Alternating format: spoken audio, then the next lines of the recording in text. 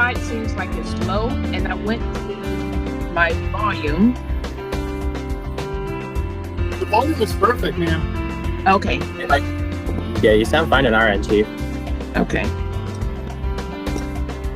All right. Perfect. Thank you guys so much. Appreciate you. No problem, Chief. Have a good day. You too. Just doing a sound check here. Yes, sir. Sounds good. But I saw you for a minute, but you disappeared. Oh, I just turned it off. Okay, that's good. That's perfect, sir. All right, thank you. You're welcome. Everything's backwards here. So. Oh, it looks perfect. All right, appreciate it. You're welcome, sir.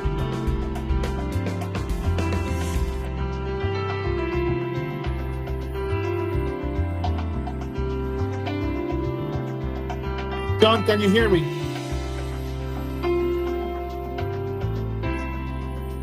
Yep, I can hear you loud and clear. All right, sir. You want to go ahead and open the camera so that we can test your sharing as a presenter? All right, so I'm going to give you access to presenter. Okay. You should be able to see a little pop-up there so you can share your screen.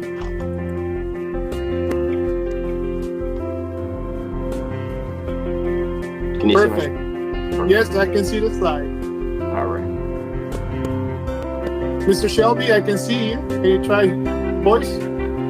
Hi, Marcus. Good morning. Good morning, sir. I can see you and I can hear you fine. Well, thank you. We have not met. It's a pleasure to meet you. Pleasure to meet you too, sir. Okay, great. I'm going to go, how do I see my face on screen here? What do I look like? Where would I be? This would be Anyway, I'm going to go on screen. mute. Okay. Where do I chat? Audio. I don't see myself on the screen. Everyone, let's see. Do you have one monitor or you have several monitors? No, I have one monitor. Okay, it might be hiding behind another application because. Oh, there I am. I see. Okay, now I see. Okay, thank you. I'm going to go on mute and take off my video. You're welcome, sir. So, John, if you want, you can shut everything. Don't shut. Just turn off the camera and the presentation. And what Celine will do when we start, she will assign it to you. Okay, perfect. You're welcome.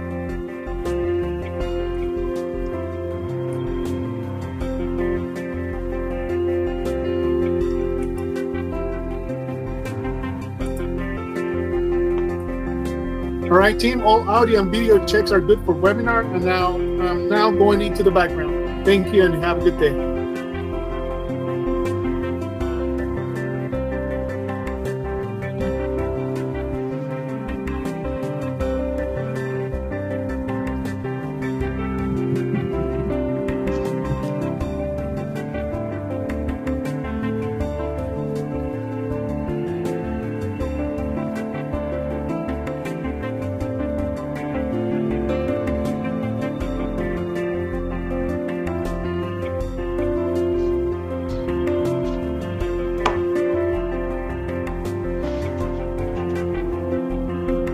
Mr. Martin, it's Marcus again.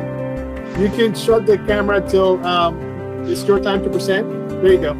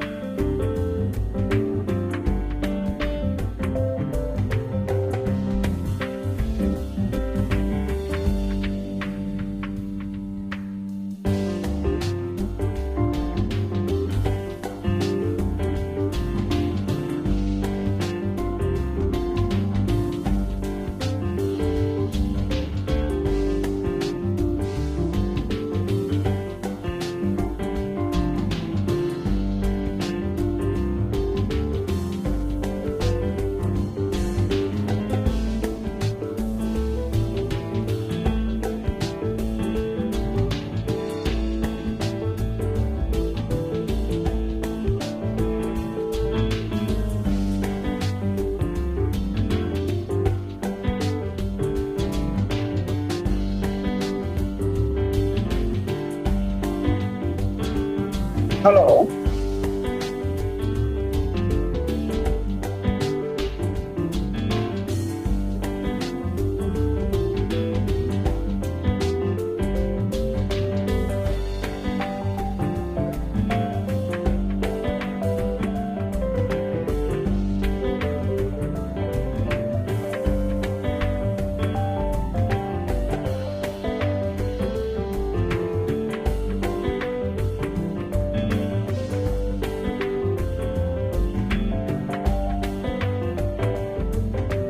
Morning, Mr. Shabidu.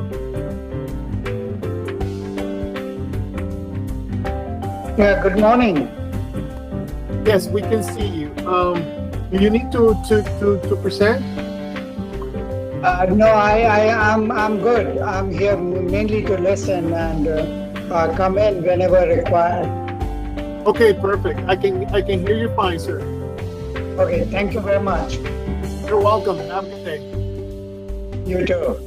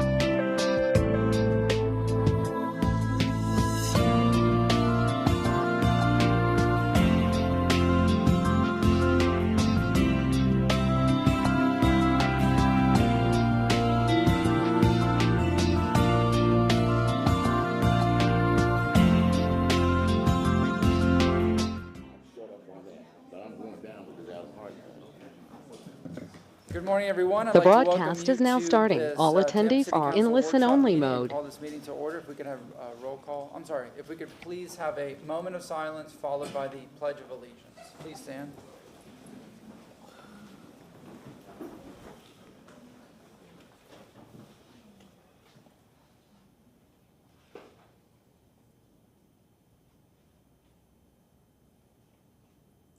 Thank you very much. I pledge allegiance to the flag of the United States of America and to the republic for which it stands, one nation, under God, indivisible, with liberty and justice for all. Roll call, please. Carlson? Here. Kurtek? Here. Clendenin? Here. Henderson? Present. Vieira? Miranda? Here. Maniscalco? Here. We have physical quorum. All right, let's go over the agenda real quick. First, this is not on the agenda. At the beginning, we're going to have Chief Tripp just give us a brief overview about the hurricane. They'll be virtual. We'll take this item first. It'll just be a quick update. Chief Bennett will introduce them. We have a request from Councilmember Carlson to continue item number 3 to the October 26th workshop. Is that correct? Yes. Motion from Councilmember Carlson. Do we have a second? Second from Councilmember Miranda. All in favor? Aye. Aye. All right. We have a memo received from Chief Burkall and Chief Tripp to continue item number 7. I believe it was for next Thursday? Yes. Okay. Next Thursday under staff reports, and it'll come, it'll be the first staff report. And we'll discuss that further. Councilman Miranda with the motion. Do we have a second? Second. Second from Councilmember Clendenin. All in favor? Aye. Aye. All right. We have a memo from Kamaria Pettis-Mackle to continue item number 9.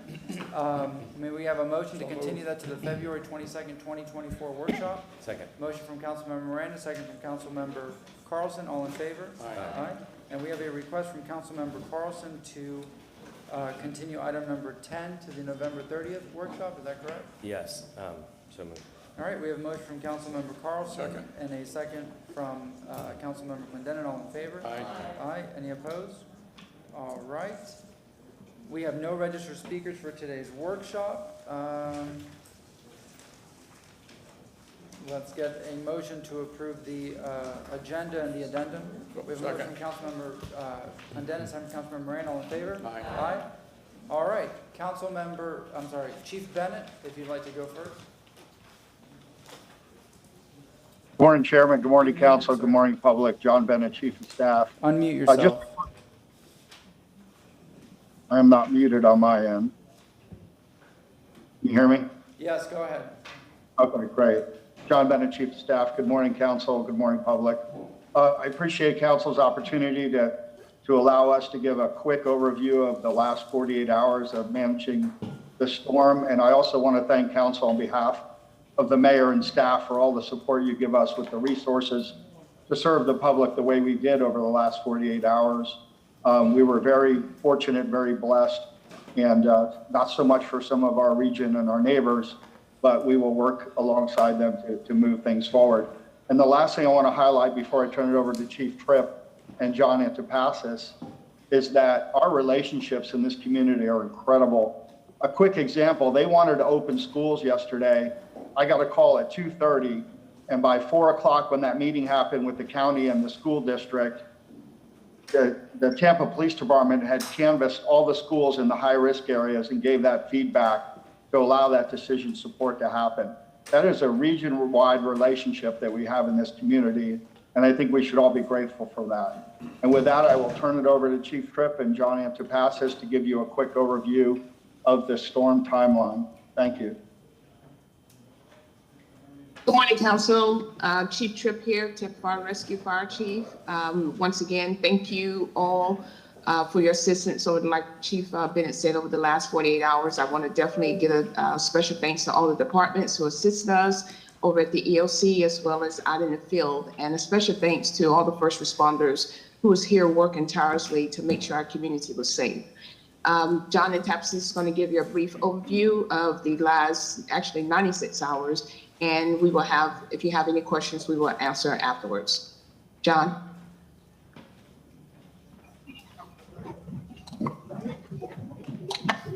Okay, you're muted, John. Can't hear you.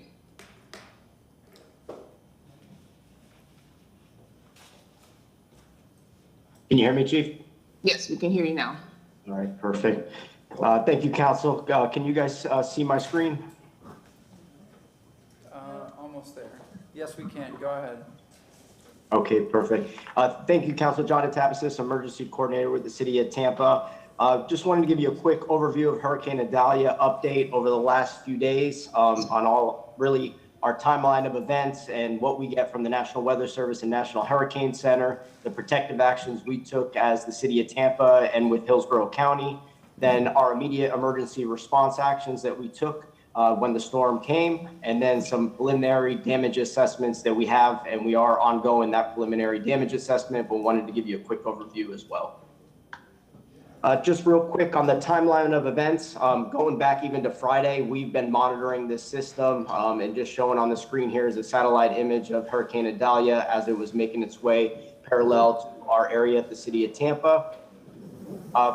Going through that timeline, August 25th, we were looking at this tropical disturbance early. We knew it was going to go into the weekend, so we wanted to ensure that we were monitoring this, getting out that information early, because anytime there's a potential Gulf storm, there is limited time to get prepared and respond for these type of incidents.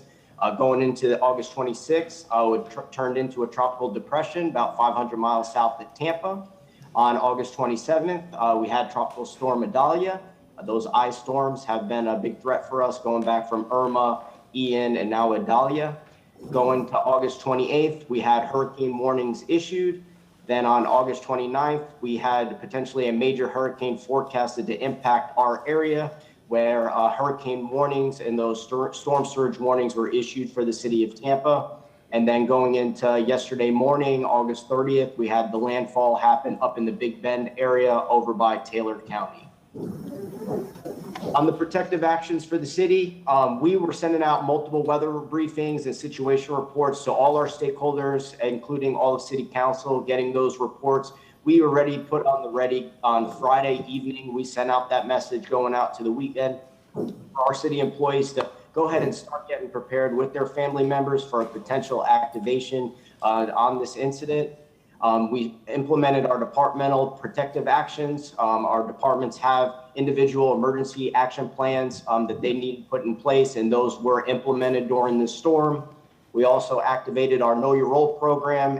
As a reminder, that is that all our 4,800 plus employees have emergency roles during these situations. So we do activate those roles for various different responsibilities that we have during these emergency situations. Our Emergency Operations Center was activated, as well as our Emergency Response Centers, which are those push teams that go out post-storm to clear debris and begin that damage assessment process. Tampa Fire Rescue and Tampa Police Department also implemented their hurricane operations plans. Going back to Sunday, we activated 3 sandbag distribution sites to get those sandbags out to the public. A lot of great success with that. I believe over 50,000 sandbags have been handed out to our residents, and those new sandbag machines were put into play for this storm, and it really increased our capacity to get out sandbags to the public, and a lot of great feedback was given for the whole process with those sandbags and getting those distributed out early so our residents can be able to protect their homes with those sandbags. Other protective actions, we had to mobilize emergency staff and equipment. Obviously, we have some time with these storms, but with the Gulf storm, again, that condensed timeline really had us moving quickly to mobilize our emergency staff to all our areas that we need to be mobilized to and get our equipment staged in all the different locations within the city of Tampa. Our protection of our critical facilities was put in place. If you also remember, obviously, the evacuation level A order was made in consultation, obviously, as a lead with Hillsborough County, but they were in close talks with us throughout that process, and the potential storm surge for this incident allowed them to make that decision to do a level A evacuation order. And at the same time, when any evacuation order is made, there needs to be general population and special needs shelters. Those were also activated during this incident. We also implemented during this time our emergency fuel plan and our emergency feeding plan. We also stood up the Citizen Information Center for residents to get information about the storm, whether that was to look up your evacuation zone, know where those sandbag locations are, shelter locations, or any other information related to the storm, and also to mitigate those 911 calls that go over to our dispatch during these type of situations. And then the city did a big push for public messaging and getting all that good information out to our residents so that they were able to get prepared on social media, Alert Tampa, as well as all those traditional media means.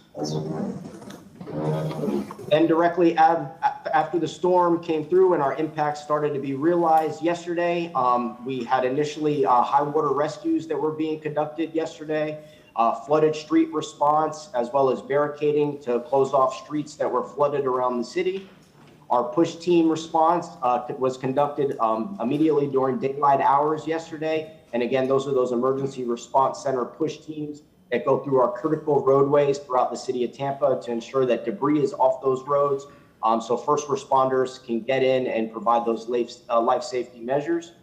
We also deployed our emergency drone team for the first time, or second time since Ian, but great success with that program. A lot of great situational awareness. We were able to get those drones up in the air early to see all the flooding and issues that were going on, specifically around Bayshore area, Davis Islands, but that allowed us great situational awareness back at the Emergency Operations Center. And then finally, working obviously very closely with TICO, they're in our Emergency Operations Center as well. So as those teams were doing their push and down power lines were identified, we were able to get those directly over to TICO so they can triage and restore and mitigate any risk for those down power lines. The preliminary damage assessment, that is still ongoing. We're going to be doing that continuing today. But initial damages were identified, some roadway damages, obviously debris, signs and signals were identified. There was some moderate damage to some public buildings that have come into us as well. And then from that initial residential damage assessment view from our code enforcement team was identified 6 residential homes that did have some moderate damage from flooding as well. But again, that information will continue to be updated today, and we'll be identifying all those damages from the storm. And we do submit that up to Hillsborough County and ultimately the state of Florida. Just finally, I just want to do one more announcement of Alert Tampa for any of our residents that are not signed up to Alert Tampa. You can sign up very easily by texting the word Tampa Ready to 888-777 or Tampa Lista to 888-777, and we would be getting those alerts. We sent out a lot of alerts over the last couple of days to get our residents really informed on the storm, but also on social media. You can follow on @Alert Tampa. But just for our residents, the more information we will continue to get out on any future storms. We're still in the height of the hurricane season. This is an early storm for us, especially a Gulf storm in August. But I just urge all our residents to continue to get prepared, learn from this incident, and get better for potentially the next one that may come our way. And also just wanted to thank all our city workers and everyone that came together during the last few days. A lot of long hours, but everyone was at the ready to respond to this incident.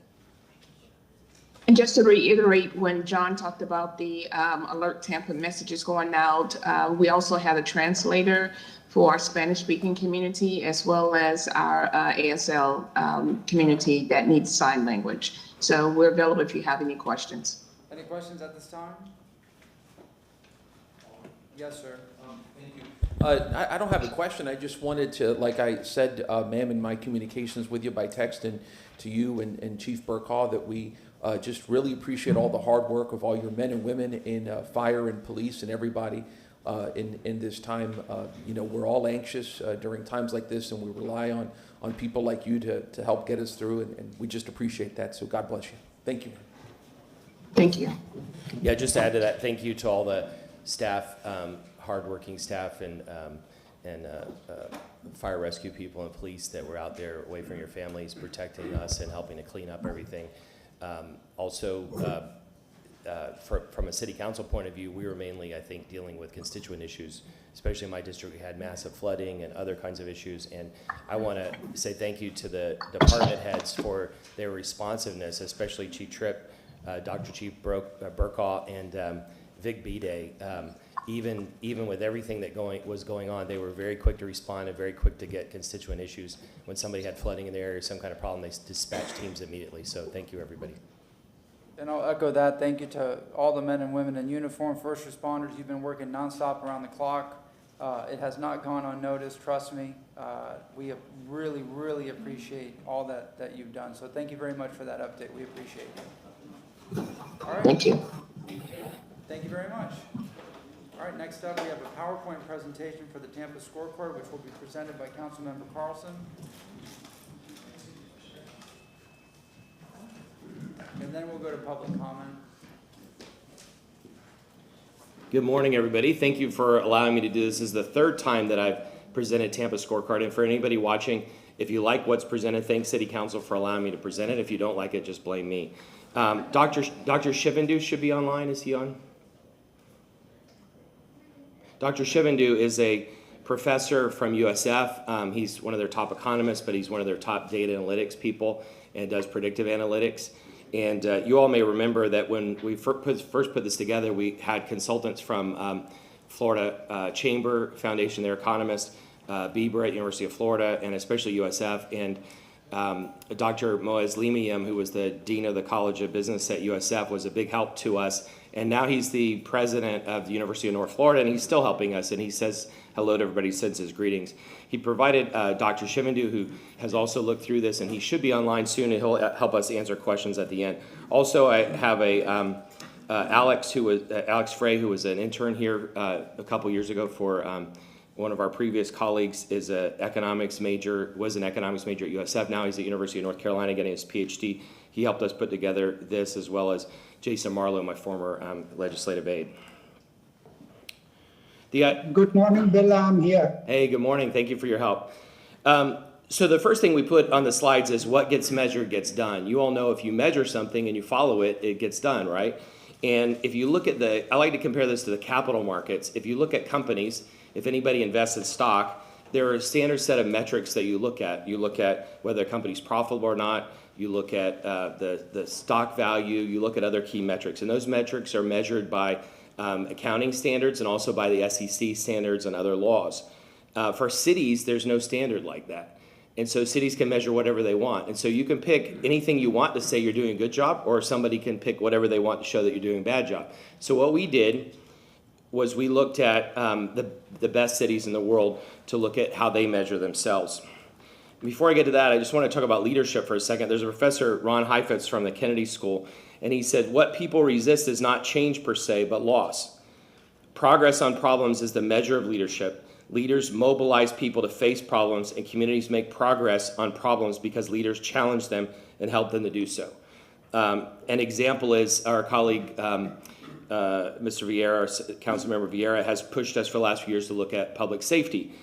We know that we need more fire stations. We know that we need more ambulances and others. That's an issue that's a life or death issue. It's an important issue for our community. Every one of us has led on different issues. It happens to be that economics and economic development is in my background, and so this is something I'm interested in. The difference is that a charismatic leader can come in and say, everything's fine, everything's great, and you can only look at the things that you see. And that has a great purpose. You need to be able to look at the positive things, but you also need to be able to look at the negative. And out of 10 things, if 5 are great, you need to build on those, and if 5 are not great, you need to repair them. There's a thing called vanity rankings, and these are used in publicity all the time. And of course, city PR people would send this out. There's nothing wrong with it because you want to promote your city. We're all boosters of our city. We probably have promoted these on our social media accounts. Things like where Tampa is #1 for best women to start a business. We're in the top 25 cities for millennials. Ranked #3 for cities where people want to move.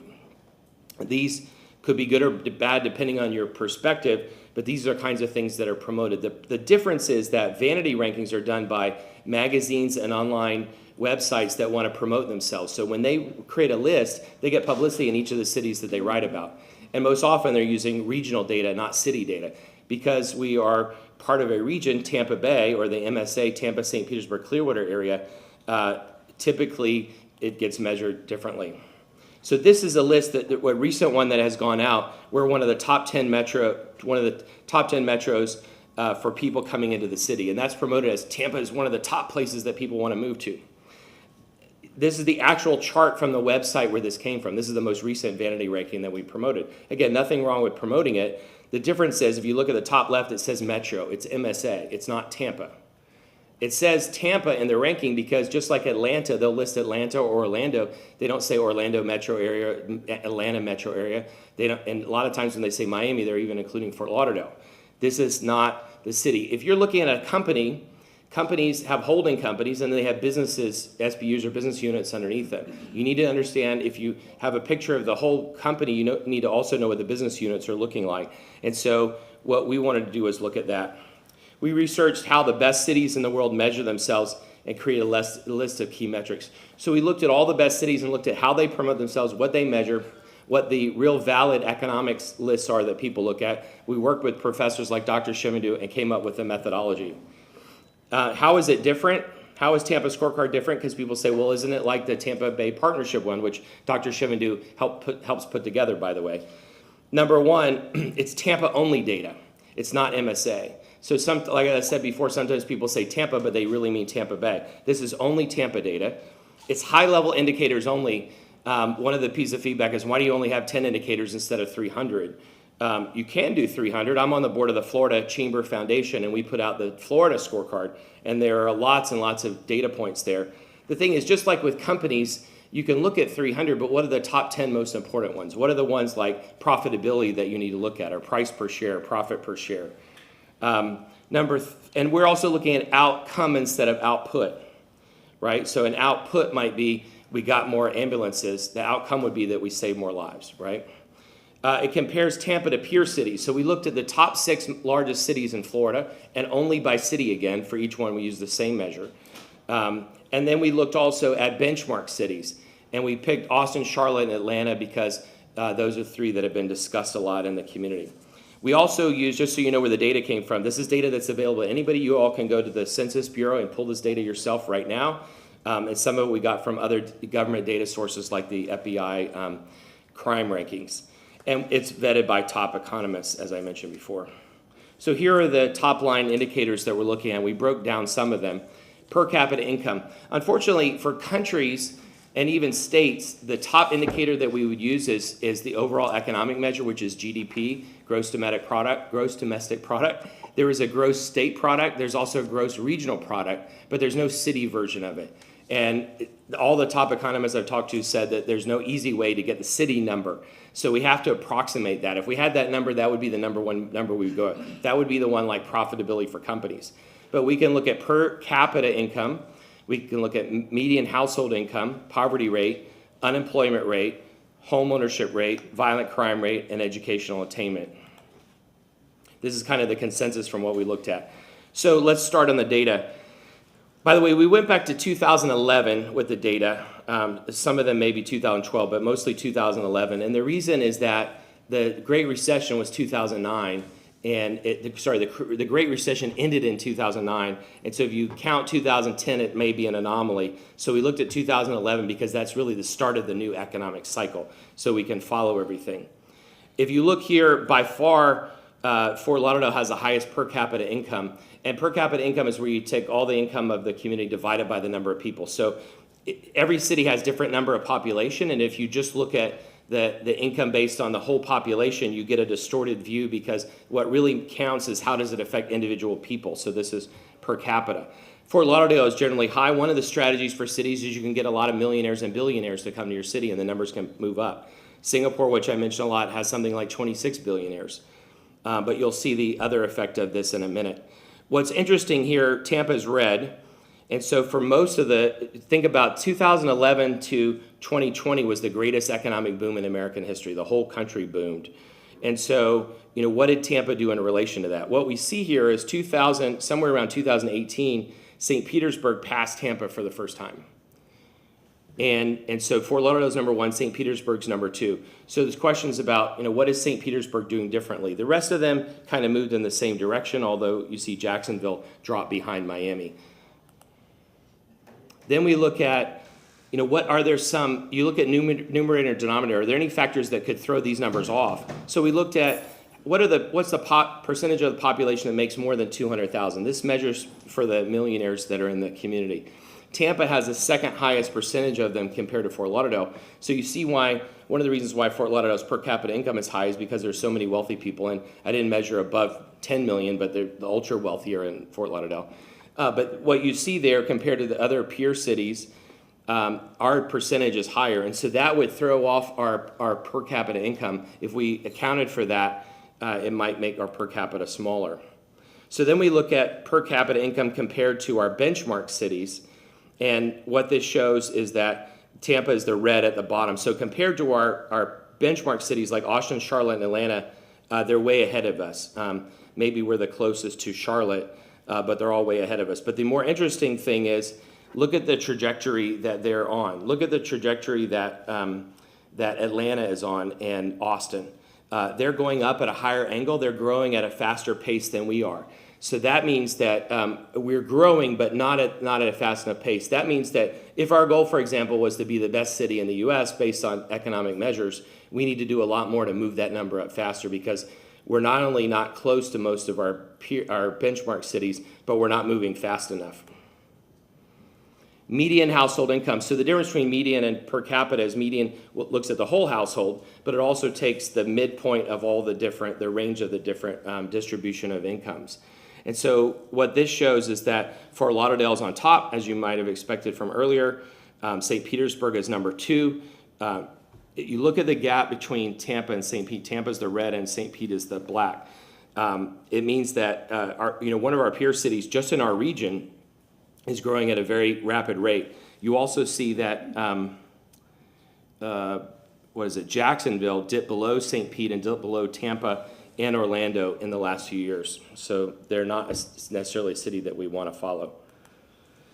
Median household income compared to the benchmark cities, we see that we're pretty far behind. So it's important to look at numbers in context because on our own we can say our median income, our per capita income is growing, but when we look at it in context, we see how we're doing compared to everybody else. It's like looking at an individual stock on the stock market compared to the S&P 500 or Dow Jones.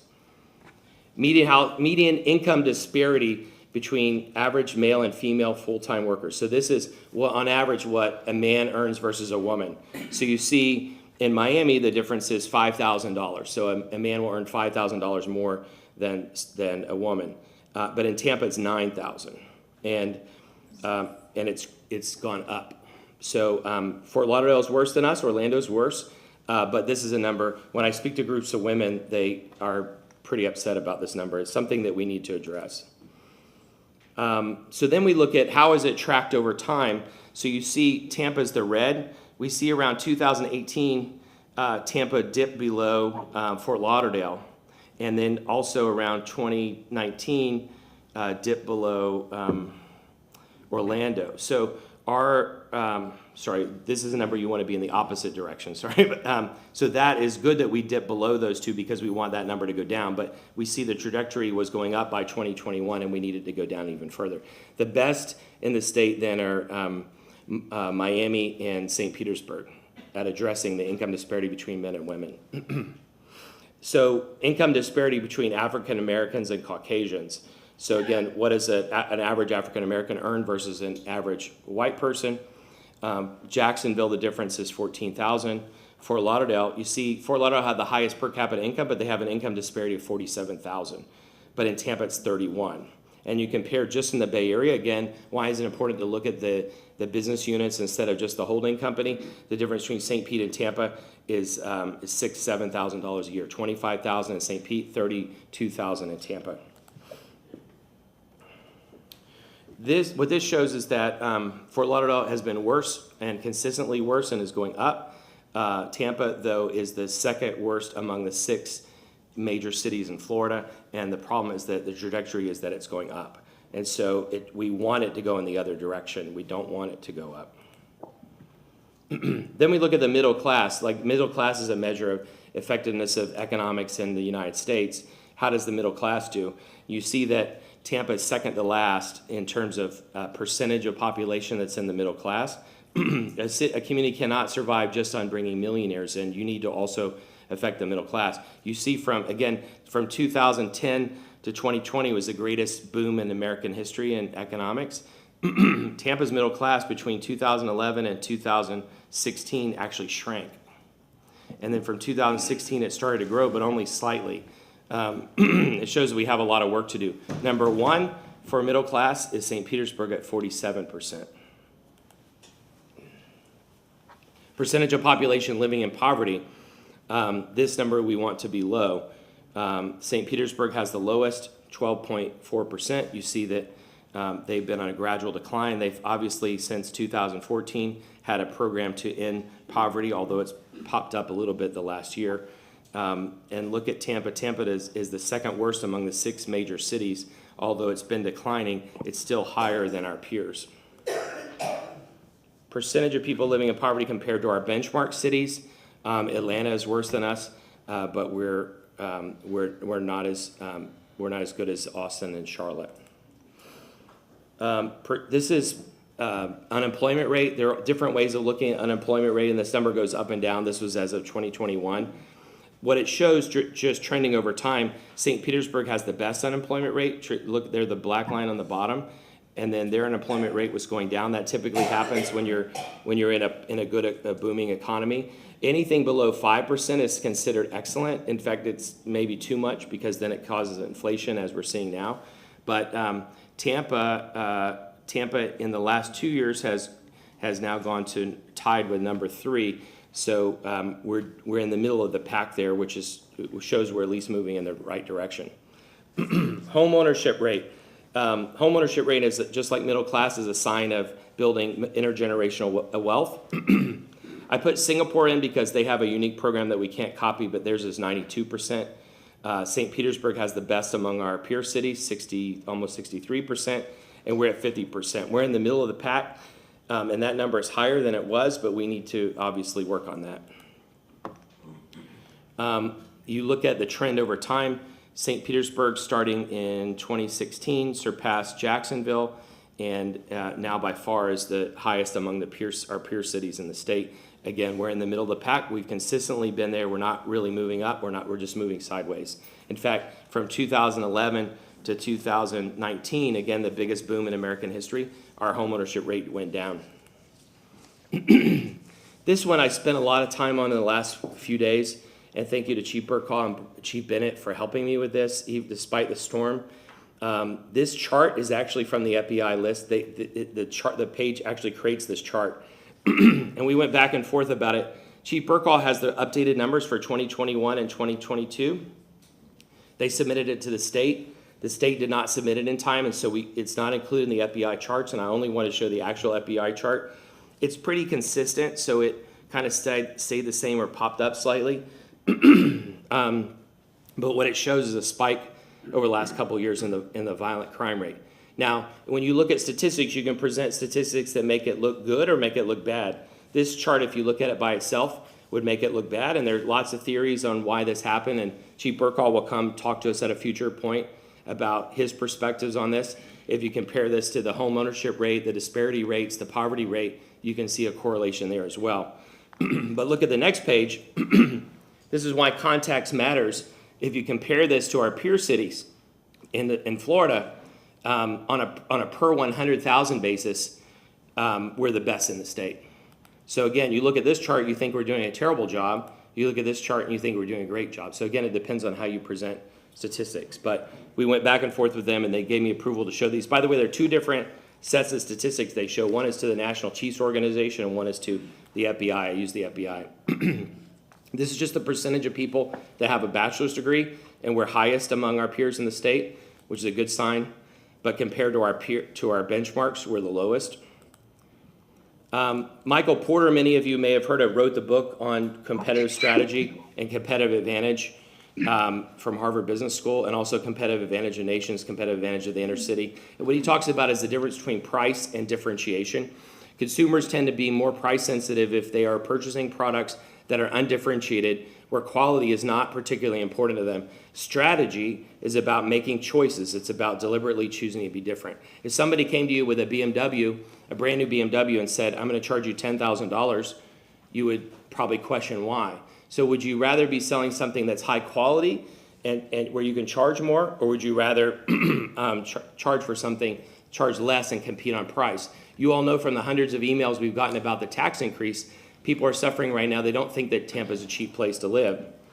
This is a screenshot from the EDC from Saturday, just this past Saturday. This is their homepage. You can go to it right now. It probably shows this. But on their homepage, they're selling us based on price. So at the very top of their page, it says cost of living in Tampa Bay, and you calculate how much cheaper it is to live here. And then the line underneath says, Florida, #2 best state for taxpayer ROI. The point is that if we want to sell ourselves, we can't sell ourselves based on price anymore. We need to sell ourselves based on differentiation. That's how we're going to be successful in the future. Moaz, I included this quote from last time, but he said, the Amazons of the world go beyond the rankings and rhetoric. They look at the facts, and they know the facts better than we do. After I presented the last time, I went to a friend of mine who's in commercial real estate, and he said, why are you presenting numbers, some of which are negative about Tampa? And I said, because we need to face the real numbers. And I said, when you look at your clients that are thinking about moving to Tampa, do they look at their real numbers, or do they look at the numbers that are presented to them by the EDC and other organizations? And he said, well, they have very sophisticated metrics. They look at all the census data and other data. And I said, well, that means they're seeing the real data. The companies that are looking to invest here, the people that are looking to live here, they don't just see the stuff we're presenting in marketing. They look at the real data. They see the disparities between blacks and whites. They see the disparities between men and women. They see the low home ownership rate. And they look at those factors to decide whether they want to live here or stay here. And some of the people that moved here in the last few years because of COVID, they're thinking about whether they should stay or not. The point is that we need to be honest about our numbers. We need to address the issues that we need to, and we need to figure out how to do better in the future. Conclusions: Tampa's policy and economic development efforts need to be focused on reducing poverty and growing the middle class. We need to use an honest scorecard to measure where we are going and where we want to go. In terms of next steps, we need to further define the scorecard and goals. We need to get more community input. We need predictive analytics, and that's what Dr. Shivandu and his team. USF has said, we'll give you a whole team of data analytics people. We'll help you figure out how to solve these problems. For free, we'll help work with you. And we need to engage them, and we need a plan. So following the last time I presented, we City Council recommended creating an economic advisory committee. And I negotiated with USF. I got Michael Bloom and Moaz Limiam from USF to volunteer to lead the program. Dr. Shivandu presented the data. We put together a committee of 24 people, diverse committee from throughout the city. They met 6 times to look at the data and figure out what we should do next. And the mayor was so excited, she said, I'll run it. And so they ran it, and there's a whole plan that's at tampa.gov/T3-economic, anybody can look at. But here are the 4 things that they came up with. Promote inclusive economic growth, reduce poverty, commit to racial equity, and emphasize educational opportunities. So my suggestion to you all is that the administration runs many of the programs within the city, and they have many levers that they can pull.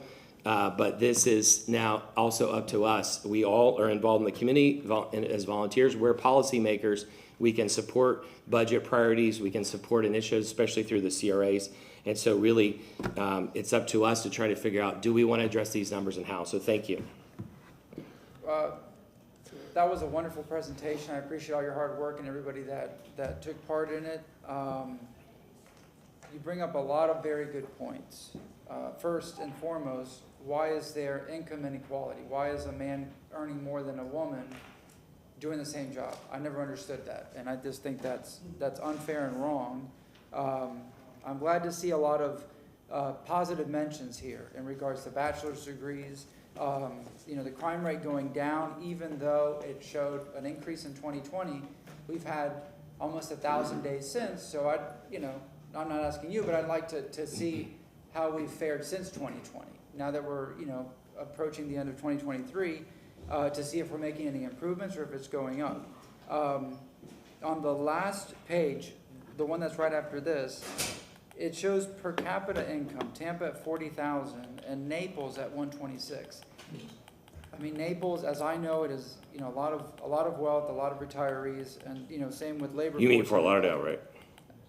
Huh? Fort Lauderdale, Naples isn't on here. Yeah, it's on the last one. Yeah. Oh, in the back. Okay. Yeah, it says best city in Florida, Naples. Yeah. So there's. Go ahead, sir. There's a lot of wealth down there. It's like saying Los Angeles, but Beverly Hills has the unemployment is the lowest and the per capita income. So, that's. This is a chart this is after the presentation, just some extra data. This is a chart that we put together to say, what's the best in Florida, not just peer cities, what's the best? Yeah. And obviously these are outliers, but it's just interesting to look at it. Yeah, no, but I think great presentation. This is very informative. You've done a lot of the research and given a lot of the data and shown where we need to improve. And I like where the City of Tampa website shows under the T3 under economic, the 4 points there. So I'll stop there. Councilwoman Hurtek, I saw your hand up. Thank you. Actually, if you could go back to the top 4. Yeah. So it's really fascinating because you're everything you're going to, and thank you so much for this because I, like you, really love data and the exact data. The more data, the better. And when we're looking at MSA, which I believe is Metropolitan Statistical Area, just for people who don't know what that is, we are including we're including cities that aren't ours, and so that's very difficult for us to really stop and think about where we need to improve. And so what I think is really interesting about 1, 2, 3, and 4 is it dances around the issue that we have 50% home ownership in this city. And if we really want to improve reducing poverty, promoting inclusive economic, all of these things are tied to housing. And housing is not on here. And so I just want to challenge my colleagues to look at this in terms of housing. And again, I appreciate these numbers, but I really like your next slide best. It's up to us. And we actually have to do the work now. You just like that slide because that good-looking guy sitting next to you. You're talking about me? No, just kidding. Touche. So if you go to that report, the T3 economic report, This is the top 4 items, and there's a lot of detail underneath it. There were 6 meetings of this group, 24 people throughout the community, and it tells all the details in there. USF led it. The mayor was the chair of it. That is the feedback they gave. We can take that feedback and we can implement ourselves, or we can do our own thing. That's why Dr. Shivandu is here also. We can have a separate conversation with him another time, or you all can meet with him individually. But he can tell us exactly what we need to do to move these numbers. Home ownership rate seems easy to understand, but how do you move things like per capita income? There's a whole team, one of the best teams in the world at USF that does this, and they're willing to do it for us for free if we want. And again, I think it's a fabulous idea to have them come and talk to us, but what I've been doing in my research on housing is finding that it actually does. When you own a home, by and large, you know what your costs are going to be for a year. They go up generally. This year's an anomaly because of insurance, but you can calculate what your increase is going to be. Therefore, you have more money to put into things like education. You can focus on getting a better job. You are not focusing on just paying your rent. And so I think that getting someone to talk to us about all of these issues is wonderful. I would love to know where to go next. And now that we're having this conversation about budget, where is the best place to put our money? I know you had this on the agenda for several months ago, and I think in the future we should start this conversation a lot earlier.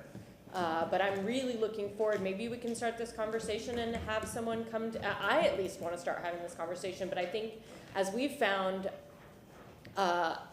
as a body, we've done really well when we've kind of opened up these ideas and started to talk about them amongst ourselves, since we're not allowed to do it anywhere but on this dais.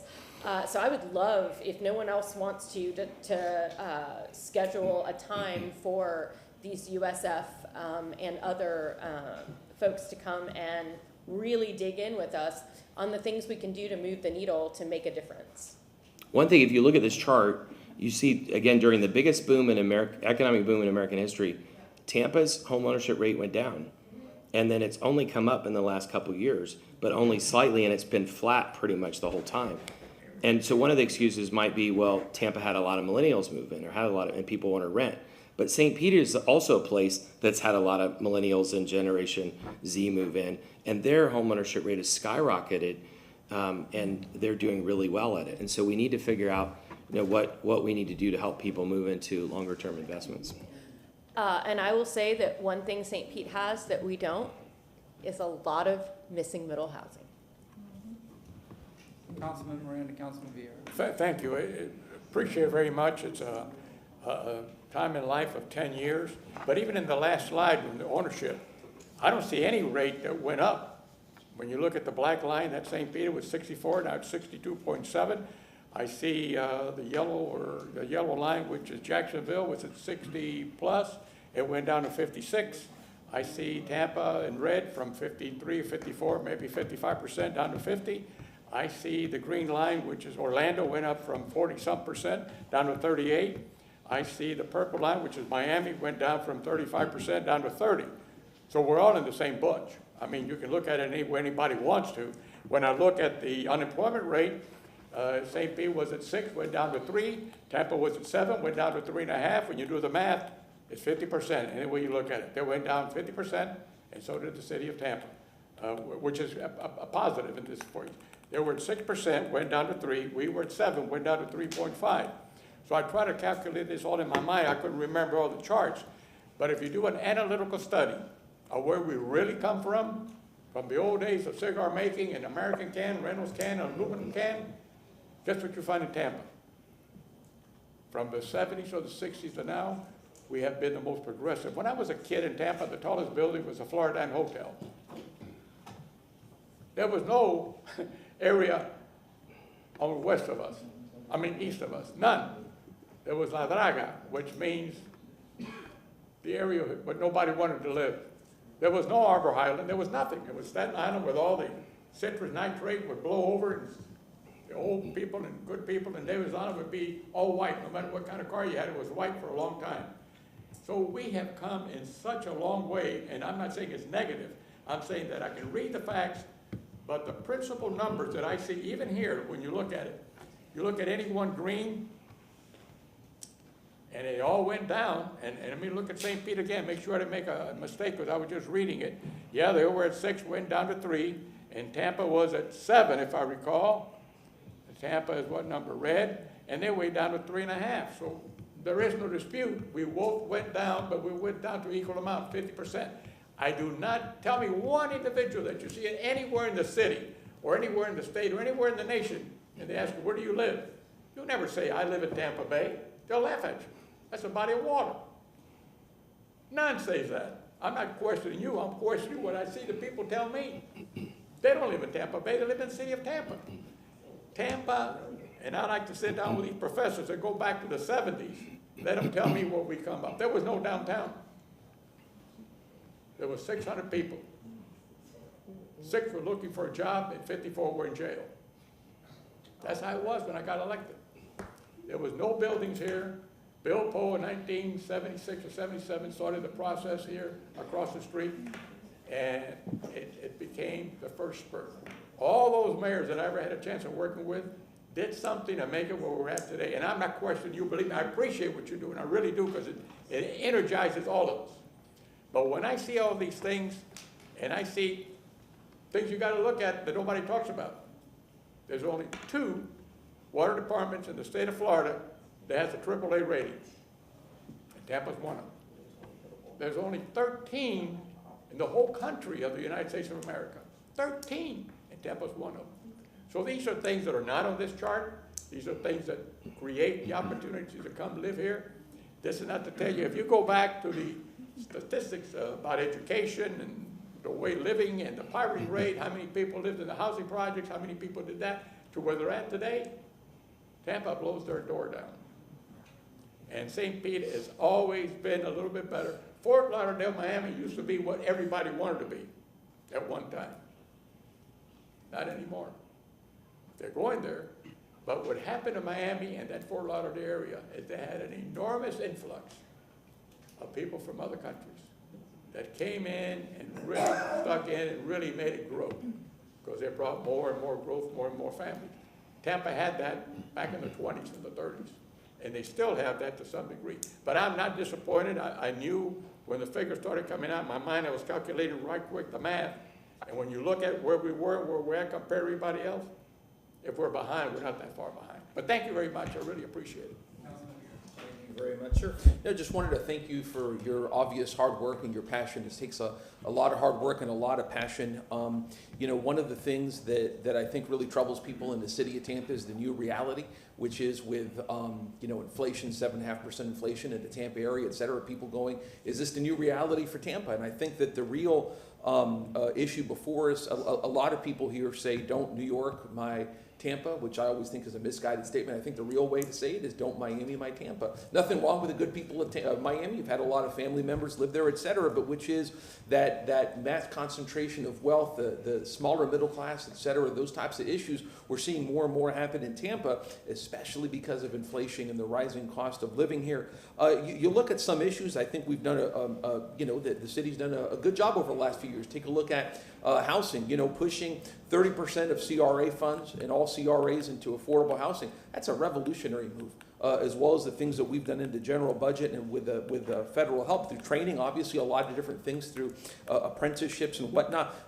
One of the issues where we really haven't moved the needle to where I think we should, and I think we all agree with this, and we've been disappointed in this again and again and again, is transportation and the loss of that penny sales tax and what that would do to really, really moving us ahead as a community here in the city of Tampa with connectivity and with helping with upward mobility and different issues like that. But again, I think the real big thing that Tampa folks are asking themselves is this the new reality for us? These high housing costs, inflation, et cetera, here in the city of Tampa, because what it serves to do is to make the middle class more and more squeezed, make it harder to get into the middle class, make living in the working class in the blue collar area much tougher, and make for marginalized communities even more marginalized. And we have to serve as a rebuttal to that. But I just wanted to thank you for your statistics. That took a lot of hard work to put that in. That's almost like a trial exhibit in a jury trial. So it took a lot of hard work and passion, and thank you, sir. Anybody else? Councilman Henderson, Councilman Clinton. All right. Sure. Thank you, Mr. Carlson, or Councilman Carlson. That really was a very good presentation. A couple of things. One, statistics. The presenter. I know, and it's difficult. I don't know what the challenge is and what the answer is, but I know it's very difficult to compare us to Miami-Dade because it's countywide, and it's a very, very, very different issue comparing a countywide and something as complex as Miami-Dade to the geographical context of the city of Tampa. Jacksonville, kind of the same way. It's a countywide. Could you break it down into the core part of the city and compare maybe, but it's very difficult to do that. Some interesting things that I heard, and I am in agreement with Councilwoman Hurtek about the housing thing, but I think our solutions are different from I assume. Because I think the home ownership is a critical element of this. And what I've seen in the policies in this council and past councils and administrations is we've lost sight on what it means, what home ownership really means to people. And I think Councilman Hurtek captured it perfectly as far as the predictability, of course, adding in generational wealth. But I think some of the things that we've been doing have been counterproductive and counterintuitive to that. And I really like your statement. I'm going to plagiarize the heck out of it, the outcome versus output. And I think that is such an important thing in every decision we make. And it kind of plays on what Councilman Vieira said, but in a contrary way, on like that 30%. What's the outcome versus output? What is the output of getting that versus if we were to use that money for transportation, how many lives would we be able to impact? If we were able to sunset downtown and take that money and build affordable housing somewhere else, what's the output? How many more lives could we input? So how many people are we actually taking care of as opposed to just shifting money on a balance sheet and then patting ourselves on the back? So a lot of these policies, when we were talking about home ownership in this budget and discussions, I'm going to keep hitting on this. I think that the city of Tampa needs to go back to what was the Mayor's Challenge Fund, which was encouraging. It kept people in houses, senior citizens going in and helping repair houses to make sure that they don't lose their homes. Folks that are in jeopardy of losing their homes, getting in and giving them that little bit of a hand up, not a handout, but a hand up. And of course, providing opportunities for people to be first-time home buyers. And back then it was, with our first responders and school teachers, I think, as Councilwoman Henderson knows, it's an important program for people. And I think we should really, instead of doing some of the direction where all of a sudden we've kind of shifted in one way, I think we should go back, everything is old is new again, and relook at that and really evaluate that based on these policies that we're pushing today. One real positive thing was the education information that you provided. And I think that's a really good future indicator for the city of Tampa. Because, a lot of these folks, we know a lot of young people, highly educated people are moving to the city of Tampa, and they've got income growth in front of them, not behind them. So I think that's going to be a good future indicator for us. Our weakest links in Tampa, based on my assessment of where we are right now, and one of it's almost out of our control, and that's our public education system. I mean, people have to realize the racial inequity, the income disparity in the city of Tampa. You're not fixing that in college, you're fixing it in preschool and kindergarten, and we have to do something about the inequity in our public schools. Again, it's not something that the person sitting to the left or right of me up here really have a lot of say in, but we have friends, and everybody that's listening to this is a voter and to talk to the people that represent their city, both at the county level and more specifically at the state level, of fix our damn public education system. and that will go a long way to fixing the inequities and the income disparities in our country. Transportation, thank you, Councilman Vera. I'm a transportation guy, because people are not going to move to the city if we don't fix our transportation problems, and that's getting people from point A to point B, and it's also fixing our roads, fixing our sidewalks, making this a decent place to live, continuing. We can't let it continue to decline and erode. We've got to do something, because you let the city crumble around us.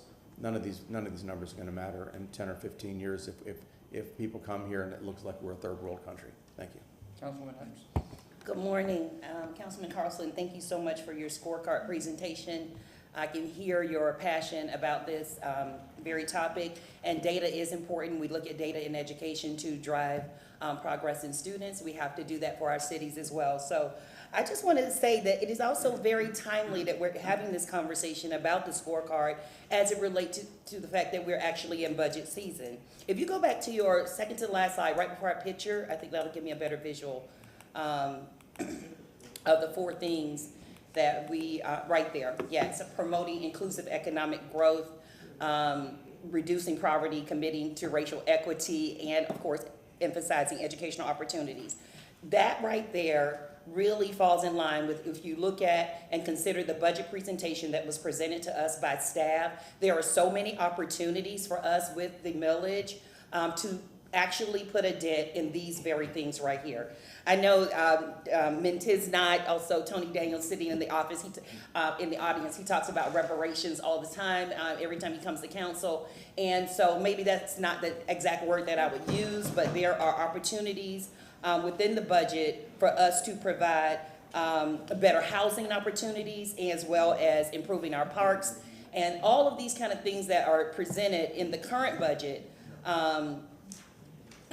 presented by staff, is an opportunity for us to put a dent in some of these things, particularly when it comes to housing. The Challenge Fund, which Councilman Clendenin just mentioned, is something that I was a part of. The Challenge Fund, I talked about it on the campaign trail. It was a wonderful program for me as a first-time home buyer and a single parent. It actually built equity, being able to choose a house in Tampa Heights, which I actually could not afford today if I wanted to buy a house in Tampa Heights. And so we do have to take advantage of these opportunities, and the budget, what was presented by Nicole Travis, and the impact that it can have on CRA is very important, and I think that we should consider that. I think that you should reconsider it, since you don't support the budget. Also, the current budget that's presented by staff with the millage increase. But one of the things too is that it wasn't clearly stated, but the equal business opportunity division of our city, there is a lot of opportunity there to promote inclusive economic growth. We have an opportunity to improve that department in a way where we are analyzing every single contract that comes into this city. That is an opportunity to bring about inclusive economic growth.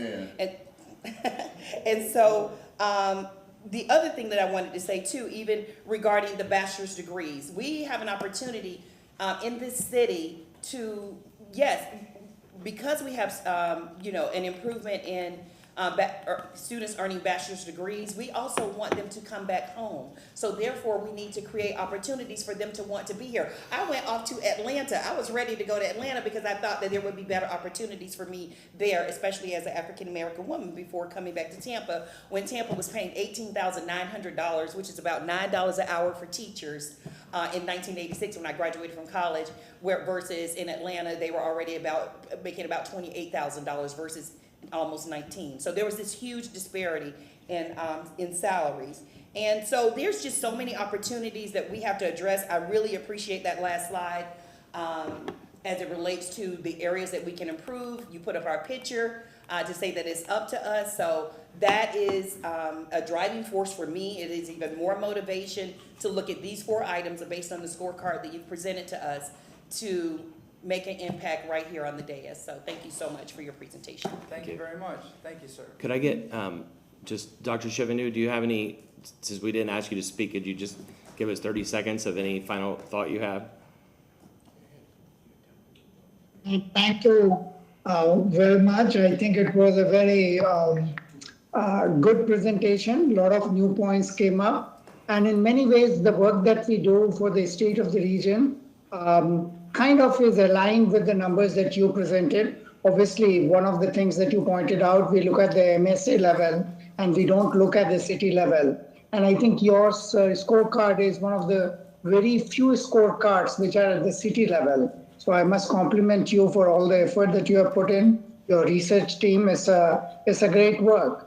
The only thing that I would like to add here is that at USF in our team, what we do, as you may have seen in some of the presentations that we make, is also to not only talk about the facts, but we also go behind those facts and try to figure out what leads to those facts. That means what are the drivers of poverty rate? What are the drivers of housing ownership rates? What are the drivers of median income disparity between different racial groups within the population?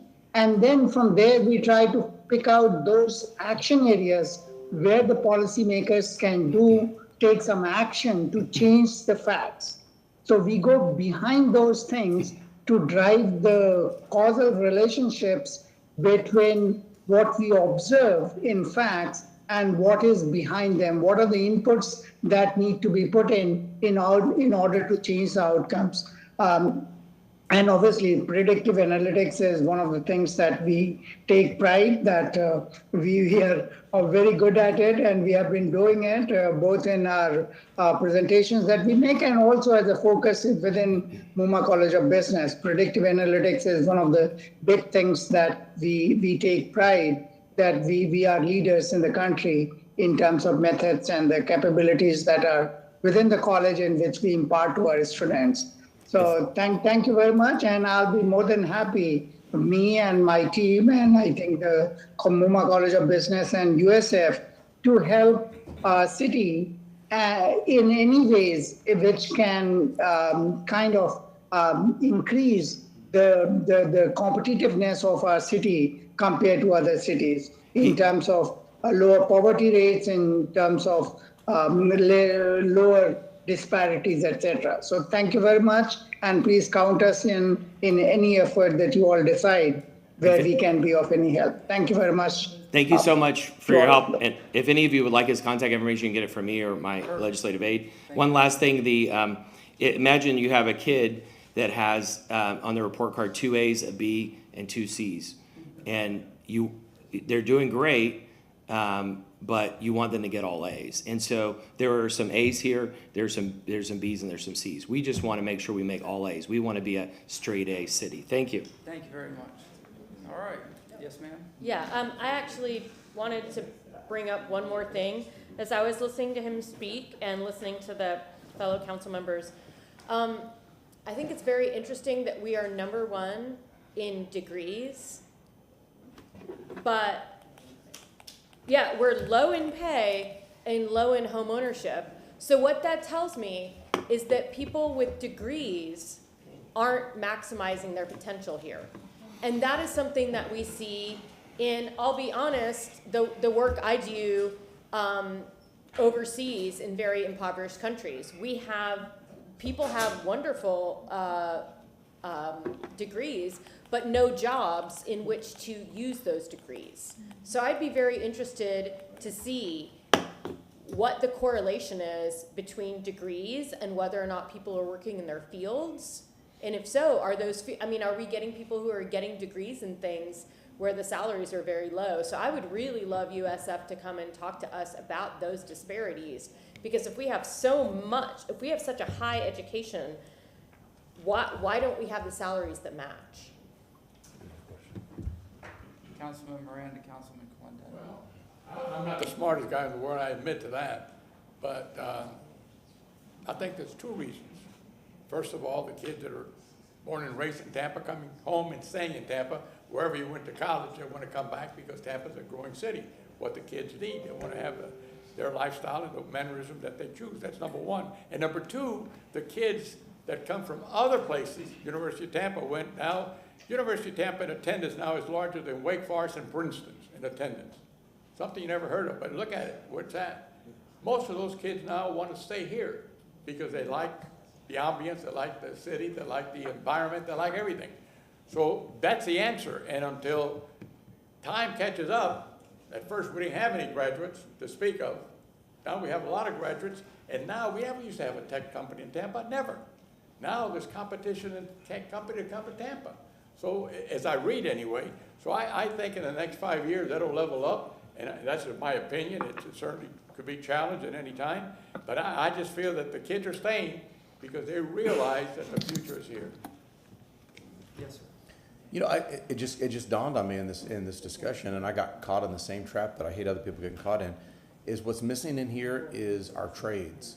And the comparison, how we're doing in skilled labor, you know, because we are a major port city, and it'd be interesting to see one, and I know it's very important to you as well, making sure that we don't lose those high-paying, skilled occupations that aren't necessarily a correlation with higher education. So I think that may be something to expand and look at, is how do we retain our industry and our manufacturing and our hard skilled labor forces in the city of Tampa. I think it's an important economic driver, an important element. I think we need to make sure that we keep that in mind as we're looking at, when we're measuring the city of Tampa. And again, I want to make sure I emphasize this. A good job on this. It was very informative, very interesting, and I think it was a very well done presentation. So just like with companies, if a goal is profit, you look at within the company to figure out what are the things we need to do to make a profit, but you measure the outcome and profit. And it's the same thing here. We've got the outcome measures. We want to reduce poverty. We want to increase home ownership rate. We want to increase per capita income, median household income. And beneath that, there's a whole bunch of things like transportation and the different styles of work, the different occupations. But that's what Dr. Shivendu's department can do. They can tell us, here are the things that we see with real data that will have the inputs to these numbers, and the real things that we can do to move the needle faster on these numbers. What are the things we can do short-term and long-term to figure out how to move the needle? But we should always be focused on something like per capita income and household income and the disparities. And anybody looking at this, whether you're a Republican or Democrat, there are all different kinds of solutions across the spectrum. You know, anything from subsidies to, for housing or whatever to increasing incentives for the private sector and increasing entrepreneurship. There are all kinds of solutions, but what I look forward to is us talking to the public and ourselves about what the solutions can be going forward. Thank you very much. Thank you all. Thank you. All right, public comment. Anybody wishing to speak? If you'd like to speak, now is your opportunity. You'll have the opportunity to speak after each workshop as well on that specific item, but for general public comment, anybody is welcome to come speak. You have 3 minutes. Please state your name. General public comment. Yes, sir, Mr. Robinson. Clarification before you start the clock. So the other items like the water, yes, you can speak after each that. one of those, you gonna let us speak? Yes, sir. Man, you generous today. I hate to do this, but this follows what I want to pass this out before you start the clock, clerk. The lawyer ain't here, so He's virtual, so we'll get it.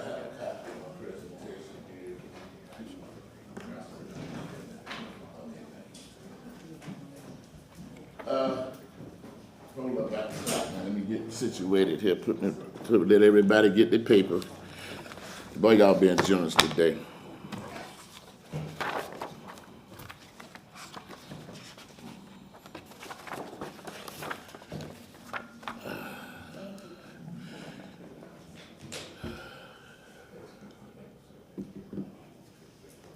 All right, go ahead, sir. All right, following up on Mr. Carson's presentation, here are facts. Here's reasons why all that presentation is the front end, and here is the reality. Go to page 41 of that document.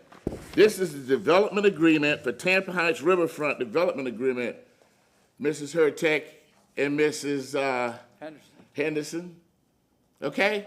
Your neighborhood. And this is the problem. We have plenty laws on the books, plenty ordinance on the books about minority business. Joe Robinson, president, CEO of RH Center Associate Consultant Engineers for the past 32 years, and have dealt with every disparity study, EBO, policy with the city. You need more staff at EBO. Why? because they need to be documenting, tracking, monitoring, auditing, reporting, dispute resolution is necessary, and may even need a disparity update. Gregory Hart does not have enough people to do all these monitoring every procurement contract. Let me read what the development agreement says that Adam Harden, which is part of the development, Tampa, whatever he called it in the back, he's the developer over there on Howard Avenue, okay? The Wimby EOC affirmative action number 6, affirmative action in obtaining the materials, supplies, equipment, and services necessary for design and construction of infrastructure improvements at the Tampa Heights project. Developers shall make good faith effort to comply with the city ordinance policy requiring women and minority business equal employment opportunity and action, and provide to the city semi-annual reports, which has never been done. Yeah, I'm a little loud. I'm always loud when I'm passionate about black folks, about minorities getting jacked around. Okay? So get ready. Don't stop my clock. They're not doing a semi-annual report. This has been since 2013. Where is the first report that Adam Harden's corporation has done for Tampa Heights? Armature work's been built. Buildings been built. Hotel built. Where is it at? You guys are not enforcing the rules on the book. Now, do I need to bring the feds in here? Yeah. Do I need to bring the state attorney in here? Don't be shushing me. This is facts. Oh, I'm sorry. Let me move on. And approved for audit and inspection. Audit and inspection, when you did that. Furthermore, the developer shall deal with the vertical. The vertical is buildings. The horizontal is pipe. Look, I rest my case that the city is derelict in their duties in enforcing an agreement that was done back in 2013 and 2014. If you do this on every contract that has a requirement for minority business, not just development agreements, you would have to not have that situation of disparity, or racial disparity, Mr. Carson. You are absolutely right with your numbers. The only problem is you can't force your city staffers to do anything because you don't have enough people at EBO. The man needs 6 more people. Get him there in his budget, or else there's going to be some issues. Thank you and very make much. sure that Adam Harden follow what he's supposed to do and submit them reports. Where they at? 13 years of negligence. Thank you very much. Next speaker.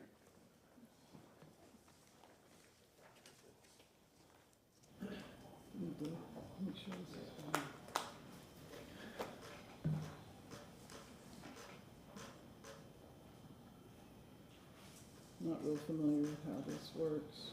We can see it. I mean, it's, You can see it? Yeah, well, let's get it up on the big screen. I just want to make sure you can see it. Okay.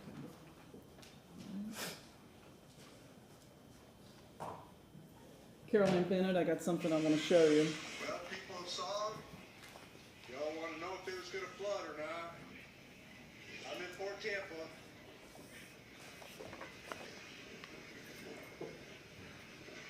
A foot of water,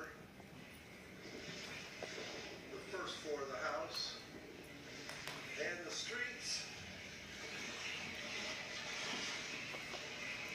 are flooded. We got another tide coming at 2 o'clock, so y'all be ready. Get your cars out of here, man. This stuff will destroy everything.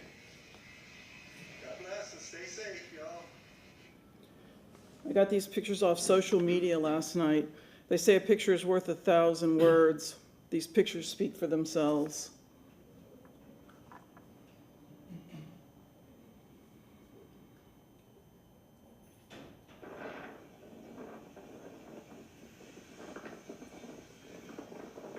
What street is that, Ms. Bailey? I'd have to go back and look. I can let you know. Prescott, Prescott. across from 485 apartments. I'm not sure which this one is either. I can find out for you though.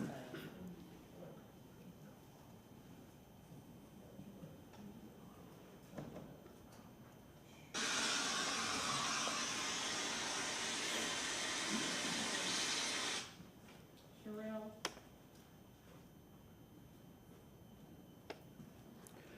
Doesn't make much, I'm going to quote Urban Tampa Bay on this because they said it best. It doesn't make much sense to allow new developments in locations where at high risk of inundation during flood events. Every property developed in such locations is a property, another property the rest of us will be subsidizing in perpetuity with our insurance and disaster relief payments.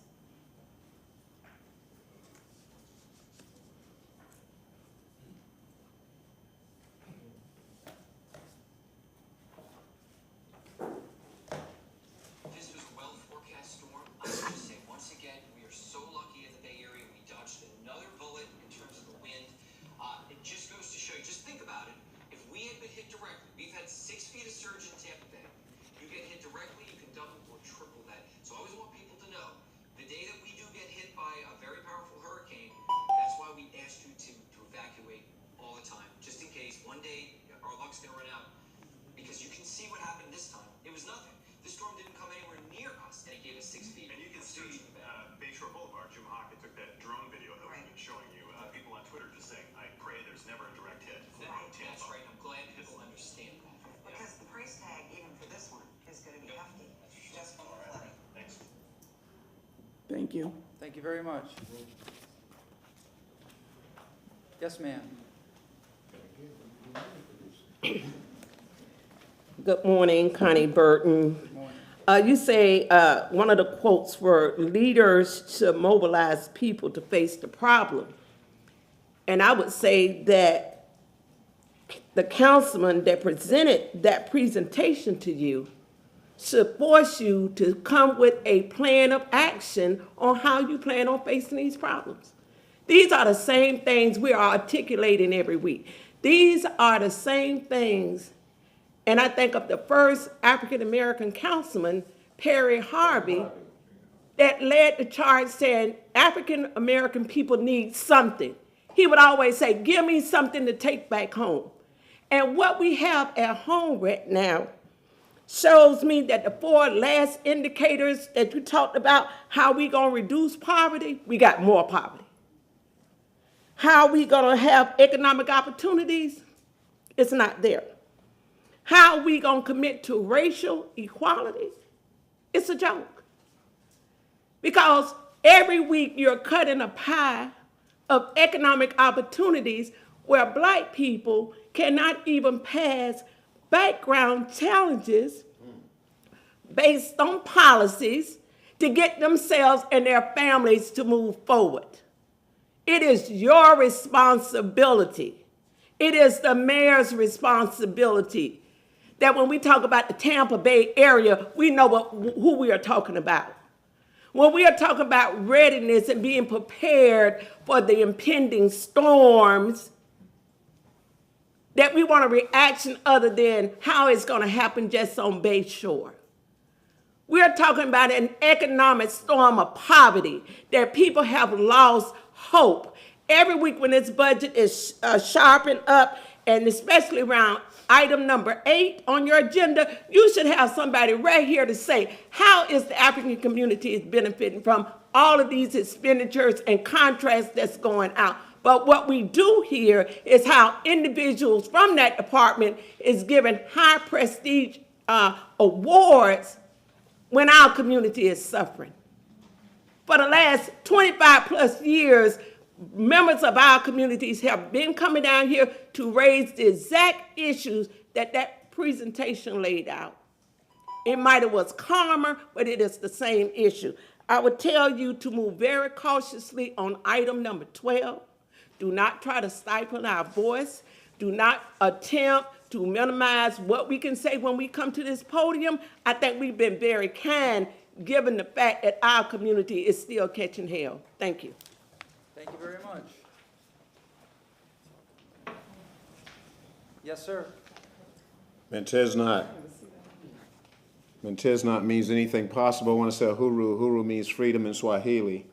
And we as African people should always be thinking about our freedom. And most of all, for the first time ever, I know Orlando Gould said used the words reparations in here before, but that's the first time ever I've heard that word reparations used in this hall right here, that I've heard it. But the fact of the matter is, I think tying reparations to a budget, then that's somewhat disingenuous. I was honored to hear that word reparations, but our representative from District 5, I've got that big house over there in the heart of District 5. We don't want this budget at all.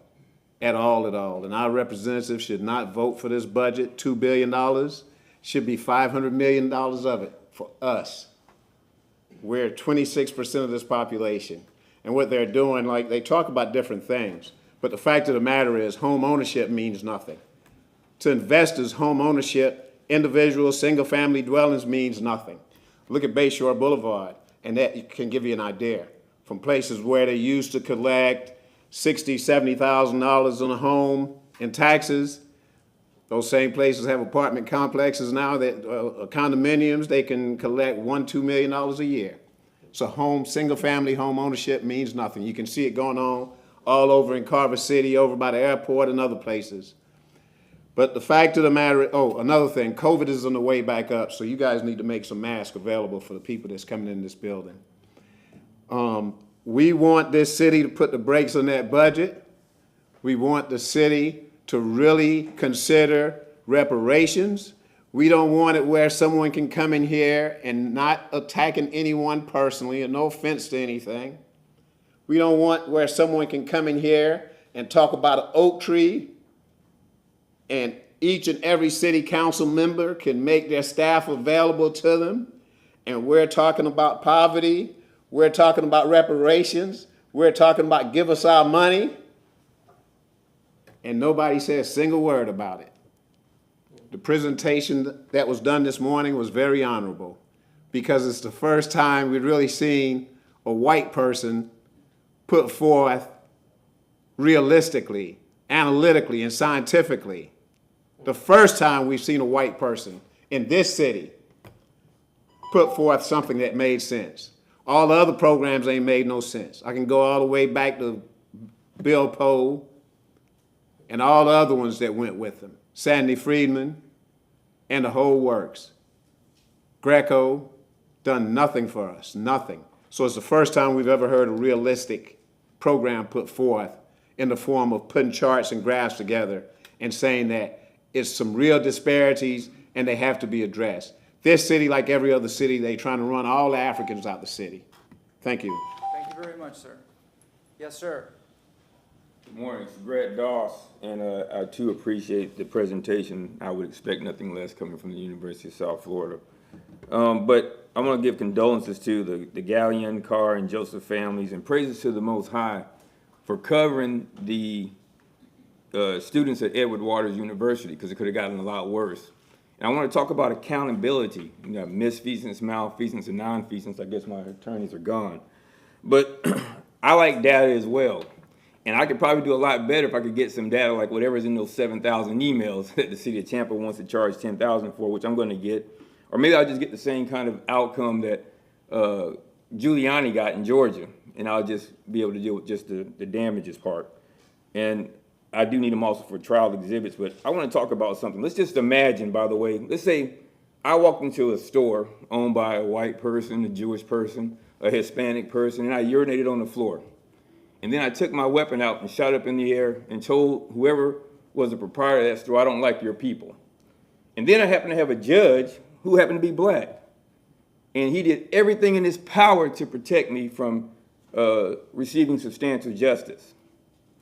And then this same judge later on, when there was a white veteran, went to his police officer friend and said, hey, listen, I need you to do everything in your power to put that guy, and by the way, I'm a black judge, put that white guy who owned property, who's trying to defend his property, I want you to write a false report and put him in prison. I want the city council to say that you would find nothing wrong with that. I want anybody in America to say you'd be okay with it. But that happened to me. We just reversed everything. White judge went to the white mayor's bodyguard and said, hey, listen, write this up. And if you don't believe me, just go to the Middle District of Florida through PACER or what have you and look up 2022 CV, case 129. It's right there. And the fact that I had to work this diligently and this hard to get information that is public record is really offensive. And even more offensive, as I said last week, you all rehired the guy. So we can talk about negligent hiring, negligent retention, and those other things, those other fancy, I guess if they were here, they know, kind of legal words. And I'm not an attorney. I don't play one on TV either. But I read well. I went to the University of Thomas Jefferson High School. And as far as getting, I saw the numbers, and people forget that they talk about tech a lot, and I know we got a tech alumni behind me, but anyway. But the University of Thomas Jefferson High School still offers welding, which can give you a very good living, people. So anybody watching, if you have children, and it can also help restore the greatness of our football team as well. But send your kids to University of Thomas Jefferson High School. Y'all take care. Thank you very much. Yes, sir.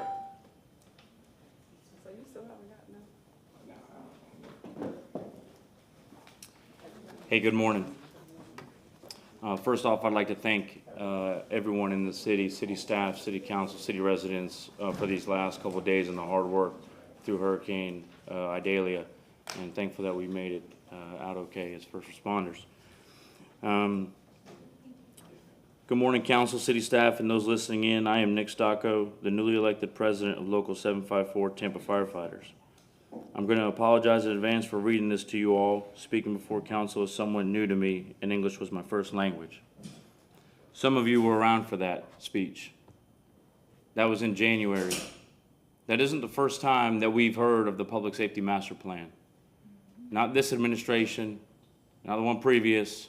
In 2019 is when the Public Safety Master Plan was motioned for and supposed to be presented. In fact, it was supposed to be updated yearly. I understand that the hurricane came at such time, crucial time right before budget, but now I understand why we don't have a plan 4 years later. So that way we don't have to live by that plan. And we can decrease the budget as is proposed in this fiscal year for public safety. You want to thank the first responders, you want to thank the firefighters? Thank them in this budget. Whether it's compensation, most importantly working conditions, and in these stations. I'm not going to put the pictures up of the mold at Station 9. I'm not going to put the report up of the mold at Station 9. But the fact that we're wanting to spend $4.3 million in renovating a station full of mold, you need to go back to the drawing board. It costs about $6 million to build a station from scratch. And if you've got the property, add another 1.7, you get a brand new station. Relocate those, the supply division, the fire mechanics, relocate those and put the resources there to be able to provide the citizens with the best service, and most importantly, the firefighters with the best working conditions that this city says that they are the best. There's no firefighters here. They're done being misled. They've been misled for years, waiting on this public safety master plan. They constantly come up to me and tell me, are you still going up there to talk about the master plan? Yeah. You know we're not getting it. I'm not going away. And I appreciate Mr. Robinson's energy and enthusiasm to put some energy in my life, because the last couple times that I've spoken, it's been chin to chest. But I hope that you all look into this budget, and whatever needs to be increased is for public safety, most importantly, the firefighters. That's how you can thank them, and that's doing the right thing. Thank you. Thank you very much. Next speaker.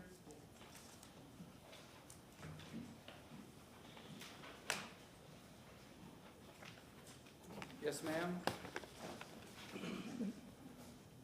Oh.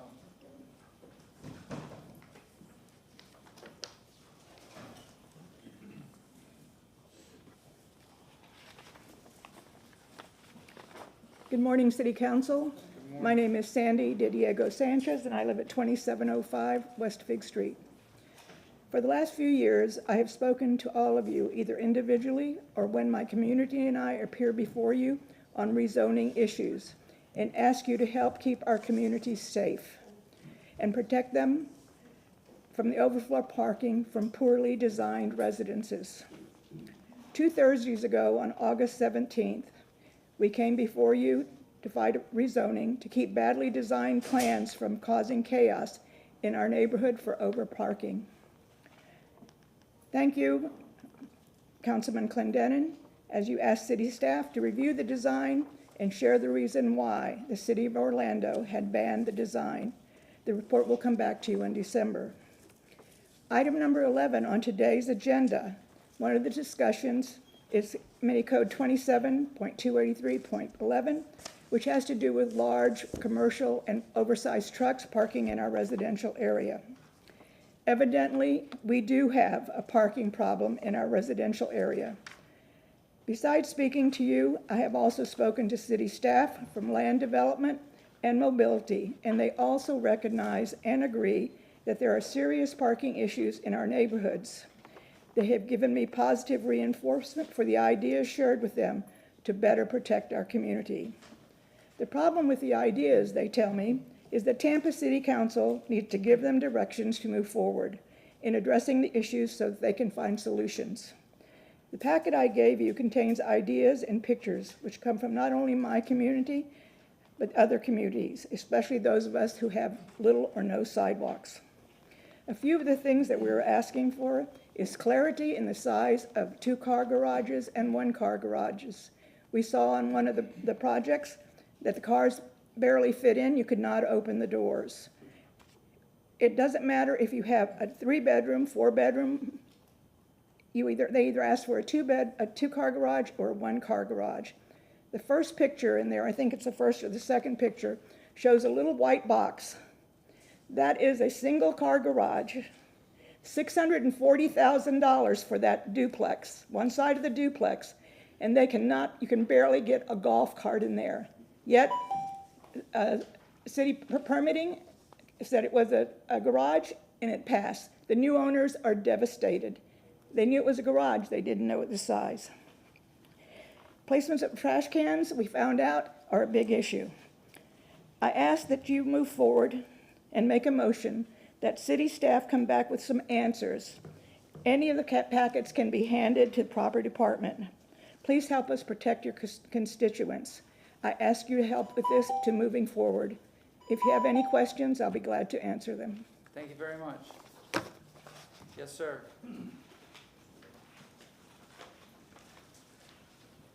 City council members, thanks for allowing me to speak. This is kind of impromptu. My name is Mike Brown. I'm the brand new regional exec for the Central Florida Red Cross. Today's my first day on the job, so it's nice to meet all of you.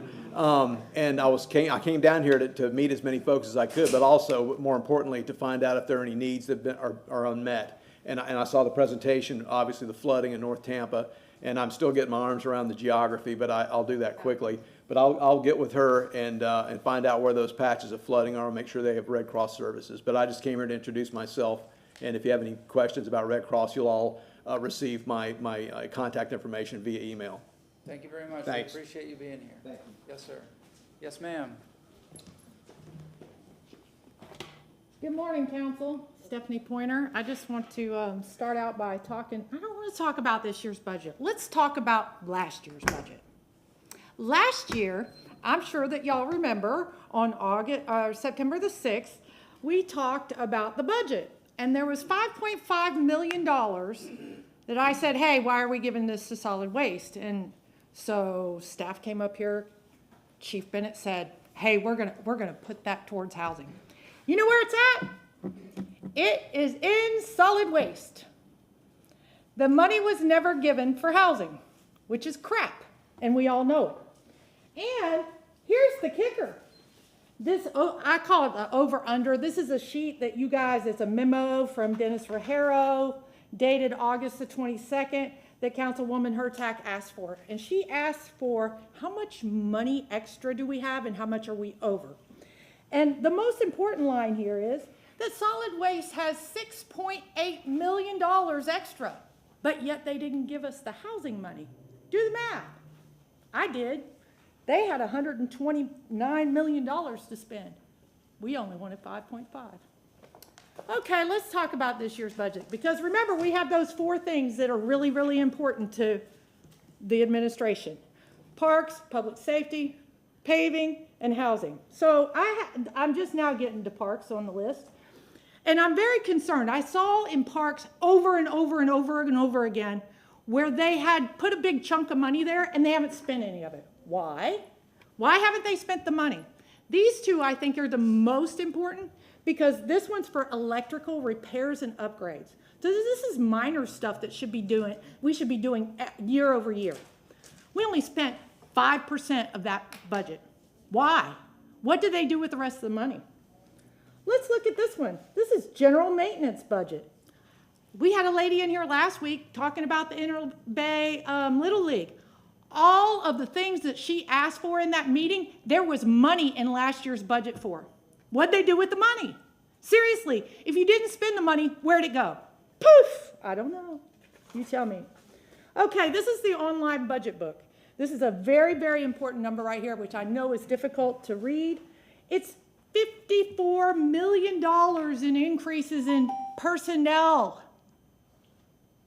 That's more than the millage that they're asking for. So they took our 5.5, they're not spending parks money, and they want to give everybody a $54 million increase in personnel fees. Those people haven't gotten those raises yet. And if you look, they went up quite a bit last year. So we can talk more about that.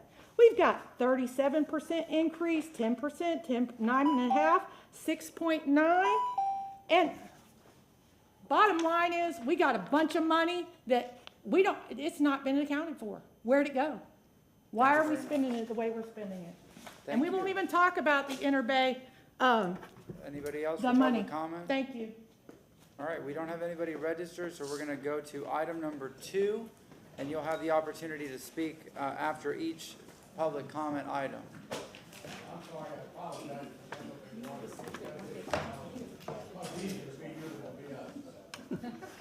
Well, Go ahead, good. sir. It's still morning. Good morning, everybody. And I want to introduce myself. I'm Chuck Carden. I'm the general manager. All right, let's bring up the presentation to the main screen. Okay.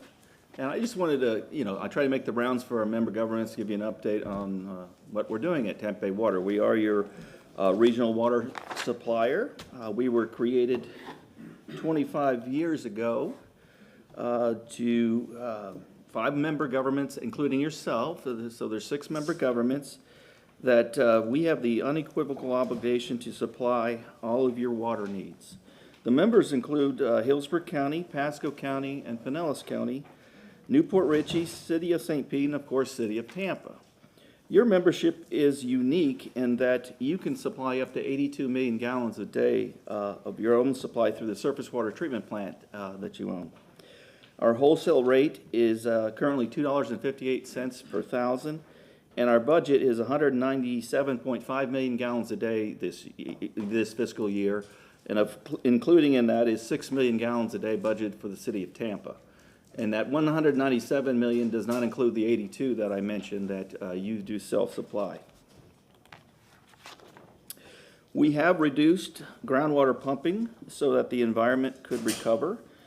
And we've done that while meeting the region's drinking water needs 24/7.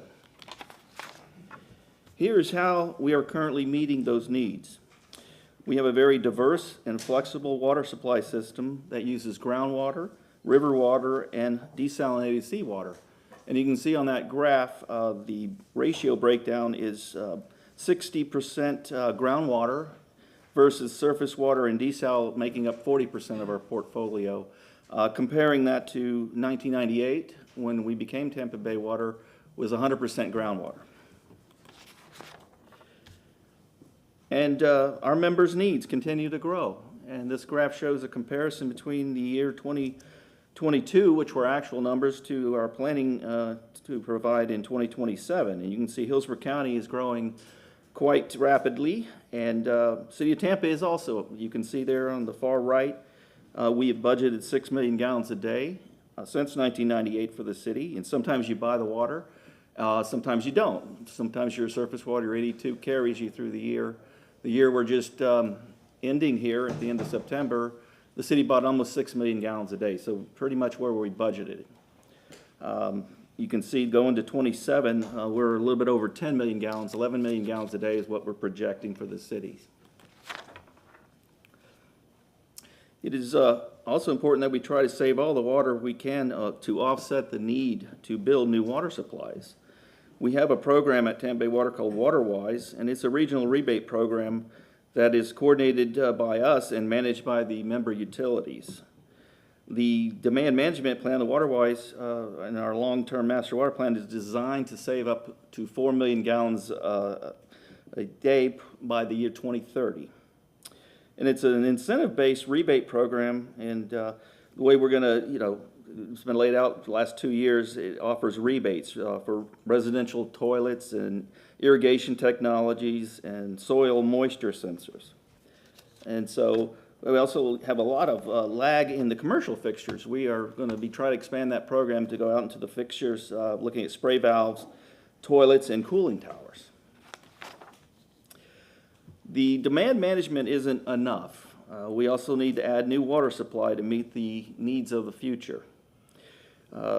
In fact, some of the documents that created Tampa Bay Water require us to update our long-term master water plan every 5 years.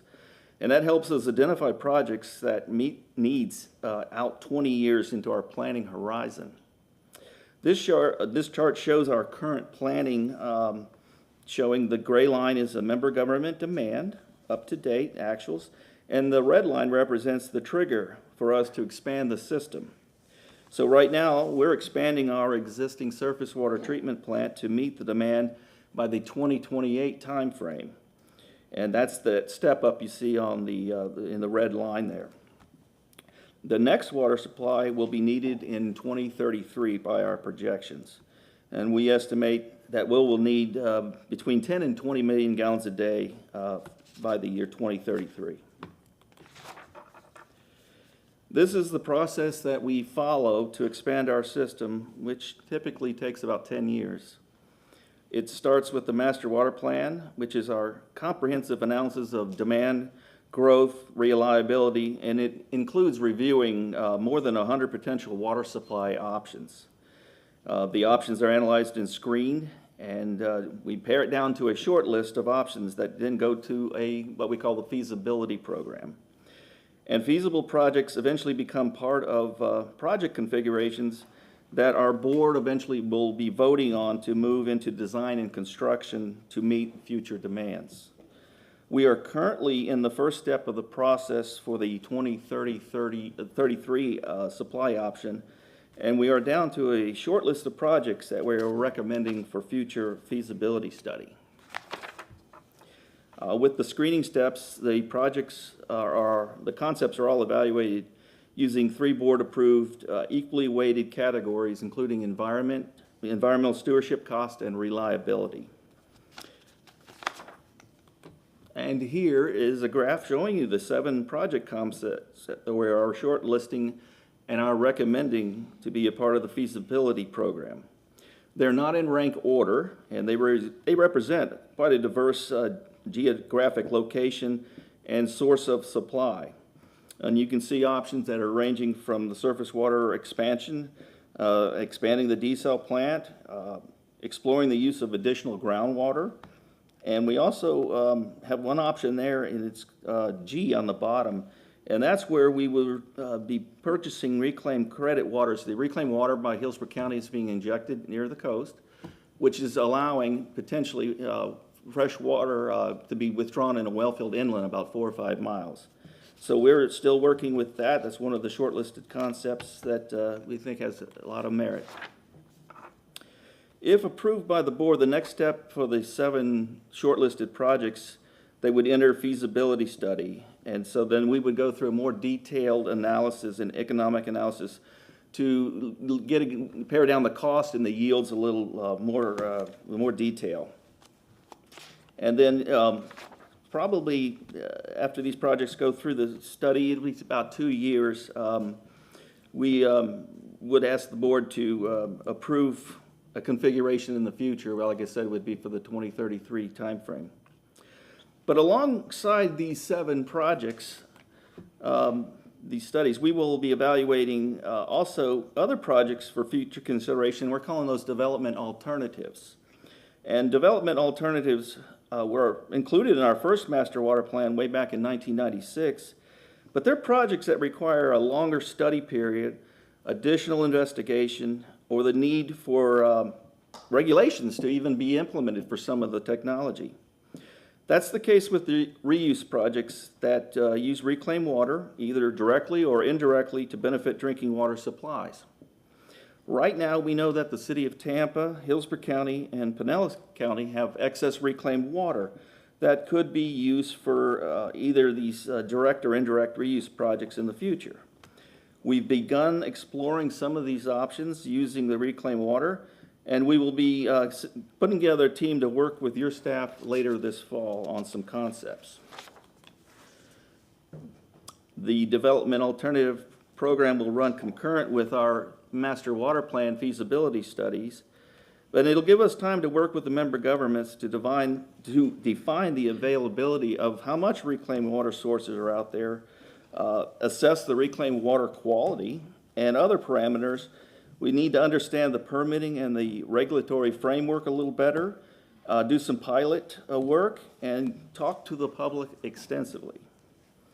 When or if the project concepts under this program become clearly defined, they will be considered for feasibility studies as well.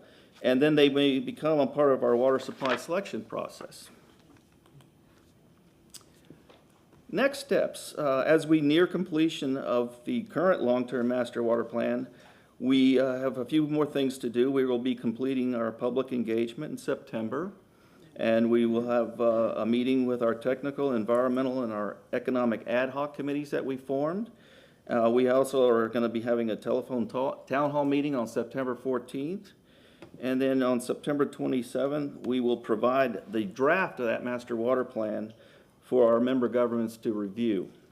And then at our November board, we will be asking our board to approve the updated long-term master water plan, and that will move those shortlisted projects into the feasibility stage. And finally, I'd like to finish by highlighting some of the water quality efforts taking place at Tampa Bay Water. Each year, our communications staff coordinates with your water quality staff on the annual Consumer Confidence Report, which includes the information on the testing and monitoring of drinking water. In addition, we recently just completed a water quality study to remove total organic carbon in our regional system. And that would actually help the members, providing them with greater control, operational control. But an additional benefit of the study is it sets up a framework for treating other contaminants of emerging concern, such as PFAS, as you may have heard in the news. And so the same treatment that we use, that we may use for the removal of the total organic carbon, we'll use for the PFAS if need be.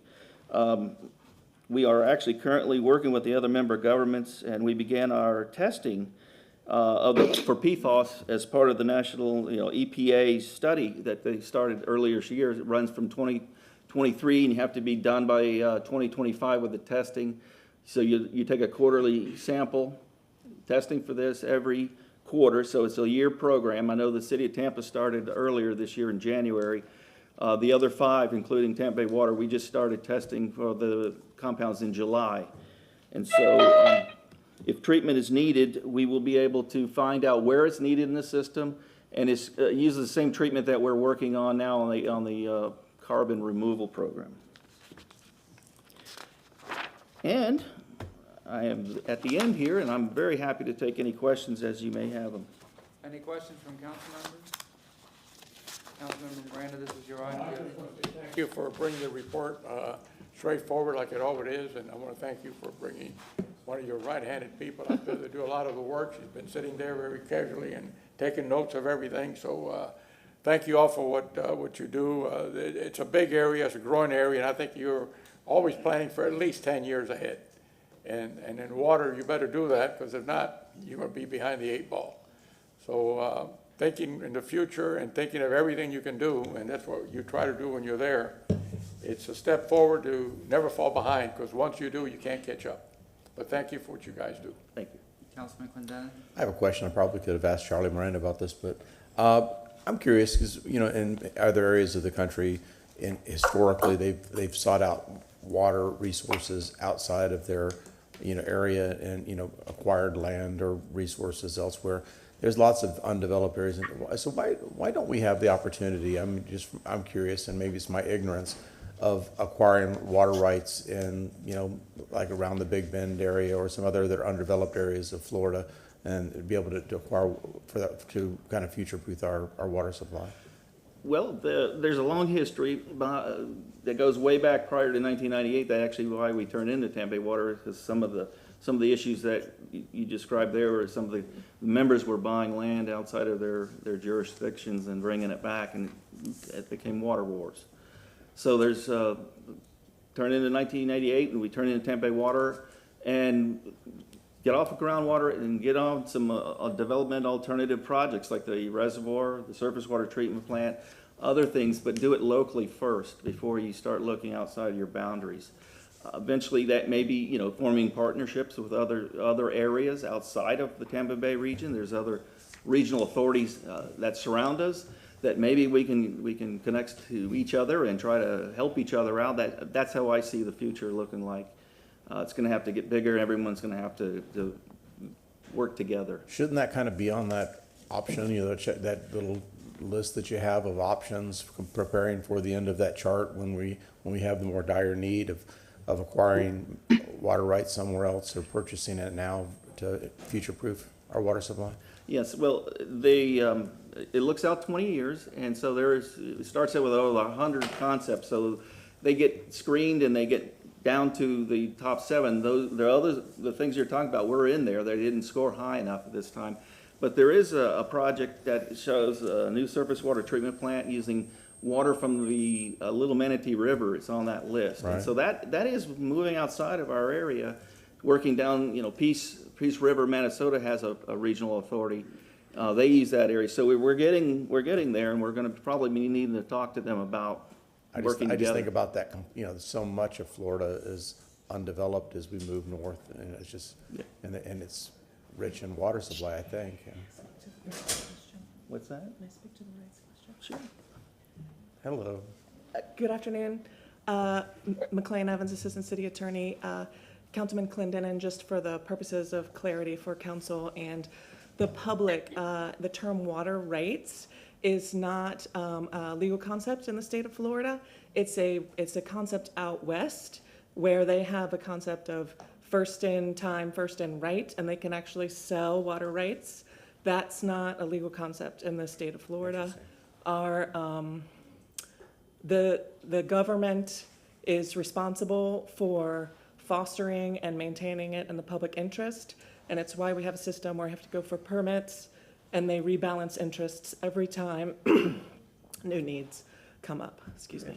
It's funny because I was absolutely thinking about out west, also New York. You think about where like the city acquires its water, or even Rochester how it acquires its water. So yeah, thank you. I appreciate that. Interesting. Sorry, pardon me. Thank you very much. Hello? Wait, who's speaking?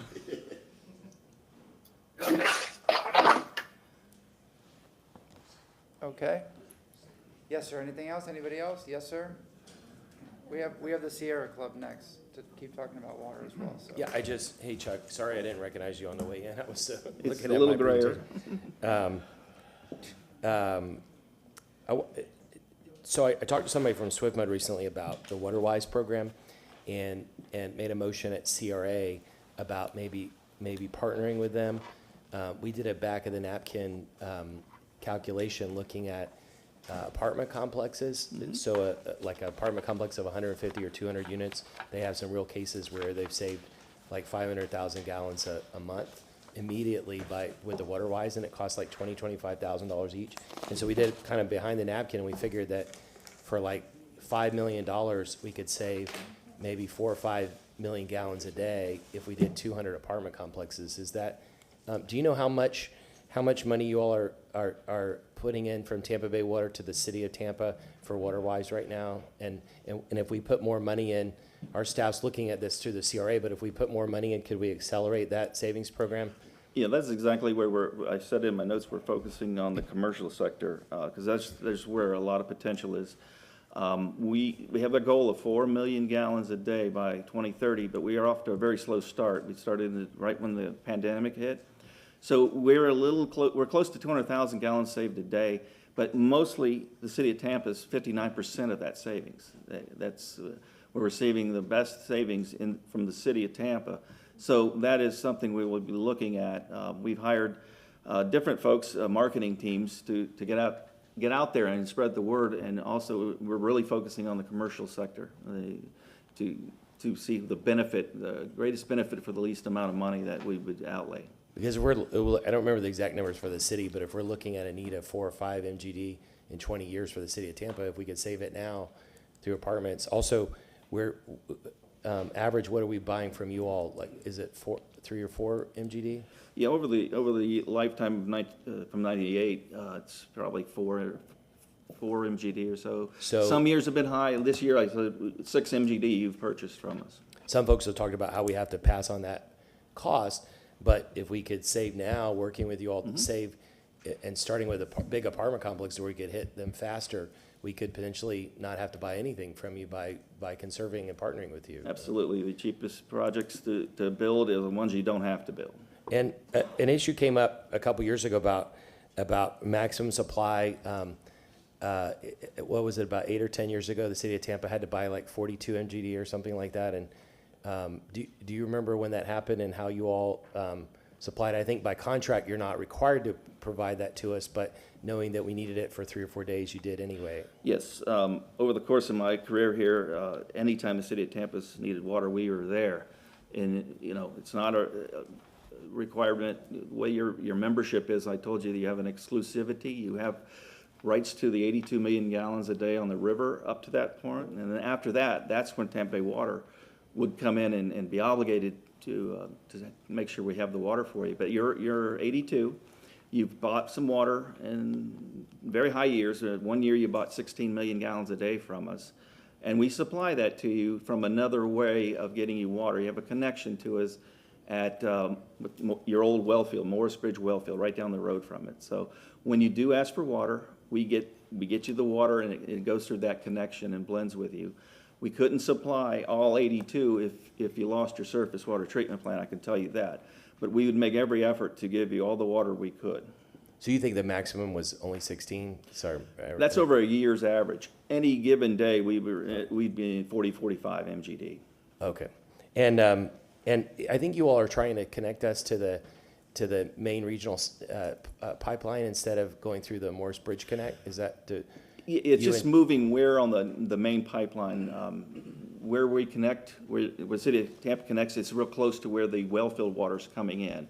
If we moved it further down, it would, you wouldn't get that water injected. You'd use more of our surface water treatment plant. So there was an issue in New Tampa where it connected because it was surface water mixed with groundwater and also chloramines and chlorine mixing. It caused some cloudiness that caused some complaints in New Tampa. And I know you all were working on that with Chuck Weber. What is that fixed now? As far as I'm concerned, talking with the staff, everything's great. That was several years ago, but we worked it out, and now when you buy water, we have a very well processed procedure, very orderly, and I haven't heard any complaints in the last several years from of the water. You mentioned the wholesale rate that you charge your members. What would you say, $238 or something like that? It's currently just a little bit under $258, and it's going to be in a month. Our new fiscal year will go to just about $2.60. Do you know? So let's say if you charged us for now $258, do you have any idea? I won't hold you to this. Just a guesstimate. How much the 50 MGD that we create through our wastewater treatment facility, do you know how much that water is worth if we could sell it? I've heard numbers like $125 per 1,000 gallons, something. Is that in the ballpark? Do you have any idea?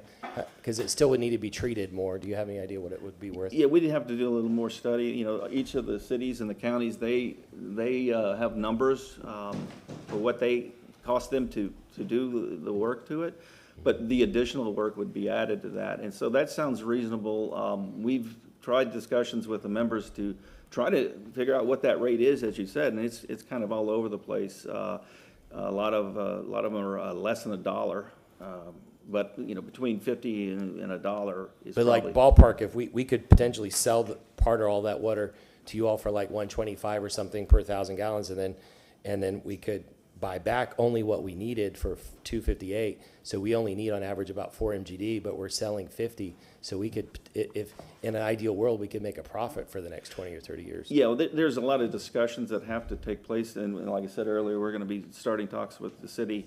So I think we're a long way to being able to get that project that we're talking about using your reclaimed water going. A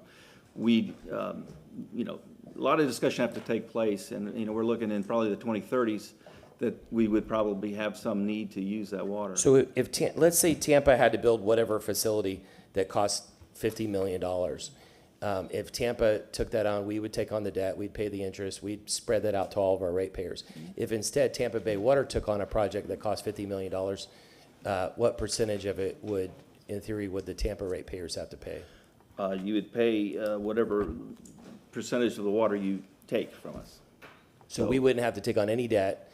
We might, as part of Tampa Bay Water, we might, in theory, own 1/6 of the debt, but we wouldn't have to take on all the debt ourselves.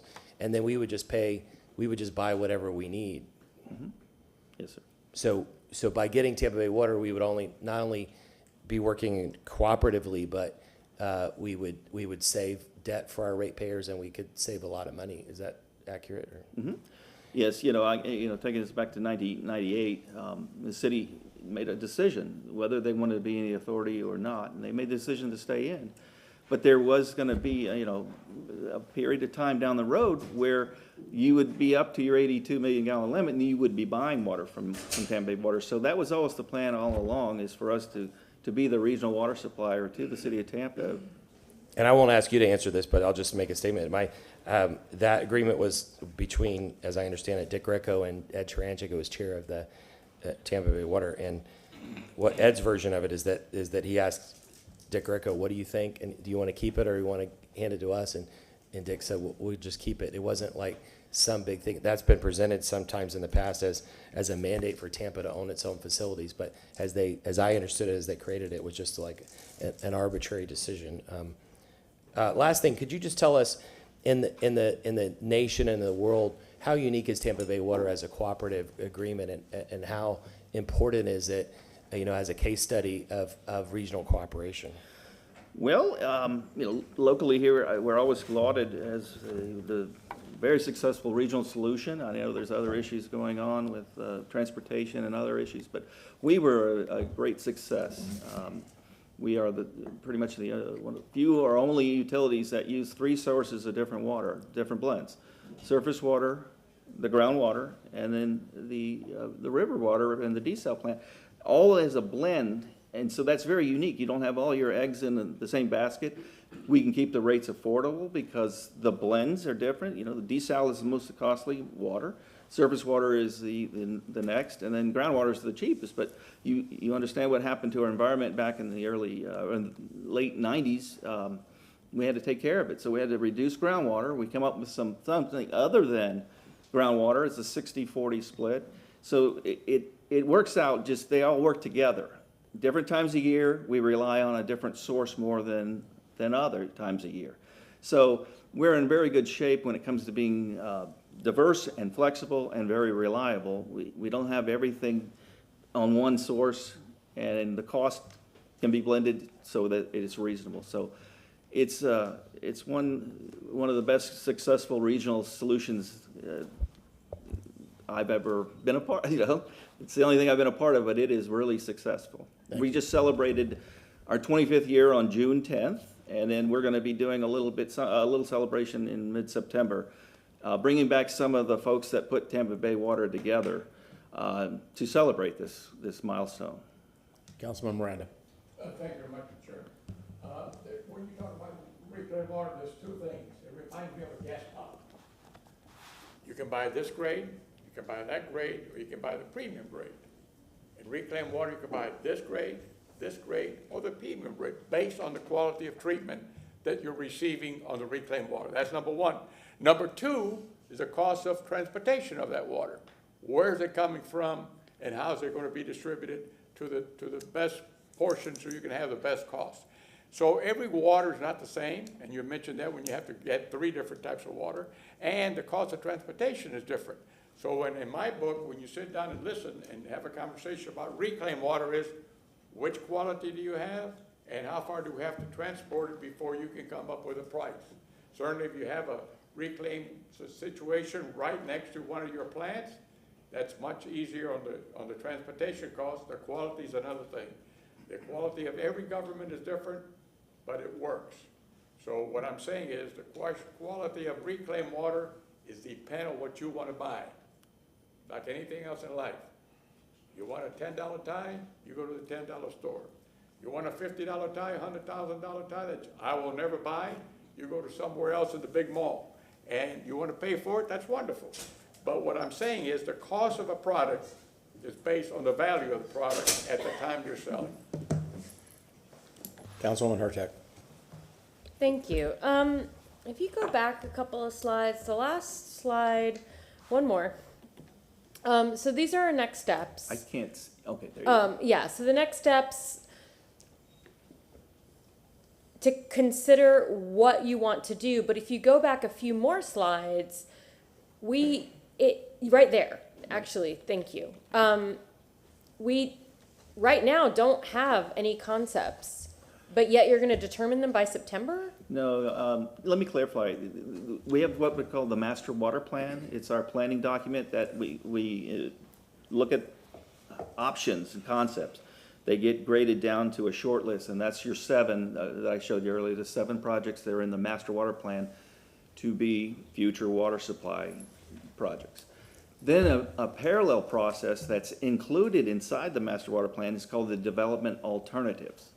And those are projects that are a lot more information needs to be gathered on them, a lot more public work needs to be done, pilot studies.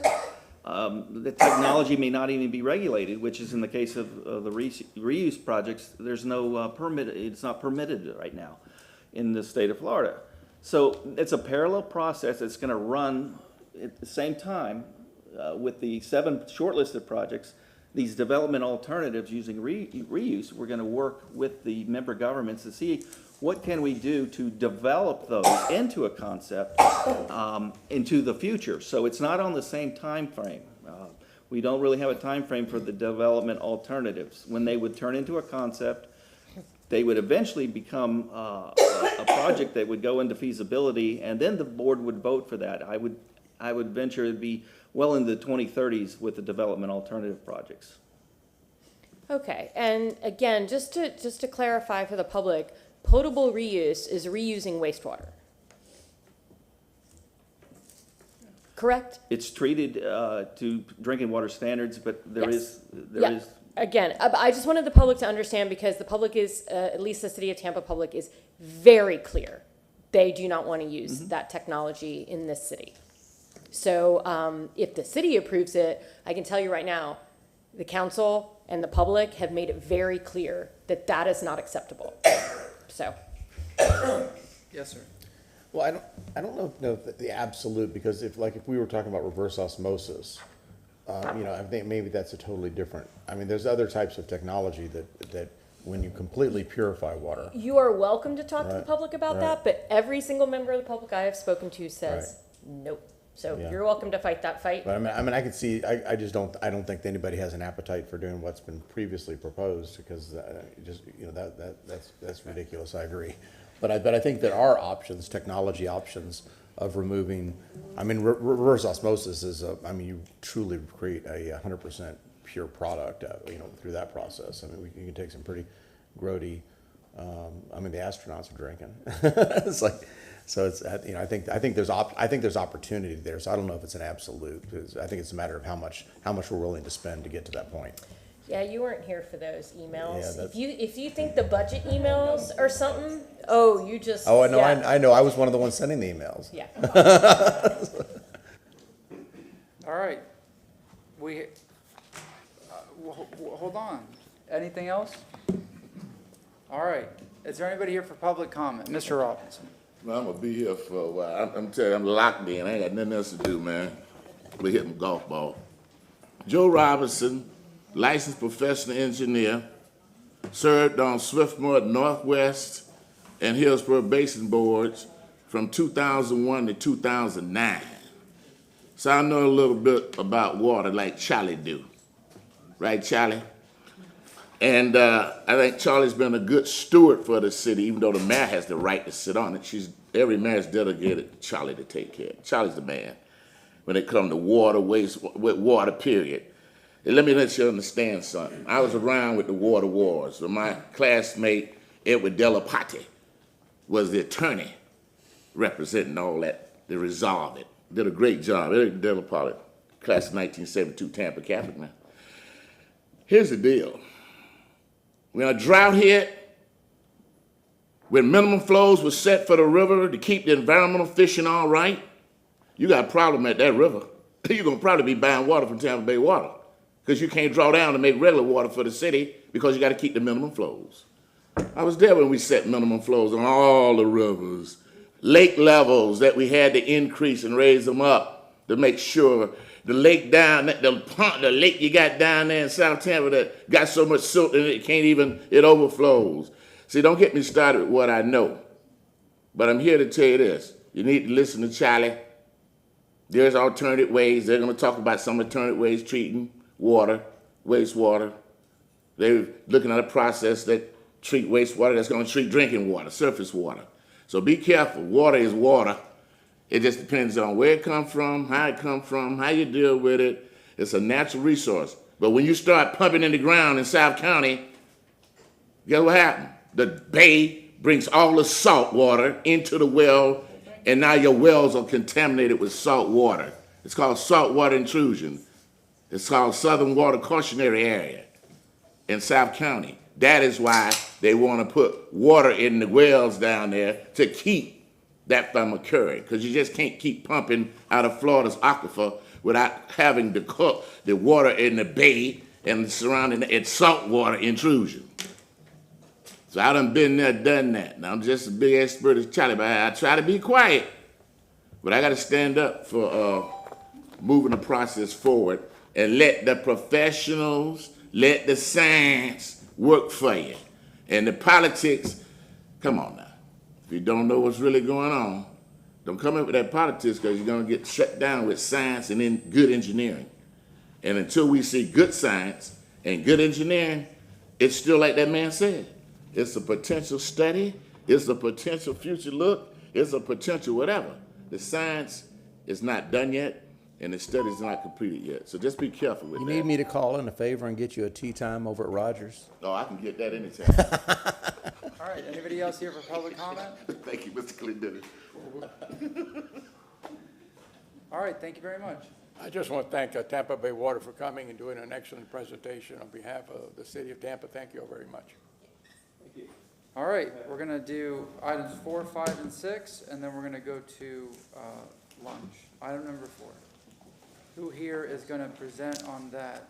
We have a representative from the Sierra Club, or Mr. Baird, do you wanna start it off? All right. Talking about item 4? Yes, sir. Yes, sir. Brad Baird, Deputy Administrator of Infrastructure. I'll kick it off and then we'll go from there. This is a motion for city staff and representative from Sierra Club to report on how city can modify State Law 64 or DEP guidelines regarding wastewater and wastewater reuse. We submitted a memo. We also attached a memo from Tampa Estuary Program. I believe they're here to follow up on that as well. The state law referred to as Senate Bill 64 was passed by unanimous vote in both houses of Florida legislature in 2021, became law also in 2021. The legislator's stated purpose for the bill was to ensure sustainable water supply to meet Florida's future water needs. 170 utilities, Tampa included, have submitted their plan to comply with the law. At this time, the city of Tampa does not support amending Senate Bill 64. There is broad scientific consensus that nutrient-laden surface water discharges are detrimental to the ecological health of Hillsborough Bay. In particular, the discharge of nitrogen and phosphorus. Currently, we are discharging just under 360 tons of nitrogen and phosphorus into Hillsborough Bay a year. This view is shared by Tampa Estuary Program as outlined in the attached letter that we provided through the SIRE process. This includes questions and real concerns about whether continuing surface water discharges has an ecological benefit, and that any assertions in this regard should be peer reviewed by experts before serving as a basis of legislative or changes to Senate Bill 64. Finally, the law currently provides the city of Tampa with the flexibility it needs to identify alternatives to surface water discharges that would bring the city into compliance with state law, including, as you heard earlier from Mr. Carden, by working with Tampa Bay Water. And with that, I'll ask if you have any questions, or we can continue on with the workshop. Yes, ma'am. I'm just gonna say that I disagree with you and with the city overall, because as Senate Bill 64 says we have to do something beneficial. It is a beneficial use bill, am I correct? You are correct. Except that a majority of the municipalities, one of their ways that they're finding the beneficial use is deep well injection. Deep well injection has zero beneficial use, yet the state is allowing it. Which is why what the Sierra Club is about to present talks about other ways that are actually beneficial use. Because right now the state is saying it's beneficial use, but instead it's allowing deep well injection, which has zero beneficial use. Correct? Yes, that is the position they're taking at this point. Yes, exactly. So there's no beneficial use. This is not really a beneficial use bill. Therefore, looking at options that the city can use, since there's already this option that's being widely used that absolutely has no benefit to the aquifer, is something that we're going to listen to. And that's why I would like to listen to the Sierra Club's presentation next. Thank you. Thank you. I want to hear I the have a Sierra question. Club, but go ahead. I have a Councilman question for Carlson and then Henderson. Mr. Beer, please. Oh, so, I'm sorry, you want Sierra Club next? Yeah, can I, Yeah, that's what I said. Mr. Beard, so you said 300, was it 300 tons of nitrogen a year? Yes, it's actually 358 was our last calculation, Okay, tons of nitrogen and phosphorus. How much would it take to, how much would it cost to just, in the current facility, just add the capability to take the nitrogen out so that the discharge doesn't have that in it? Excellent question, and so depending on what process you use, that could vary greatly. And one of the items on today's agenda is number 5, to look at the suspended ion exchange, and one of the things is to develop a cost of how much would it cost. But do you have any ballpark? To Just to take the reduce, during number 5, we'll see if our presenter may have some preliminary costs associated with that. All right, and then, second, you said it's the city, is anybody here from legal? No. Yes, we do have someone from legal. You said it is the city policy to not change this legislation. The city council has voted to ask the administration to change it, and so it's a charter question. Who sets the policy? Does the mayor then set the policy, or does city council? The city council's policy is to change to get the legislation changed, and the mayor's policy is to not to change it. So what do we do from the charter point of view there? Good morning, McLean Evans, Assistant City Attorney. I believe in this case, it would fall under an administrative function. So I believe the policy that Mr. Baird is referencing would be a policy set by the administration. So I wonder, we're probably gonna, just like on some other issues, we're probably gonna need to get an outside view on that. I understand that by the charter, I think only 2 of us left were on the Charter Review Commission, but by the charter, the mayor has authority over the public policy people and the lobbyist, but I don't remember in the charter that it's clear who sets the legislative standards and guidelines, and we'll have to figure out what we can do separately. But clearly, I think we voted in the past that we think this should be changed, and we know for certain that the lobbyists inside and outside of the city before this administration, in the last administration, did lobby for this and put specific language in there to require Tampa to have certain criteria.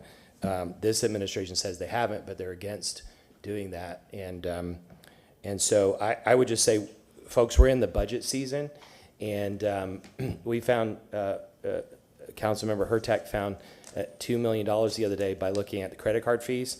We can save $1 million or slightly more if we cut the public policy people out of the budget and we cut the lobbyists out of the budget, because they're clearly not listening to us.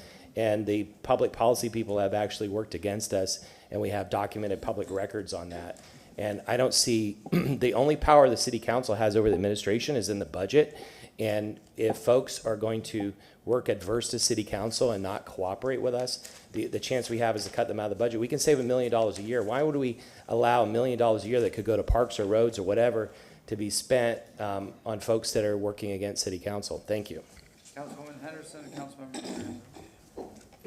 Yeah, just to comment on Councilman Carlson, I don't know if that's necessarily true. The city council has changed, so there may be varying opinions on what was asked for in the past. So we should listen to both sides, of course. I'm interested in hearing what the Sierra Club has to say, but Senate Bill 64, as it was presented by you, Mr. Beer, you're saying that we, as an administration, support the decision of Senate Bill 64 as is. Correct. And so that was based on our lobbyists doing work in Tallahassee as well, in that direction? No, we have never lobbied for Senate Bill 64. We have, in the previous administration, performed some lobbying associated with the Tampa Augmentation Project years ago, but not with Senate Bill 64. Okay, so why would we remove our lobbyists based on the fact that council may agree or disagree with them? That's not a question for the dais. That's just a statement for the public. Thank you. Yep, thank you. Councilwoman Herta? Oh, Now, I'm sorry, was Charlie? I remember Ian very clearly saying that they did lobby. It was very clear. Whit Rammer, Sustainability Officer for the city. We never lobbied for the bill. We lobbied on the bill after the bill was introduced to add that flexibility for minimum flows to be an allowable use, a beneficial use under the bill. So, and just to be careful, the cleaner you make the water, the more it's going to not comply with the spirit of the law. The deep well injection that you mentioned is an allowable activity. I agree. Listen, it's not a beneficial use. It's not what anyone want to do with the water. But I think given the size of some of the municipalities that the law was contemplating, this was the only cost-effective solution. And frankly, there wasn't a need for the water and probably those communities. So lobbying for a law to be introduced is different than lobbying when a law is introduced to change it to try to meet the needs of where Tampa is. Well, considering St. Pete's using it and they need water, I don't think that's necessarily true. Deep well injection is being used by cities that need the water. Sure. Well, St. Pete gets their water from Chuck Hardin and Tampa Bay Water. And so they're under contract to buy their water from Tampa Bay Water. And they don't have the resources and the infrastructure necessary to I think, reuse that. Is that fair? St. Pete does use deep well injection for their secondary effluent into a zone in the aquifer that is I won't say it's contaminated, but it's very poor quality water. Councilman Miranda. Thank you, Mr. Chair. I'm not going to get into what St. Pete or anybody else does, but the treatment that we have at the Howard Current plant is an advanced tertiary treatment plant. Correct. Can you tell us how many tertiary treatment plants are advanced in this area? I cannot, but when we put it online in July of 1979, we were the largest in the state of Florida. We were one of the largest in the country to put in place advanced wastewater treatment. And back in the 70s, there were two ways to go. You could build a secondary plant and not treat it as much as we do and go to a purple pipe system, or to treat it further to almost drinking water level and discharge it into the bay. And furthermore, just when I think of something to solve, I don't think of solving it today or yesterday. And what are the results of solving it forever? Whatever you do today with that reclaimed water, and maybe I'm wrong, but I don't know why we can't all get together, including every government, the Sierra Club, all the environmentalists, all of us, and say, listen, we're going to make that into a clean up the bay plant, our current plant, where you can have the advanced treated water into drinking water and put it in the bay so that you have a beneficial thing to everything in the bay without doing anything else and spending money on something that's not going to work. And, you know, when you have a hurricane like today or yesterday or the day before, you don't know what's going to happen here in Florida tomorrow. that hurricane makes a right-hand turn, guess what? We wouldn't be here today talking. Yeah, bottom line, right now, it is a resource that is being wasted. So, You know, and I'm not talking about making drinking water. I'm trying to make it to clean out the bay, period. On the other side of Manatee County, they just reduced, I think, what they were doing environmentally from the state give. I'm not sure that's right, but that's what I heard. And I tell myself, wow. And we're still talking about things that we're trying to fix, but we're not trying to get it fixed. We just want to talk about it. So when you talk about the environment, how many people have grass in their front yard? How many people have solar? How many people have a hybrid or an electric car? How many people do things that are different, that are for the environment? You never hear about that. All you hear about is everything bad. Well, somebody's got to be doing something good. So why don't we start a club to find out who's doing what? Instead of criticizing everything somebody does, give us an idea how to fix it. I don't know what it costs to make that plant into a drinking water, only for the bay. What happens if a hurricane comes back, another one? It knocks down one of Tampa Bay Water's tertiary treatment operations. They got 3 of them. It knocks down the water plant. What do we do then? we are set up actually with Tampa Bay Water with an emergency connection that can operate both directions.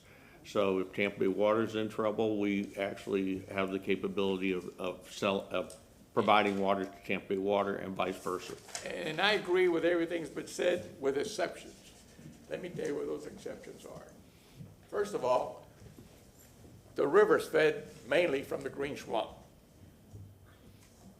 Between the plant and the green swamp, there's a lot of land.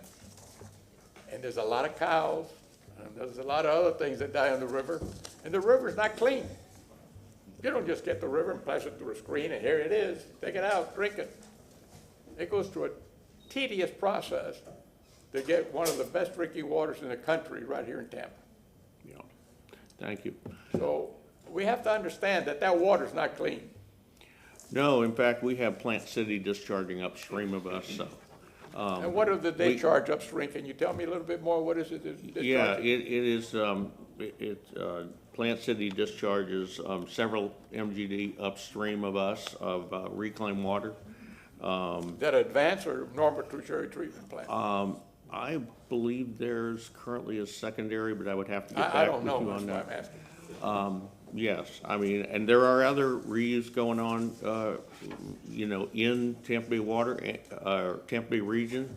Another example is 4G Ranch discharges on top of or near to well fields for Tampa Bay Water.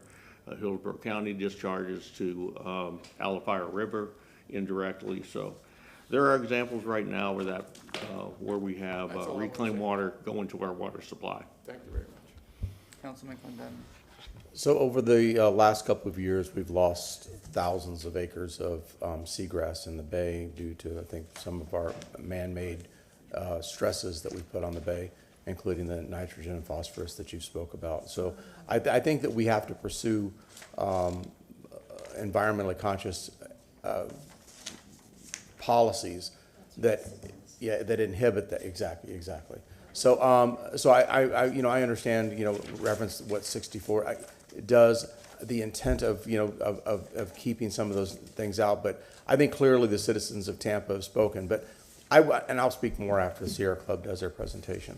But that being said, and I want to make sure that all city staff hear this and the mayor hears this, because I've only been here since May 1st, and I know some of the history and some of the animosity and some of the challenges of previous councils and administrations.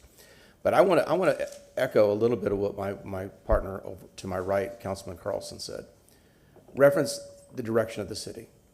It's my understanding of fairly in-depth reading of the charter and fairly in-depth reading of responsibilities and really the intent of the city people that live in the city of Tampa, that we operate in a cooperative way in how we run the city.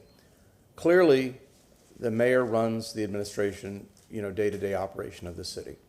But on policy really, the person who holds the purse strings controls the policy. And you try to implement policy or procedures when we zero out the budget, or if we use the budget, if we flex on the budget. So ultimately, it's the people to my left and to the right that control the policy of this city, and I don't think anybody in this city should forget that. Thank you. I'm going to change up the agenda, so after 4, we're going to go to 6, and then we're going to break for lunch. Councilman Carlson, and then the Sierra Club. I really want to hear the Sierra Club. Yeah, sorry. Yeah, if you look at the estuary study that my colleague just mentioned, the area that's been hurt is Old Tampa Bay, not Hillsborough Bay. And anyway, we can get into that argument another time, but it's I think the administration has used that as an excuse to try to push this project. There's a whole history in this project, and I don't want to open up all the wounds and have all the arguments again. But in regard to the legislation, even if you modify legislation, you can do it in a way that benefits a project that you want. We know that the last administration did lobby in favor of doing away with Tampa Bay water. I mean, it's in the press, you can Google it, and other things that would have hurt our region and hurt our city. Do you know, Mr. Beard, what is the number of MGD that St. Pete puts through its purple pipes compared to Tampa? I do not know that off the top of my head. What? I can't. We are around 5 million gallons a day. For our One of the purple pipe things, system, what happened is during the Ioria administration, that we launched Purple Pipes just in South Tampa. It's not the former mayor's fault, but the project was badly marketed. There was confusion about how to use it. Hardly anybody signed up in it, and it was seen as a failure. That was one of our alternatives that came back a couple years ago. We can look at that again separately, but as I understand, St. Pete has a lot higher usage of Purple Pipes, which is one of the reasons why they don't have this problem that was created by the legislation. It's not a problem until the legislation made it a problem. I want everybody to understand from my point of view too, there are two different issues here. One is the yuck factor, which is the easiest way to argue against this. I've been to cities in the world also that use reclaimed water. I've had, have been drinking that water. I don't have an issue personally with drinking water that's been through reverse osmosis or some high level process. I don't want to use any kind of experimental process, which is what the city was looking to do. And I also, but the separate issue, the separate really important issue that the public also is concerned about is the cost and who owns it. And Tampa Bay Water has 6-member governments. One of the members is our colleague, Councilmember Miranda. But the city of Tampa is represented, but so are the other member governments. For some reason, the last 2 administrations here have been pushing a particular kind of project that the community objects to, that all the scientific experts say is experimental and a waste of money. And they've been pushing to process this whole 50 MGD for the city. You just heard Tampa Bay Water say they potentially could take over the project themselves in some form, and they would take the risk of the debt. Why is it the city of Tampa, if we need 4 million gallons a day in 20 years, which we can probably get from saving money on the WISE program, why would we spend billions of dollars to process 50 million gallons a day when we're not going to need 50 million gallons a day for more than 100 years? Water is the most important resource that we have, but we don't have a shortage. Tampa Bay Water doesn't have a shortage. We have access to water. The issue is, why should our ratepayers spend so much money? They're already suffering from all kinds of high costs. If we let the regional partner process this in some way, and the legislation is modified to let them use innovative ways of processing it, then the cost of the debt is spread apart. We don't have any debt ourselves. We just indirectly have 1/6 of the debt. And as they testified a little while ago, we only pay for the water we need. In fact, we can sell the water to them at like $1.25 per 1,000 gallons, and then we only buy back at $2.58. So instead of having the burden of increased cost and increased debt for the next 20 or 30 years, we don't have any of that, and we just pay, and we can make a profit for the next 20 years. And we can use that profit to pay for the other projects that we need. And so my objection is not really the yuck factor. My objection is, I don't want the city of Tampa to own this. And I just want to end with saying, Chuck Weber, before he left, and I think Mr. Baird and others are meeting with Tampa Bay Water more in earnest. There was a horrible adversarial relationship for more than 10 years with Tampa Bay Water, and all reports are that has improved. and they're having in earnest conversations now about partnering with Tampa Bay Water. And if we can come to an agreement where we solve Tampa's problems in a cost-effective, safe way for our ratepayers and offset some of the cost to our regional partners, that could be a win-win-win. Thank you. Thank you. Sierra Club. Could I have one quick clarification on what Councilman Carlson just said, that we are working with Tampa Bay Water, certainly more collaboratively lately. I would agree with that. Tampa Bay Water's need for the water is 20 million gallons a day. Our requirement by law is to eliminate 50 million gallons a day. And I would say to that we don't forget the other problem we're trying to solve, and that's minimum flows in the lower Hillsborough River. And there's great promise associated with further cleaning up that water and to well below background levels of nutrients and contaminants of emerging concern in the Hillsborough River, and providing that fresh water, I call it a mini estuary near the dam that can greatly improve the aquatic life and the spawning associated with that. So I don't want to forget that environmental benefit that we're working toward. And Tampa Bay Water is not part or not required to meet minimum flows on the Hillsborough River. The city of Tampa is. And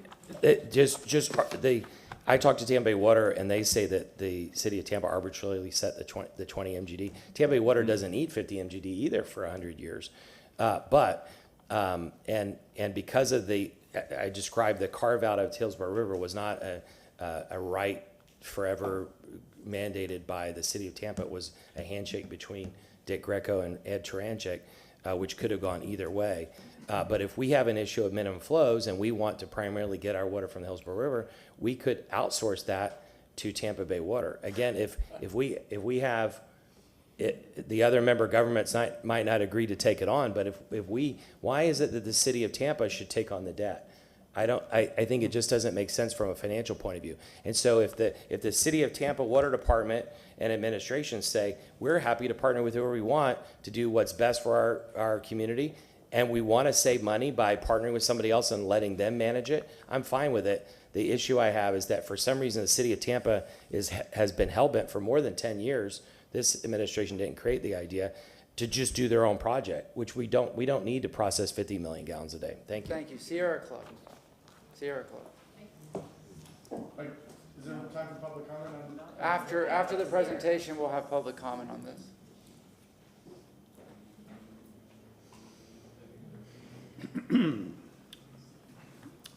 We need to get my slides up. Or Nancy, do you want to speak to this one slide before I begin? Sure, but I can speak to this. What's the scoop, Nancy? That's one of your slides. We're going to go to Sid's slide. Sid's going to give some of the technical details, and I'll wrap up. All right. Yeah, we can pull up the presentation, and sir, if you would state your name and. Yes, thank you. We'll go from there. We're just waiting for it to come back. Yes, they have my slide. My name is Sid Flannery. I'm a resident of the Tampa metropolitan area. And for you that I don't know, I'm a retired and chief environmental scientist with the Southwest Florida Water Management District. I've worked for 30 years studying freshwater flows to estuaries and worked on the minimum flows to the lower Hillsborough River. I also worked on the water use permits for the city of Tampa for withdrawals in Hillsborough, and also permits from Tampa Bay Water. All right, let's bring the presentation up on the big screen. There we go. That is it, yes. The subject of today's presentations is recommendations for improved application of Senate Bill 64 to Tampa's treated domestic wastewater discharges to Tampa Bay, and also improved methods by projects to use the reclaimed water. Today, I'm representing the Tampa Citizen Stakeholders Group. You're saying Sierra Club, and there are Sierra Clubs on our member, but we're really the Tampa Citizen Stakeholders Group.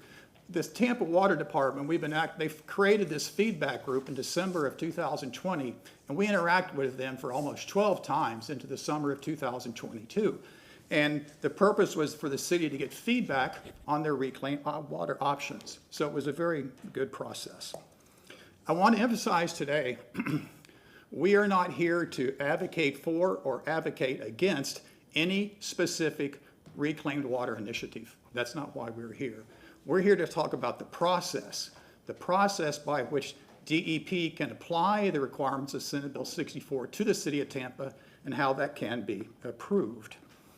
Again, Senate Bill 64 was passed in the 2021 legislative session, and interestingly, our stakeholders group was meeting with city staff when this was occurring. We followed the development of this legislation. It requires utilities to eliminate non-beneficial surface water discharges of effluent, such as domestic treated wastewater, and in an average quantity that must be reported to DEP. Now, the emphasis of the legislation was to encourage reuse, but reuse can be used for many different purposes.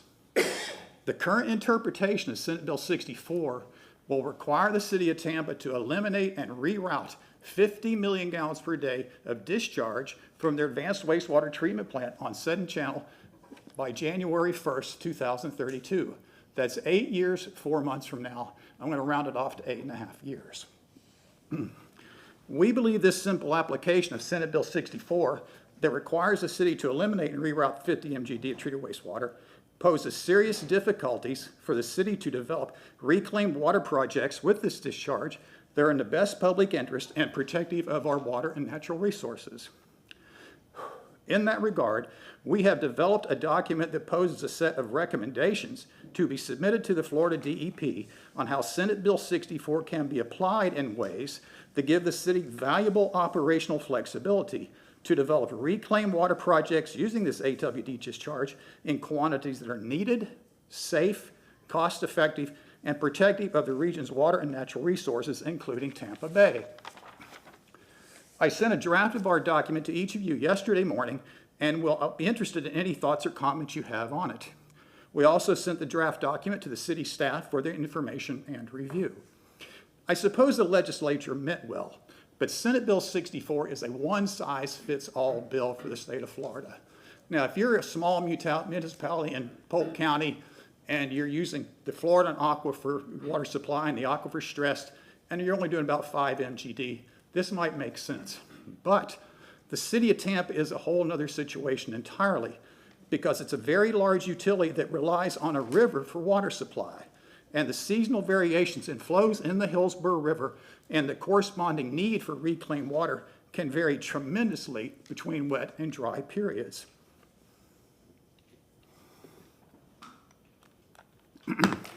Just for quick geographic reference, the city gets its water from the reservoir, which is in the green circle, that's where the dam is, about 10 miles upstream from the mouth of the river. The river's been impounded for over 100 years, and the city has been getting water supplies for over 100 years. Another important feature is the Tampa Bypass Canal to the right. It was dug in the channel of the 6 Mile Creek and Palm River, which flowed to McKay Bay in the northeast corner of Tampa Bay. The purpose of the TBC was to divert floodwaters around Tampa and Temple Terrace.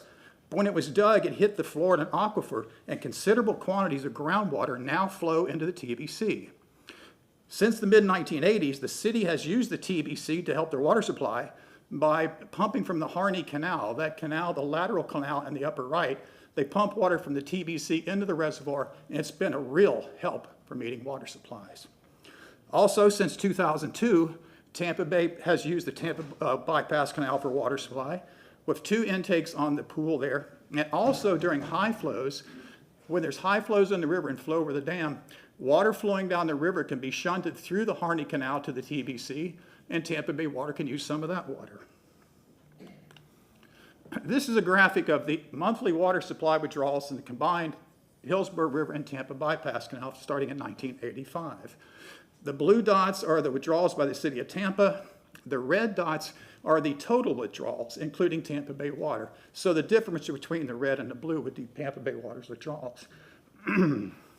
As you can see, the withdrawals increased substantially. In the 1990s, the city of Tampa averaged about 63 million gallons of water per day demand. Lately, in the last 5 years, total demand by both the TBC, by both Tampa Bay Water and the city of Tampa have averaged about 125 million gallons of water per day. This is a very valuable water supply source. And not all the water that's taken for water supply would have flowed to the river. There's many reasons for that. But make no mistake, the increased water supply withdrawals from these 2 water courses have decreased freshwater flow to Tampa Bay.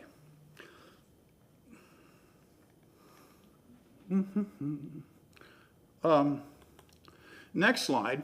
These are the districts from the Howard F. Kern Advanced Wastewater Treatment Plant, which I forgot to point out is on Seddon Channel, down, in downtown Tampa, just about 2 miles downstream from the mouth of the Hillsborough River there at Hooker's Point. What we have here are the monthly discharges from the Howard F. Kern Wastewater Treatment Plant, and the orange line is the reference line. That's the 50 MGD that the city would have to eliminate by January 1, 2032. You can see that the discharges vary by month somewhat, but averaged about 52 MGD in recent years. Keep in mind, this is not new freshwater flow to Tampa Bay. This is replacing a portion of the flow that would have flown from the Tampa Bypass Canal and Hillsborough River. It's replacing flow to Tampa Bay. Here is really the key element of this issue. We've talked about minimum flows of water supply. The city has stated there are 3 primary goals for evaluation and implementation of reclaimed water projects using discharge from the Howard F. Kern Advanced Water Treatment Plant. Provide minimum flows to the lower river. Let me first say, the minimum flows are currently being met with existing sources. If we were to use reclaimed water for that, it could help relieve demand on those or possibly increase the minimum flows. The second is drought-proof the reservoir during extended dry periods. What I want to emphasize, when there's flow over the Hillsborough River Dam, there is no need for these 2 uses for reclaimed water.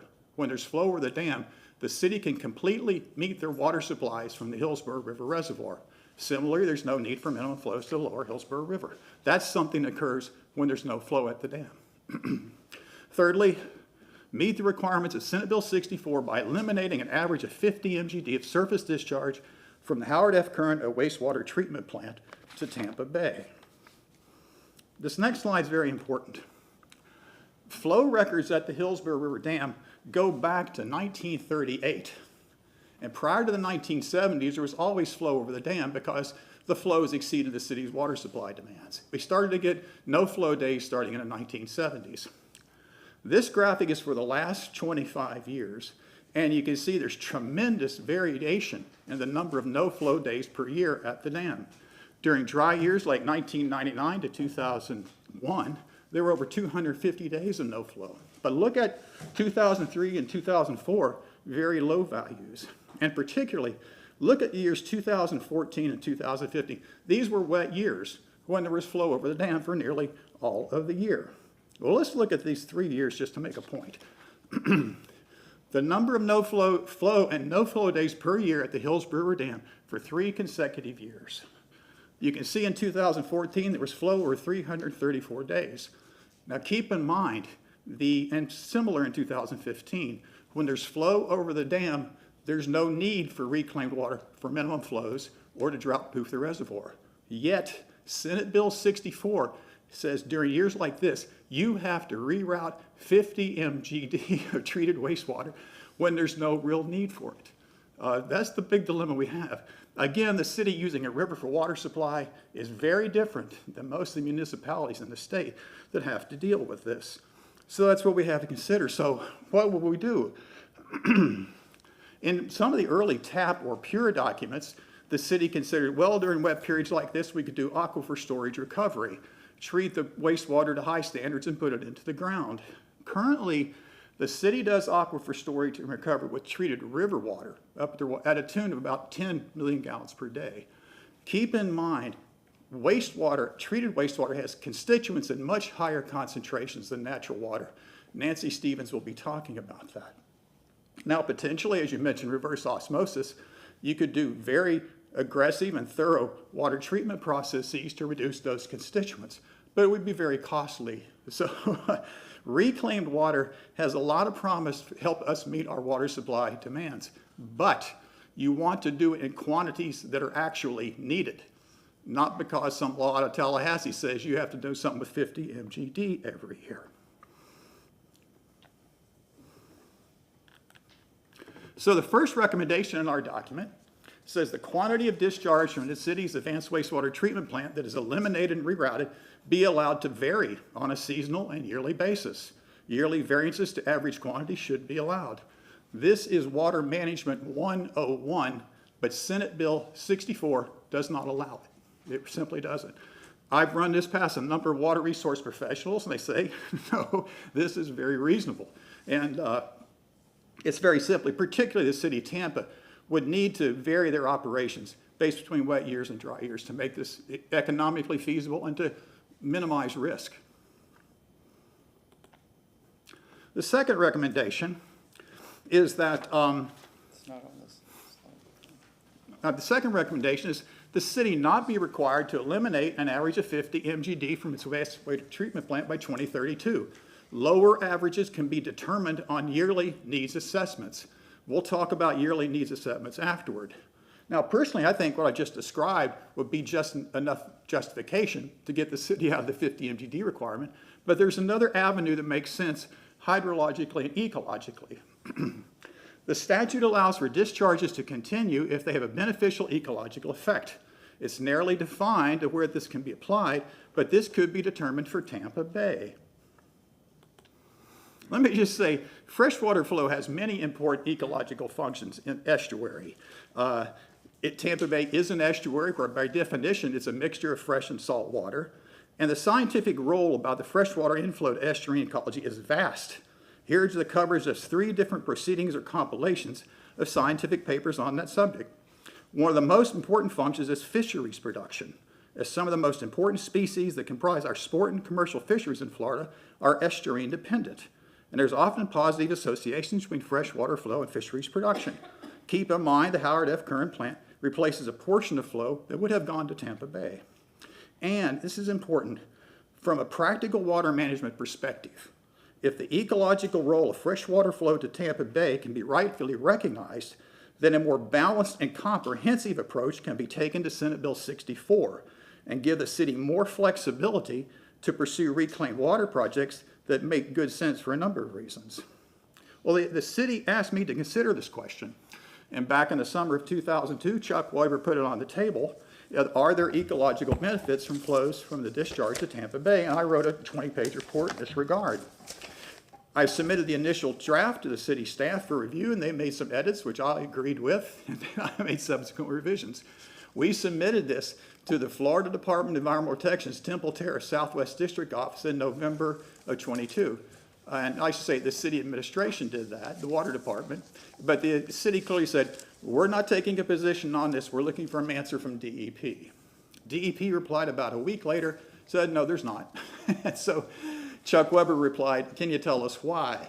And the answer we got from DEP was not technical at base. It was simply bureaucratic. They said, Senate Bill 64 says that ecological benefits can be for water bodies that have minimum flow and levels. This discharges to a marine location. There is no minimum flow there. Therefore, we can't consider that. This was a interpretation of the language in 64, not the merits of the ecological argument I made. But be that as it may. And I can tell you, I've worked in minimum flows for 30 years. And the fact that this discharges to Tampa Bay 2.5 miles downstream from the mouth of the river does not negate its ecological benefits. So we have simply proposed that DEP can use site-specific information for a water body to evaluate if there are freshwater inflow effects. And these are water bodies that don't yet have minimum flows. But I want to make this next point very clearly. If we do recognize the ecological benefits, that does not mean all this discharge has to stay in place. As our document says, it's very likely that significant quantities of the discharge from advanced wastewater treatment plant can be removed without causing impacts to the bay. But if the ecological benefits of the discharge are recognized, it gives the city the flexibility to evaluate quantities that are beneficial, cost-effective, and minimize impacts to resources. Let me give you a hypothetical example. Let's say the city finds that, well, we could use about 25 of reclaimed water in dry years and about 10 mg during wet years. You could very well show, you'd have to do a bunch of good analyses, it would probably be okay to take that water away from the bay. But the flip side of that coin is extremely important. It'd also be okay if the remaining water stayed. It just truly makes ecological sense and water management sense. Again, we think that if we do this, it would give the city ability to make a more balanced and comprehensive approach to management of this treated wastewater and consider the effects to Tampa Bay. Again, DEP can use site-specific information. Well, speaking of ecology, I'll get to this slide in just a minute, but let's just kind of ignore it for now. There's been a great deal of attention, rightfully so, about reducing nitrogen loading to Tampa Bay. Tampa Bay has been a national success story regarding the recovery of the bay, in large part in reductions to nitrogen loading and increases in seagrass coverage. Hats off to the Tampa Bay Estuary Program for organized efforts in this region to reduce nitrogen loading. And having said that, one of the biggest factors in the recovery has been the city going to advanced tertiary wastewater treatment in 1979. Other utilities have done methods as well. Well, as you may have heard, in recent years there's been a decline in seagrass in the bay, with most of the loss in Old Tampa Bay, north of Courtney Campbell Causeway, where there's poor flushing characteristics. Also, there has been a drop in Hillsborough Bay, but a number of factors could be involved. It's interesting. The peak seagrass coverage in Hillsborough Bay was recorded in 2013 and 2015. At that time, the average discharge from the wastewater treatment plant was 58 mgd. The declines in seagrass coverage occurred between 2017 and 2021. At that time, the average discharge was 52 mgd. So there are other factors involved. And with regard to one comment one gentleman made, we can't underestimate just the natural variation between wet and dry years. Tampa Bay has a watershed of 2,200 square miles. There's more nutrient loading naturally during wet years, and there's less in dry years. And we've had a number of not this year, but up to here, we've had a series of wet years that I think has contributed to this. So now to this slide. This is interesting. In collaboration with the Tampa Bay Estuary Program, DEP set a bunch of management targets for Hillsborough Bay related to nitrogen loading. And let me just say, in each of these, you see a horizontal reference bar. If you see low dots, that's a good thing. That means the target is being met. The one we have on the top is hydrologic. Let me say too, the scale is for years is hard to read, so I put in 2005 as a reference point. The top one is the hydrologically adjusted nitrogen load to Hillsborough Bay. You can see since 2005 it's been met, since 2007 it's been met every year except one. Coming down next is chlorophyll A in the water column. This is a measure of the algae in the water column. You can see, I think it's been just exceeded the standard only 3 times since 1999. Lastly is light attenuation. This is for the extinction of light, so low values are good. It's been met every year since 1999. These are water quality targets related to nitrogen loading to Hillsborough Bay. The bay is doing pretty darn good. But I just want to say, there have been causes for the sea class decline, but I want to emphatically say our group and me, we're as concerned about the water quality of Tampa Bay as much as anybody. I grew up 2 blocks from Tampa Bay. Aquatic ecology is my career, and we want to support that by all means. We also support beneficial reclaimed water projects. But we have to be very careful in this rationale that's been expressed that, well, if you support reductions in nitrogen loading and you support reclaimed water use, you have to accept Senate Bill 64 at face value. No, lock, stock, and barrel, every aspect of that. We don't agree with that. We think Senate Bill has problems that need to be remedied, and it could be modified to give the city better flexibility to meet reclaimed water demands and also protect the bay. And I want to emphasize, we're not suggesting that the city be exempted from Senate Bill 64. It's just there to be some common sense approaches that DEP could use to give them more flexibility. And we think that's a very worthwhile thing. So in support of nitrogen load reduction strategies, one of our recommendations is as follows. Apart from the need for reclaimed water projects, if technical assessments indicate that nutrient load reductions in the city's AWT plant are needed to improve the ecological characteristics of Tampa Bay, that can be pursued by other methods, such as additional treatment of the city's discharge in order to reduce concentrations and loading. Let me say that these could be independent of reclaimed water projects, but if you have a feasible reclaimed water project that reduces the load by 20%, you could do these in addition to that. So they could be standalone or in addition to reclaimed water projects. And an interesting thing about this, I'm glad we're talking about the 6th project today, which is suspended ion exchange. If the city concluded that they could reduce the nitrogen load by Tampa Bay by reducing their nutrient concentrations in their discharge, that would give them no credit towards meeting the requirements of Senate Bill 64. Senate Bill 64 calls for the elimination of discharge. So improving those nitrogen concentrations would give you no credit towards Senate Bill 64. That's why we think the policies need to be, by DEP, need improvement. So I am towards the end. Here's the overall goal of our recommendations for clarifications and improved regulatory procedures for application of Senate Bill 64 to the City of Tampa. It's to give the City of Tampa the operational flexibility to evaluate and implement reclaimed water projects in quantities that are truly needed, cost-effective, safe, and protective of the region's water natural resources, including Tampa Bay. This next slide is extremely important as well. Our proposal does not preclude the pursuit of reclaimed water projects using the city's AWD discharge or nutrient reduction strategies for Tampa Bay. On a yearly basis, the city would submit plans to FDEP for reclaimed water projects that may reroute some of the AWT discharge and evaluates all important factors. If Tampa Bay water needs water in 2 or 3 years, you could work that into the equation. Every year you look at your customers, look at your need, and submit this to DEP. Again, that's very different than saying, we got to move 50 MGD of wastewater in 8.5 years. Each plan would examine the safety, the costs, and all those relevant factors, and also include assessments of that plan on the water quality and ecological characteristics of Tampa Bay.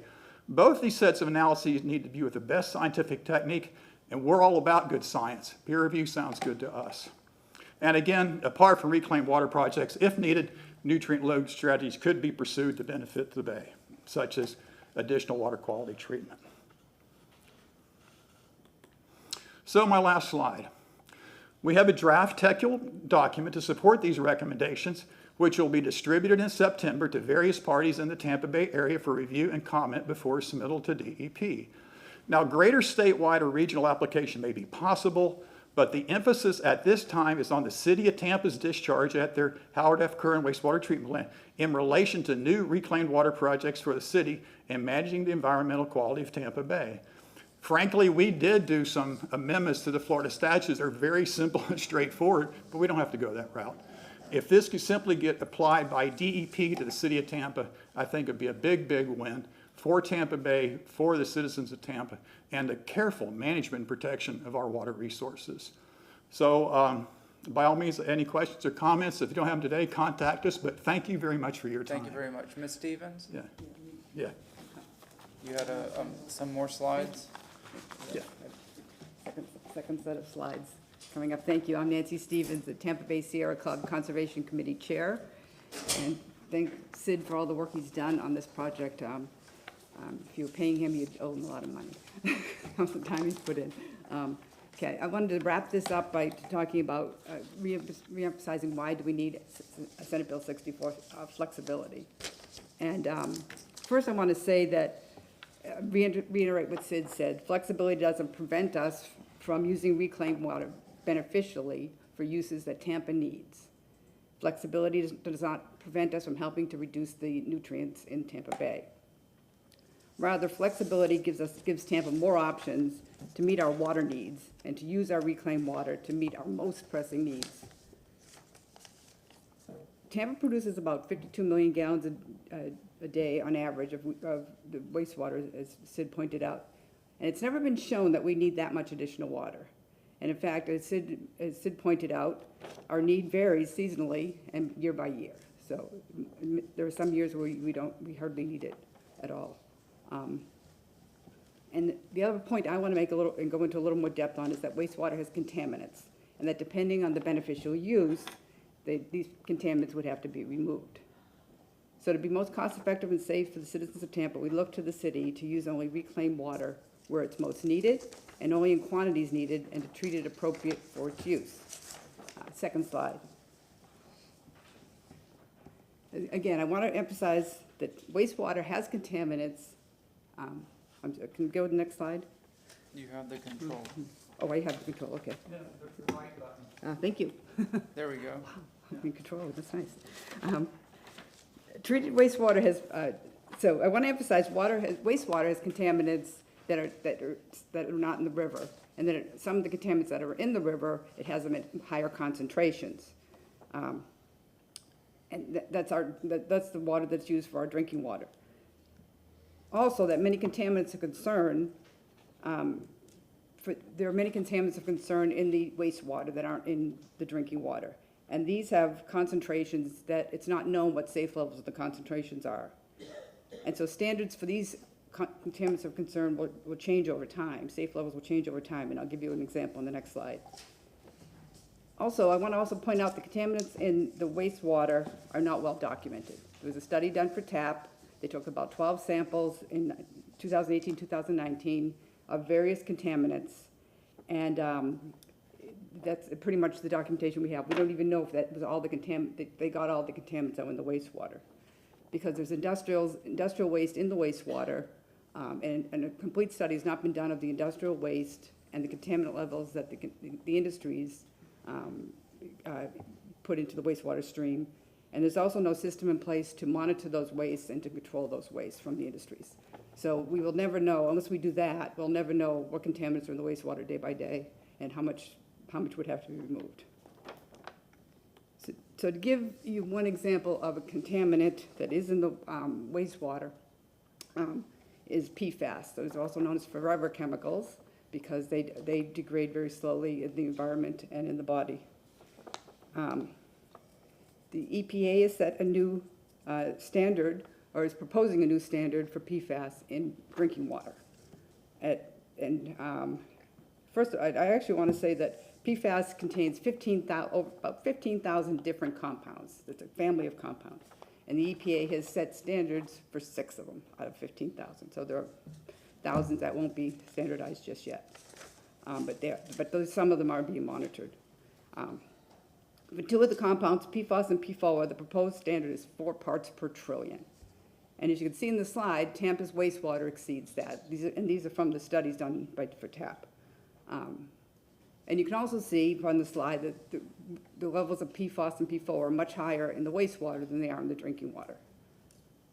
So if the wastewater were to be reused, just looking at this one contaminant, both these compounds would have to be removed at probably great expense. Typically, reverse osmosis is used in other cities if that works for these levels. And if you want to get an estimate of the cost for that, for Tampa, the Pure Alternatives analysis that was done a couple years ago, they estimated it would cost over $5 billion over 30 years for capital and operations to implement a reverse osmosis system for 50 million gallons a day. So that's why we're looking at only using water what it's needed for and treating only what's needed. So again, it just makes sense. We should only use the reclaimed water that we need. It also makes sense to use the reclaimed water for a variety of beneficial uses and save our highly treated, AAA rated, safe potable water for drinking. For example, if purple pipes are used today, use our reclaimed water today, and if we extended that system, no additional treatment would be necessary. We could use the water as is. If we continue putting the water in the bay, we need to look at reducing the nutrients to improve the bay quality. But if we go all the way to using the wastewater for drinking water, that opens up a whole set of issues about what contaminants are in the water, how much do they need to be treated, what are the safe levels of the contaminants that we don't even know what they are, and so that we'd have health risks and safety risks, and plus an additional cost because we know we'd have to do at least reverse osmosis to make it clean. So flexibility to reusing only what's needed to keep our water safe and cost effective is what we're looking for. Again, so we need SPS 64 flexibility to manage the safety and the costs and protect our water and natural resources. We need to quantify what contaminants are in our wastewater. We need to quantify how much we need, how much additional supply do we truly need. And then we can make a plan to reuse only what's needed to make our water cost effective and safe for the citizens and the environments of Tampa. So that's why we have this proposal today, and we're asking the city, asking you and the city to support a proposal for flexibility under SB 64. Thank you. Yes, ma'am. Thank Councilwoman you. Hurtak. No, she, Oh, no, that's fine. You go ahead, Councilwoman Henderson. Thank you. You, sir, both of you can come back to the podium. And I appreciate your presentation. The Sierra Club, you are considered a citizens lobbyist group. Am I correct about that? Well, we're an informal group, a stakeholders group that the City of Tampa Water Department put together. It's an informal group that the city had meetings with us. And the Sierra Club is an advocacy group for the environment. Right. Well, when I looked you up, it did say that you all are lobbyists, citizen lobbyists with training to. Oh, no. No. It's not? No. Okay, well, that's okay. Not me. I'm not on that side. I'm on the Well, education citizen lobbyists side. is different from paid lobbyists, but you're supporting the recommendations that are coming from the Sierra Club. Are professional recommendations? Are they peer reviewed? Where did you? No, they're not. Well, I mean, they're professional. It's our professional opinion, but we're sending it out for review. Okay. So, but we're not professional lobbyists, no. Okay, so the technical documents to support your recommendations, where is it going to come from? Where are you going to get that information from? Well, the ecological benefits report has various literature citations in it. And also, there is a consultant in the area that didn't agree with it. It's actually, the ecological benefits report is an appendix to our document, as are the comments from this other gentleman are appendix to the document. So this is just professional opinion, really, based on the scientific literature and general water management concerns. Professional opinions from a group or from an individual? In my case, it would be me as an individual, as a retired estuarine ecologist, yes. Okay. And so- a member, a former employee of the Water Management District who's worked on water management issues. Okay, because what you're asking for is flexibility from Senate Bill 64 based on the recommendations that you're providing that have not been peer reviewed. I just want to clarify that, right? That's correct. Okay. I think I'll just leave it at that. Your technical documents you say you're going to provide in September? The document that I sent to you all yesterday is our document. You Okay. received it yesterday via email. Okay, well, Should one have. of your last slides says technical documents to support these recommendations will be distributed in September to various parties in the Tampa Bay area for review and comment before submittal to the FDE. That's correct. We'll submit it to Tampa Bay Water, Hillsborough County. We do want to get review of this, and we will send it to various parties to see what they think of it. And it's still a draft document. We're going to keep it draft for a while and get input from various parties in the region.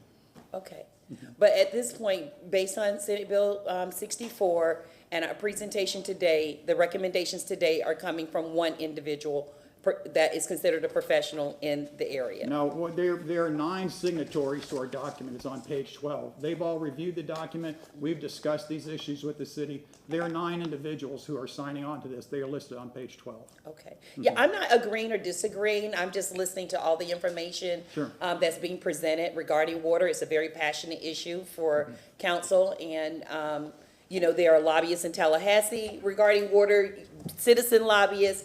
And so a peer review process, even for you to have checks and balances, would be important for me to make the best decision. So I do appreciate your presentation. Thank you. And can I add, we do feel that we're not contradicting SB 64, and I have, I don't know if you've seen this, I printed this out this morning, but the page summary of SB 64 when it was before the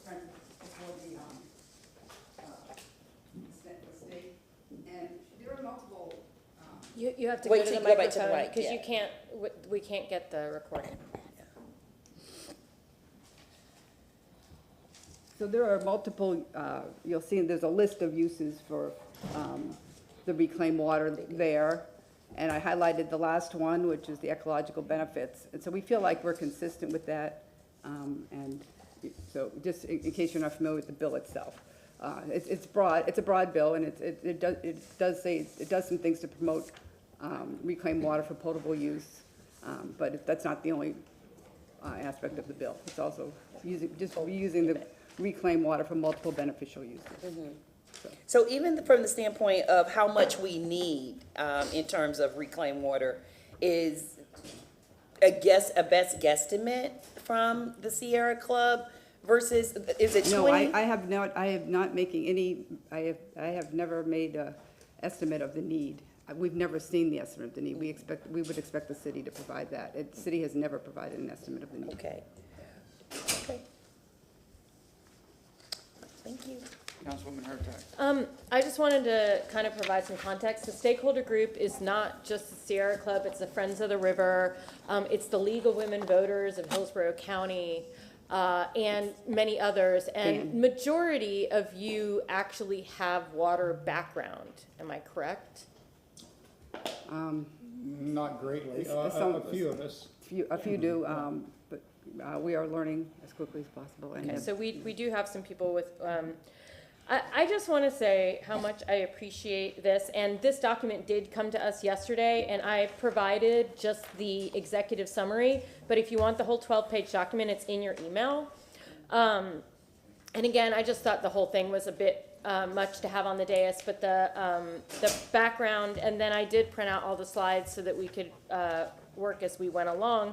And so I just want to say thank you for all the work on this. I think this is very reasonable, and I'm just so not, I don't know why the city is fighting this idea.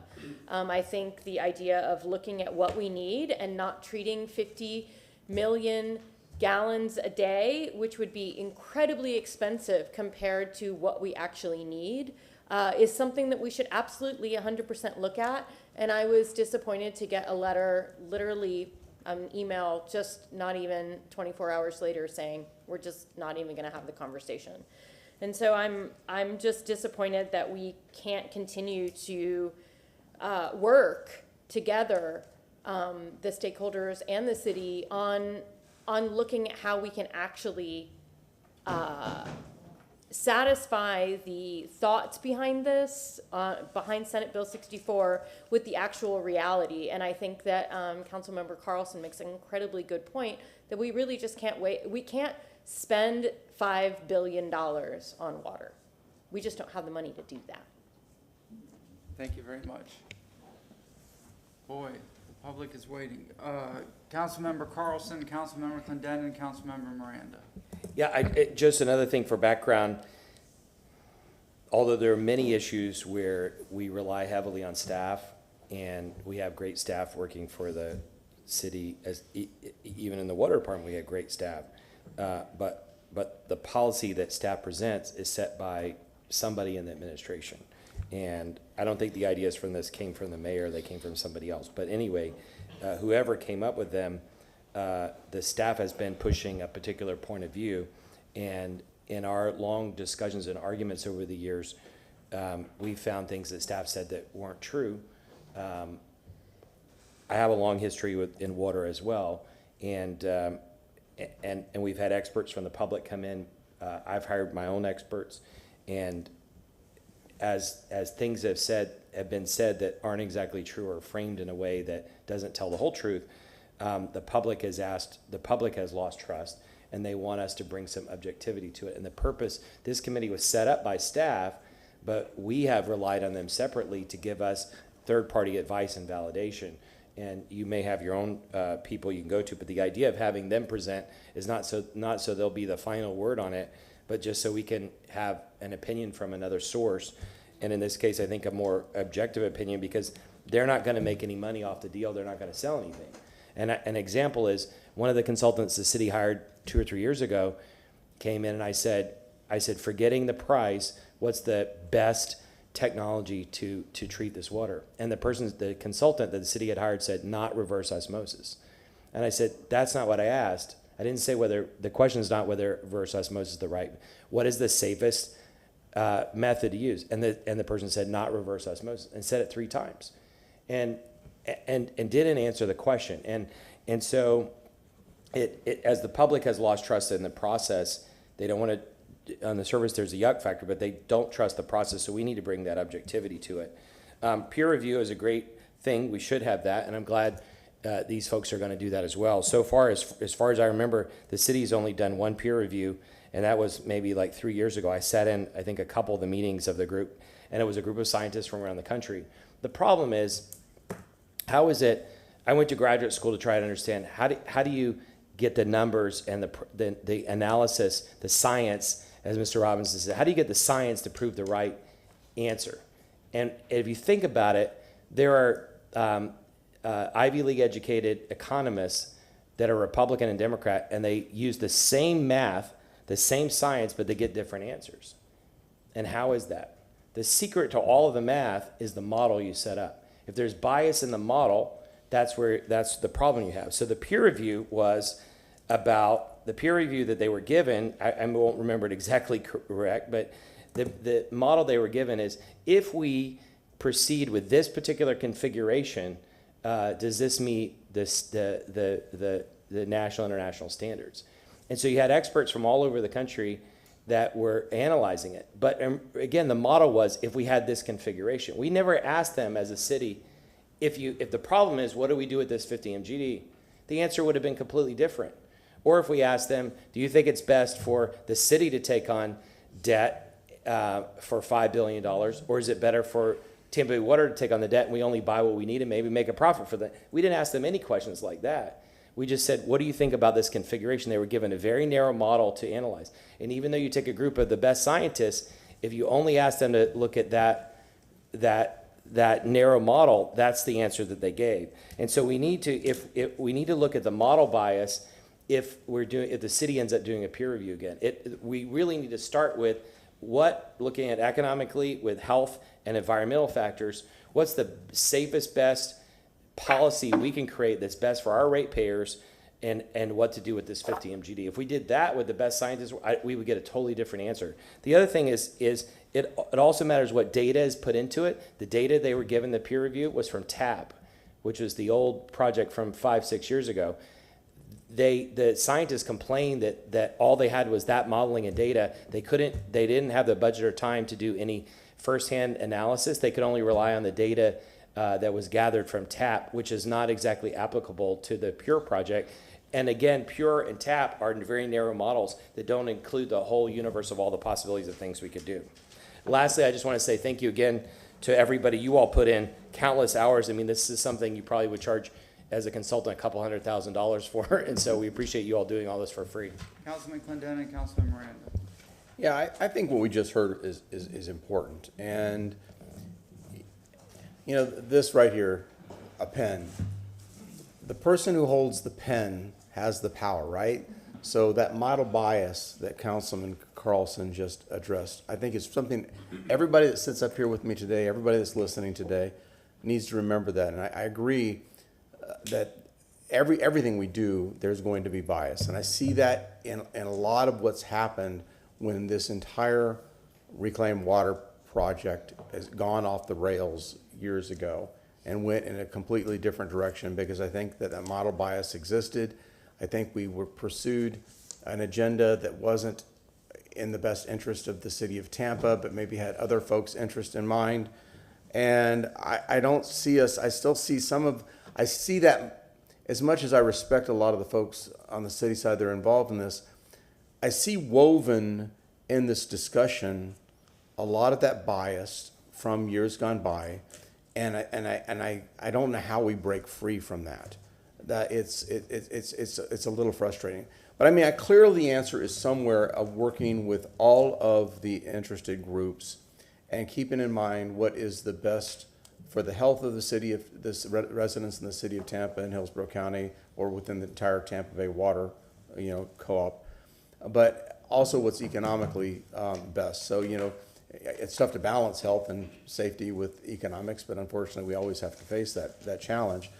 So sometimes I see in these arguments we're losing that, because I think in the Senate bill, clearly the objective of the reduction of nitrogen and phosphorus and quite honestly all the other, the forever chemicals and everything else. I mean, as people that are stewards of the environment and everything else that shares this planet with us, we're creating these things. It's incumbent upon us to fix it and get it out. So whether we're putting it in our drinking water or put it in the fish's drinking water, it's still important. So we have to come up through technology a way of better fixing our ills.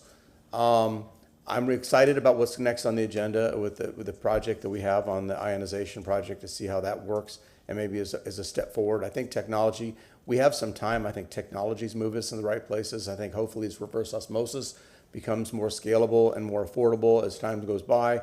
I think those are great opportunities. But somehow the city of Tampa, the administration, our lobbyists, and maybe some folks up here too, we need to break free from that model bias and those assumptions that have been entered into the system and start fresh. And I don't know how we're going to do that. We all need to go to a ropes class or something and you know, figure out a way of building that level of trust. But it seems that there's got to be an answer because, you know, everybody that depends on fresh drinking water, every animal that lives in our environment, and for all the future generations, it's on our backs right now to fix the problem. So here we are. Miranda. Thank you very much. I'm going to speak a little bit. Brad, can you stand up with these two young, Nancy? No, sit right there, Sid and Nancy, Mr. Stevens and Mr. Flaherty and Brad. Here's what I'm going to say.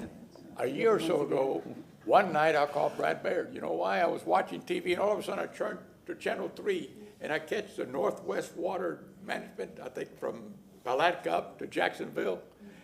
And I'm listening to all these guys and they're talking like they're all related to somebody in Tallahassee because they're talking about the same thing we're talking about here today.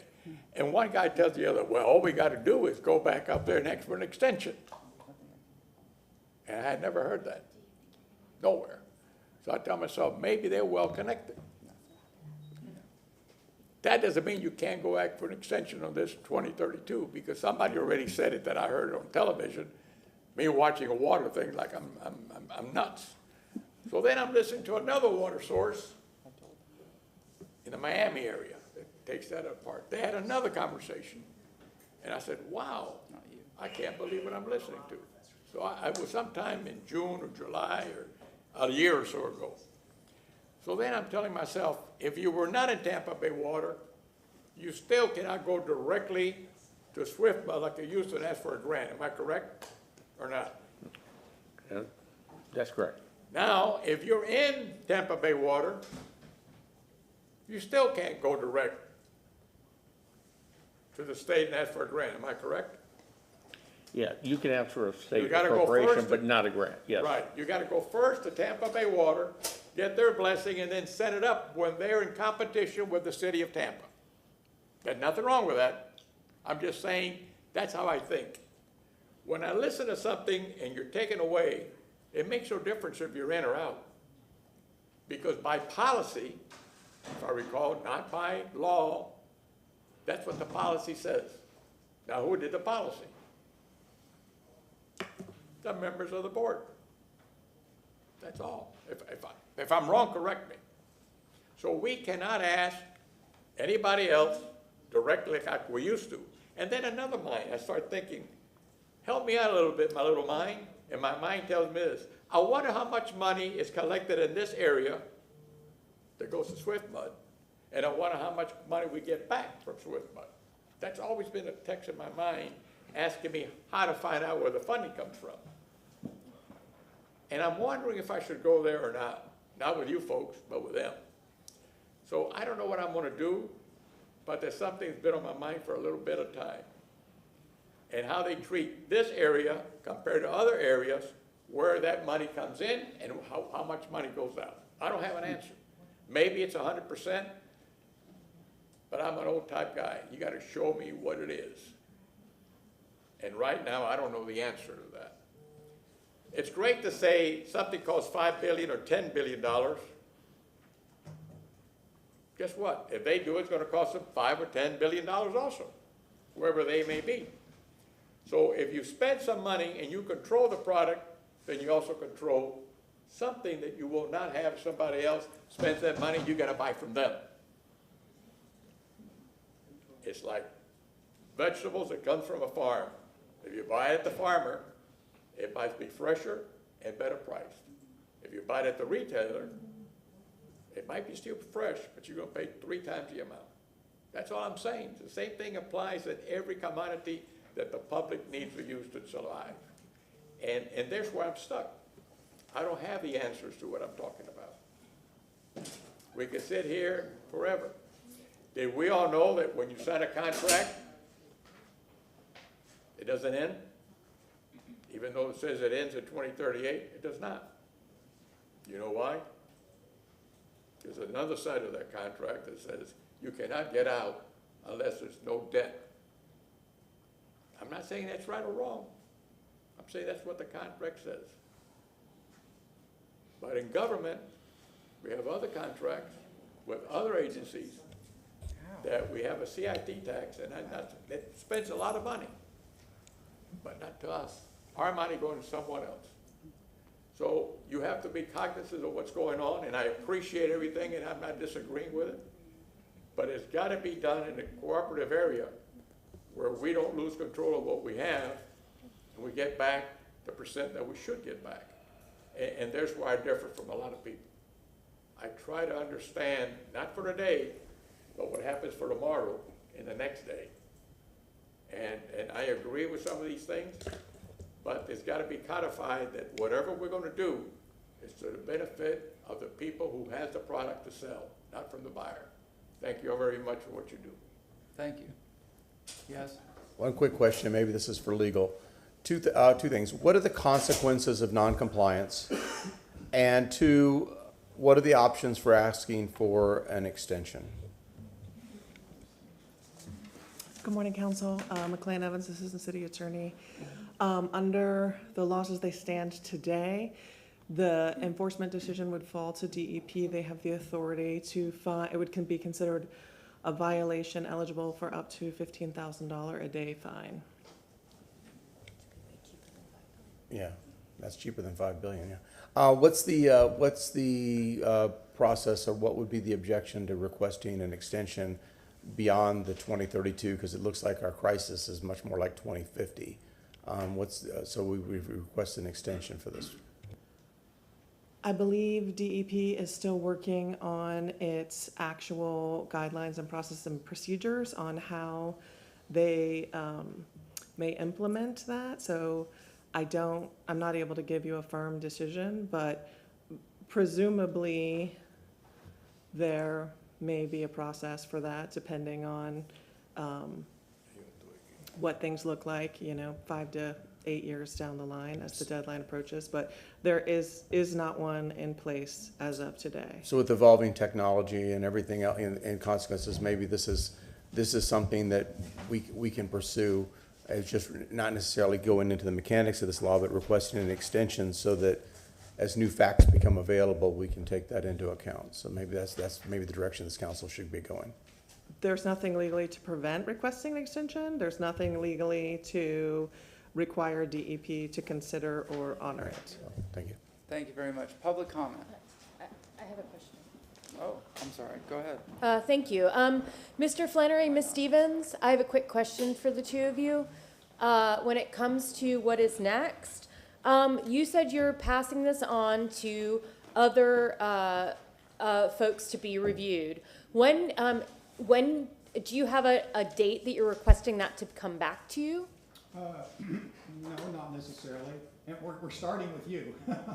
No, we haven't established a date for that. Okay. Well, it would be great if you could, because I would love to have you back about November 30th to update us on what peer review responses you receive. Yes. I mean, we intend to get on it pretty promptly. When we know that council, we've answered your questions, we'll do it in September. By all means, we'd be happy to. Okay, so Yes. so you think November 30th would be enough time? Oh, by all means. So do you think late October would be enough time? I think so. Because I went to November only because I wanted to give you time. But if you could do an update for us on October 26th, I will write a motion for it for after lunch. But yes, if that works for you, I just wanted to double check and make sure that the October 26th date works. Yeah, and whoever we send it to for review, we'll let them know about that meeting too. Great. They can speak for themselves. Thank you. Public comment. Yes, sir. I got to give them qualifications. Licensed professional engineer since 1982, mechanical. served on Swiftmud Basin Board, Northwestern Hillsborough Basin Boards from 2001 to 2009. Got $5 million in corporate funding grants for the city of Tampa when Swiftmud was giving the city of Tampa the finger. Wasn't giving them no money. And we put it in a fund that Jeb Bush could not touch. And that's what I did for the city, right, Brad? Now, this thing you just heard come from the Sierra Club. They ain't PEs. They're not licensed professional engineers with $5 million of liability insurance if you say something wrong or say something that's not technically correct, where you can get sued. That's why you have peer reviews. Even those PEs have peer reviews, right, Brad? Sure. You're going to have all kind of opinions, like you say, Mr. Carson. Charlie, you know this. So, you know, everybody got an opinion, but it's fact. One of all, is it better to own your home, Mr. Carson, or to rent a lease? You want to own your home, don't you? Didn't y'all just talk about ownership, challenge fund? Same thing with this. We own that water. Might be going to the bed, might have all these issues. We own that. Now we're going to give it away. But we own that. It's better to own your water. Development. You think development finna stop in the state of Florida? Do you think that people not going to come here and build? You got to have water provided for them to do it. They're even talking about giving people that do development for affordable housing if you put some kind of reclaimed water in it. Now let me get back to my golfing game, Mr. Clendenin, since you want to get me on the course.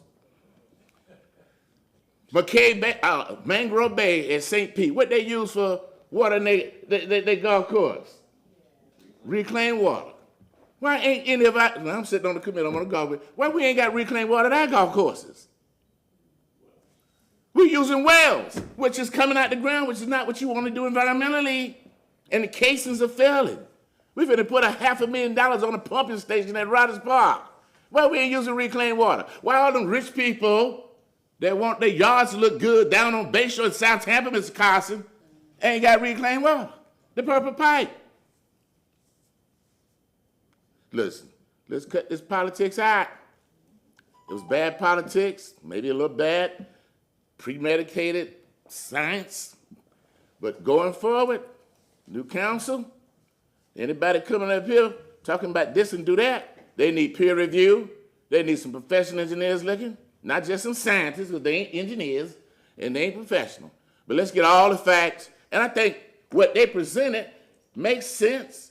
What the city's saying makes sense, but what don't make sense is this bully mentality of not coming up with a solution amongst my elected officials.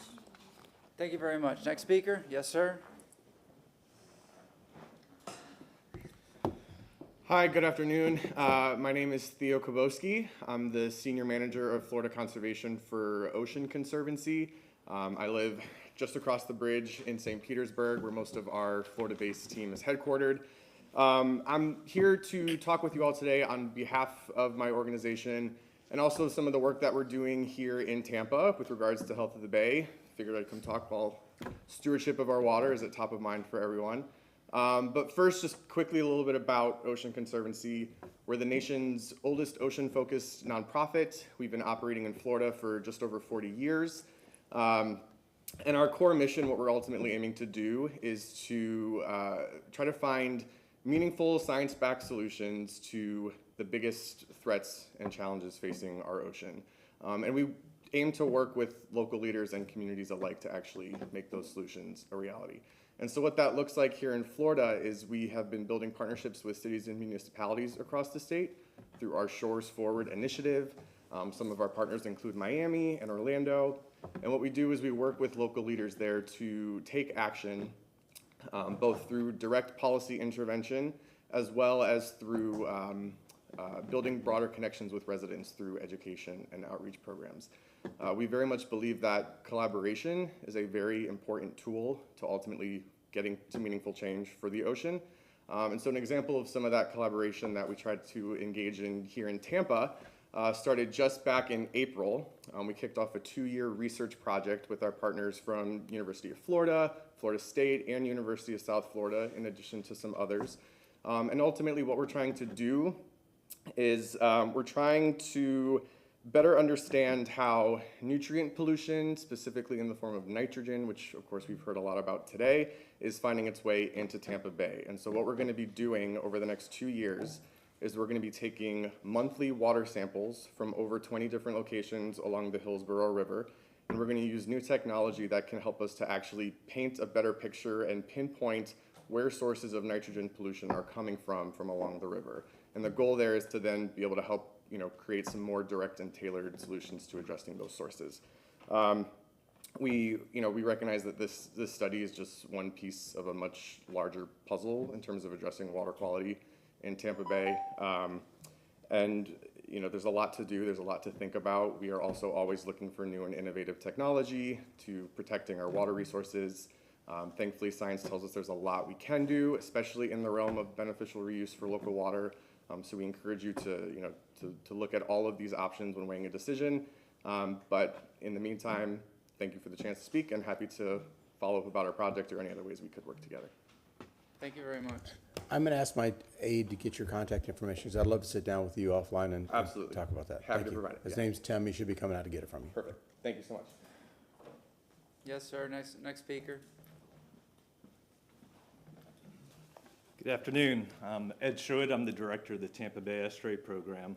You received a letter from my board that met earlier in August, kind of outlining some of the strategies we're hoping the community pursues to continue to protect and improve the Tampa Bay Estuary. I represent Hillsborough, Manatee, Pinellas, City of Tampa, City of Clearwater, City of St. Pete, as well as DEP, Southwest Florida Water Management District, and EPA on my policy board. And here representing to you sort of the trade-offs that you've been discussing. I think it was a great discussion at the beginning, talking about water supply and our drinking water future. On the other side of the coin is what we do with that water once we use it and where it goes in terms of treatment and at our wastewater treatment plants. So we have developed collective targets for the region to try to improve water quality for the benefit of seagrasses. And those collective targets have largely been met, but we've been having challenges as of late in terms of meeting our seagrass goals in Tampa Bay. And the recipe we've been following is one of a nutrient diet for the Bay that each collective member government, and I represent over 45 in the Tampa Bay Nitrogen Management Consortium, that have a permitted load responsibility for discharges in the Bay. And City of Tampa is not the only municipality struggling to maintain those targets as we move forward. As we get more people in the region, we get more wastewater that we have to treat and discharge into the environment. So that collective thought of what we do with that wastewater is an important consideration as we move forward. And the cost of inaction oftentimes is going to only get more costly in the future as we kind of deal with this in the region. So I'm here speaking in support of action by the council. We need to think about our wastewater future in the region and where it's discharged, whether it's to the Bay. All the constituents that were just mentioned are going into the Bay now. It's affecting the Bay. Chief among those are nutrients. So any additional treatment, any beneficial use of that water in the other portions of the environment, other ways of disposal that consider new technologies should not be taken off the table. We should be thinking about our future and living sustainably along the coast.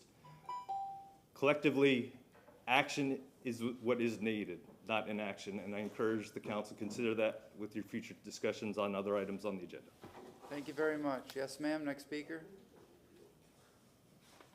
Hi, my name is Carol Ann Bennett. I'm one of the stakeholders that when the city established stakeholder group, I represent FAN in the stakeholders group, and there's a definite consensus among the neighborhoods in Tampa about these issues. I want to reiterate and try to bottom line this for you. Ed mentioned taking things off the table. What Sid talked to you about today is taking nothing off the table except being convicted of a crime. That is the only thing that what we're trying to accomplish, is to not be convicted of a crime. I do not understand why anybody would want to be convicted of a crime. So what we are saying is there's a law. we're not violating the law. We're complying with the law. That's the purpose of this, is to make it understood that we are not criminals, we are complying with the law. That's the goal of what the presentation was today by Nancy and Sid. The Temple Terrace office evaluated the law and said the law references minimum flows. An estuary, a maritime body, doesn't have minimum flows. So we can't say that you're not violating the law. Well, we need to ask the state level, and it needs to be evaluated on the science. If the science shows that there's a beneficial use to putting the discharge in the bay, then we're not criminals. We're not violating the law. We're not going to get fined. Then we have the flexibility to do anything we want. We have the time and the flexibility. Look into reducing the nutrients of the discharge. Maybe 6 will do that. Look into anything your heart desires. It doesn't take anything off the table. It just gives us flexibility, and it gives us time to look into all of these options.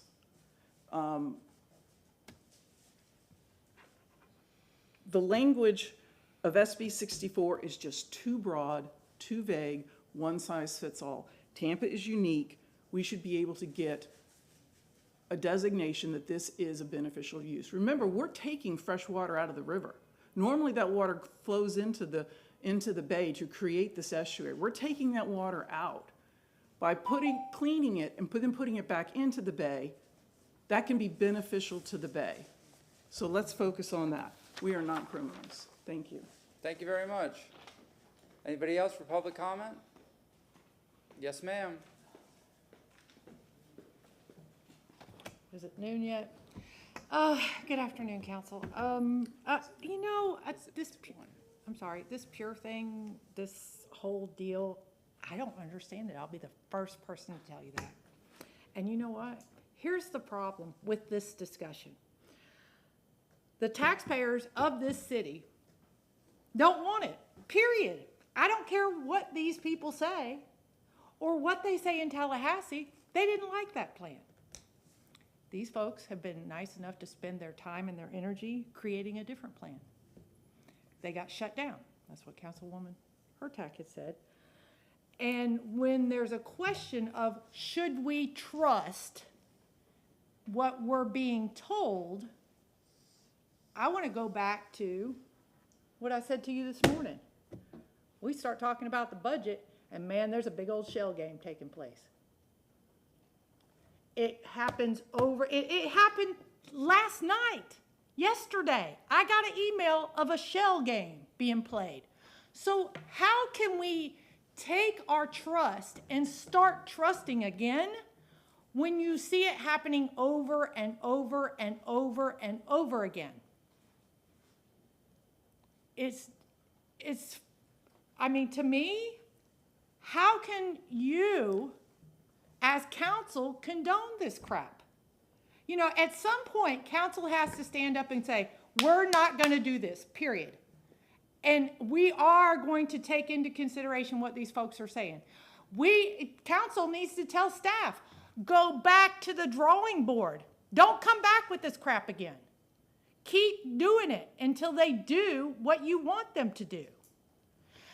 Mind you, we might want to discount what these folks have said, but you know what? City staff picked them. The administrative staff picked them. They didn't just pop up like daisies in your grass. People said these people are very important people and their opinions count and they're educated and they've spent time learning about it. I don't have a master's degree in land use and planning. I don't have a master's degree in budgets. But man, oh man, do I work my butt off to understand what you guys are supposed to understand too. And so when you think about and discount what these folks are doing, because I don't know anything about it, I'll be the first person, I'm back here working on the budget. But you have to take into account the hard work of educated folks. And they're educated folks because they chose to be that way. And for anybody on staff or in the administration to ignore the hard work they've done is just flat out wrong. Are you gonna make a motion? We have people on standby from California, that's why we have one more item. Go ahead, sir. He left? No, miss. Oh, I just want to ask, 1 minute, I just want to ask Brad a couple questions that follow up to that. oh, so Mr. Newton is, okay. Go ahead, sir. Brad, Mr. Baird, could you tell us, just asking you some questions to fill in from the speakers, could you tell us what the MGD is, discharge from the Hillsborough River into the bay every day? It varies throughout the year, wet season versus dry season. But like ballpark? Currently, we are discharging about 300 cubic feet per second. Can you convert that to? But we lowered it for the storm. Can you? It's not, can you convert that to MGD? It can get up to about 2,000 CFS, Can you convert that to MGD? Sorry, because my brain doesn't work. Okay. It can get up to as much as, which is more than 2,000 CFS, 2 billion gallons a day. In the wet season, I've seen it at 2 billion gallons a day, and then in the dry season, it's 0. Okay, so let's just say 2 billion gallons a day coming from the river. Which is cleaner, the water that you're the 50 MGD that you're discharging, or the river? The 50 MGD. And do you know what the nitrogen load is of the river that's discharging that 2 billion gallons a day? I don't off the top of my head. I know at Howard Kern, the nitrogen discharge averages about 2.4 milligrams per liter. So, I can't do the math that fast, but is it safe to say it's more than 300 tons a day? The nitrogen component is about 220, or a little over 200 tons a year from Howard Kern, and then the rest is phosphorus. When I quote the 360, what's the capacity? But and you're talking about the 50 MGD, not the the 50 MGD. Yeah. So if 50 MGD generates 200, then I can't do the math, but we go up. Let's say. I want to say, and so how much would 2 billion a day generate? Yeah, and keep in mind that is during really high flows. So the point I'm making is that we had experts talk about the estuary and other things, but there's a huge nitrogen runoff, like multiple exponentially bigger than the 50 MGD that's coming out of the river. Does the city have any programs or studies going on at how to clean the nitrogen out of the river? No, we do not have a program for that. And so my point is that we're spending a lot of time talking about 50 MGD, but there's 2 billion gallons a day coming out of the river, which the staff has testified multiple times is a lot dirtier than the 50 MGD. And if we're looking at clearing nitrogen out, there's probably some upstream things we can do or other things we can do there. Could you tell us why Mr. Robinson asked the question about the purple pipes? Could you tell it? It seems like in the analysis that you all have done that you don't prefer purple pipes. Could you just tell us quickly why? Yes, and we have numerous times. We looked at Star Phase 2. We've looked at targeting expansions. We looked as part of the Turner report for expanding the purple pipe system. That was the most costly alternative. That was the costly alternative. That was the alternative that was the $6 billion present value over 30 years. The bottom line is purple pipe when in a built-out city is very expensive. So I just want to finish one thing. At a new development, which we don't have too many of them in Tampa, we're kind of built out. It's much less expensive to do it, and that's why Pasco County's doing it. My preference would be to look at purple pipes, and again, there was I think a modeling bias in the way that the alternatives analysis was done.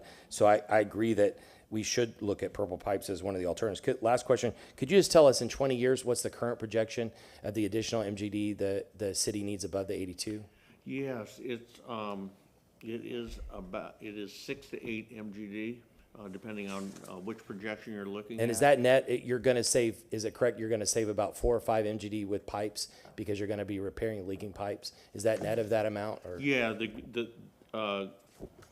growth looks like it'll be offset for the most part by replacing pipelines or lining pipelines, excuse me. So the 6 MGD, but can we deduct the 5 for the savings from pipes, or have you already done that in creating the 6 MGD? No, the 6 MGD would be what we would project as additional, one would offset the other, if that's your question. They would? It would, I think. Yeah, so if we need, just for my new colleagues, we need 6 MGD in 20 years. The pipes we're spending billions of dollars on, that'll save 4 or 5 MGD. So then we net out almost to zero. The WISE program that Tampa Bay Water talked about is projected just for the city of Tampa to save 4 million gallons a day by 20 years. So that means we're net less than where we are now. And the new program that we're talking about in the CRA, that could save 4 or 5 million gallons a day too. So we're actually at it below. So there's no, I think nobody's arguing a need for more water supply. We might actually have less in the future. And but anyway, thank you. Charlie, Councilman Miranda, then Councilman. I still say one of the most wasteful thing it is, it's the easiest thing to solve. That's the flapper in the toilet. People don't even know it's leaking, and it's leaking. And I hate to say the word toilet, but that's how it is. If you have a flapper that's leaking, it leaks more than your faucet dripping because it's constant 24 hours a day. The other one you might see, this one's silent. The city of Tampa, if I go back in history and look at all of what we've done, we were the first to have people go around giving tickets for people that were watering. If I ask this councilman, I'm not going to embarrass them, what the watering day is, they wouldn't know. If I ask the people in the audience what the watering day is, they wouldn't know. You know.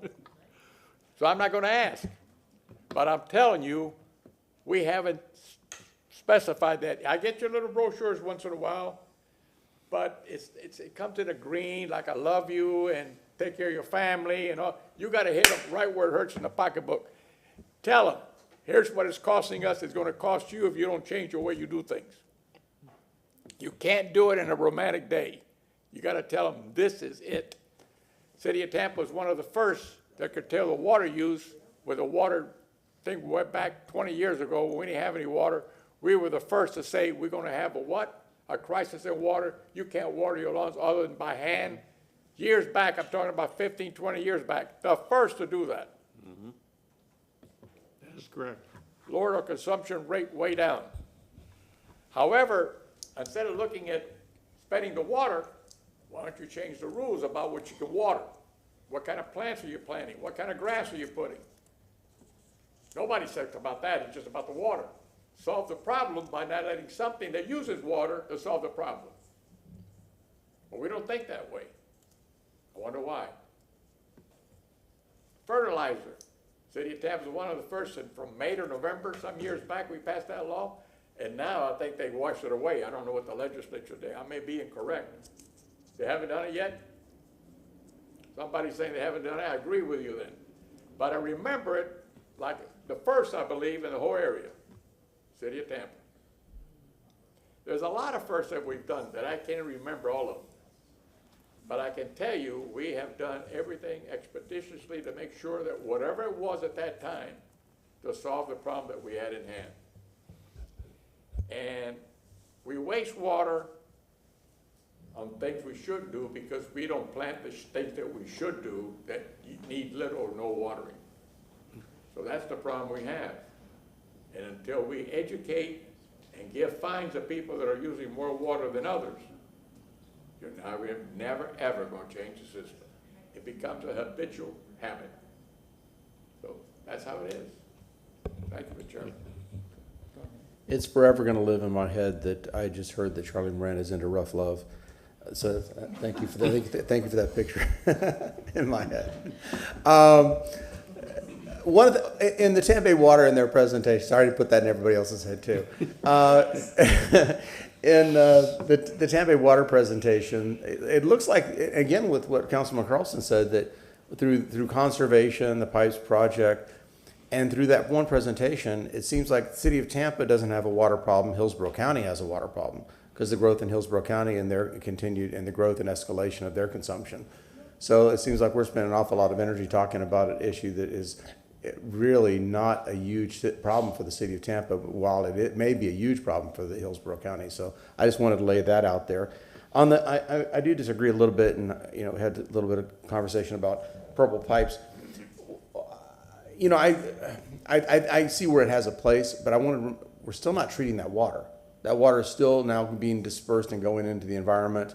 So I think in a long, that maybe been a nice short-term proposal. It's very costly, and we're still not treating that water. So all of those forever chemicals, the Drano, all that industrial waste, all that other stuff that comes out of the wastewater, it's still being dispersed. So I think that the future is treatment. I think it's, as stewards of the environment, I think it's incumbent upon us to monitor this, to grow with the technology, and let's buy some time, because technology is getting better, and let's push this and figure out how we can do this right. Thank you. Thank you very much. Lunch. Thank you. Thank All you. right. I need to make a motion. Yeah, go ahead. Go ahead. Item number 6. Yeah.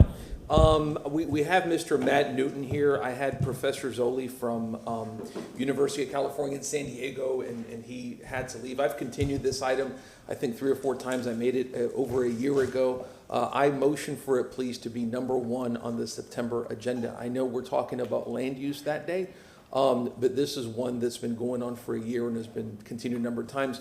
Mr. Newton, who's here, has that day available. Professor Zoli has that day available. It won't be very long. That's fine. And I appreciate Do we have a that. second? Second. Second from Councilwoman Henderson, all in favor? Aye. This Thank is you, to sir. continue item number 6. We're in recess till 2:15. And we have a 5:01. Listen, I have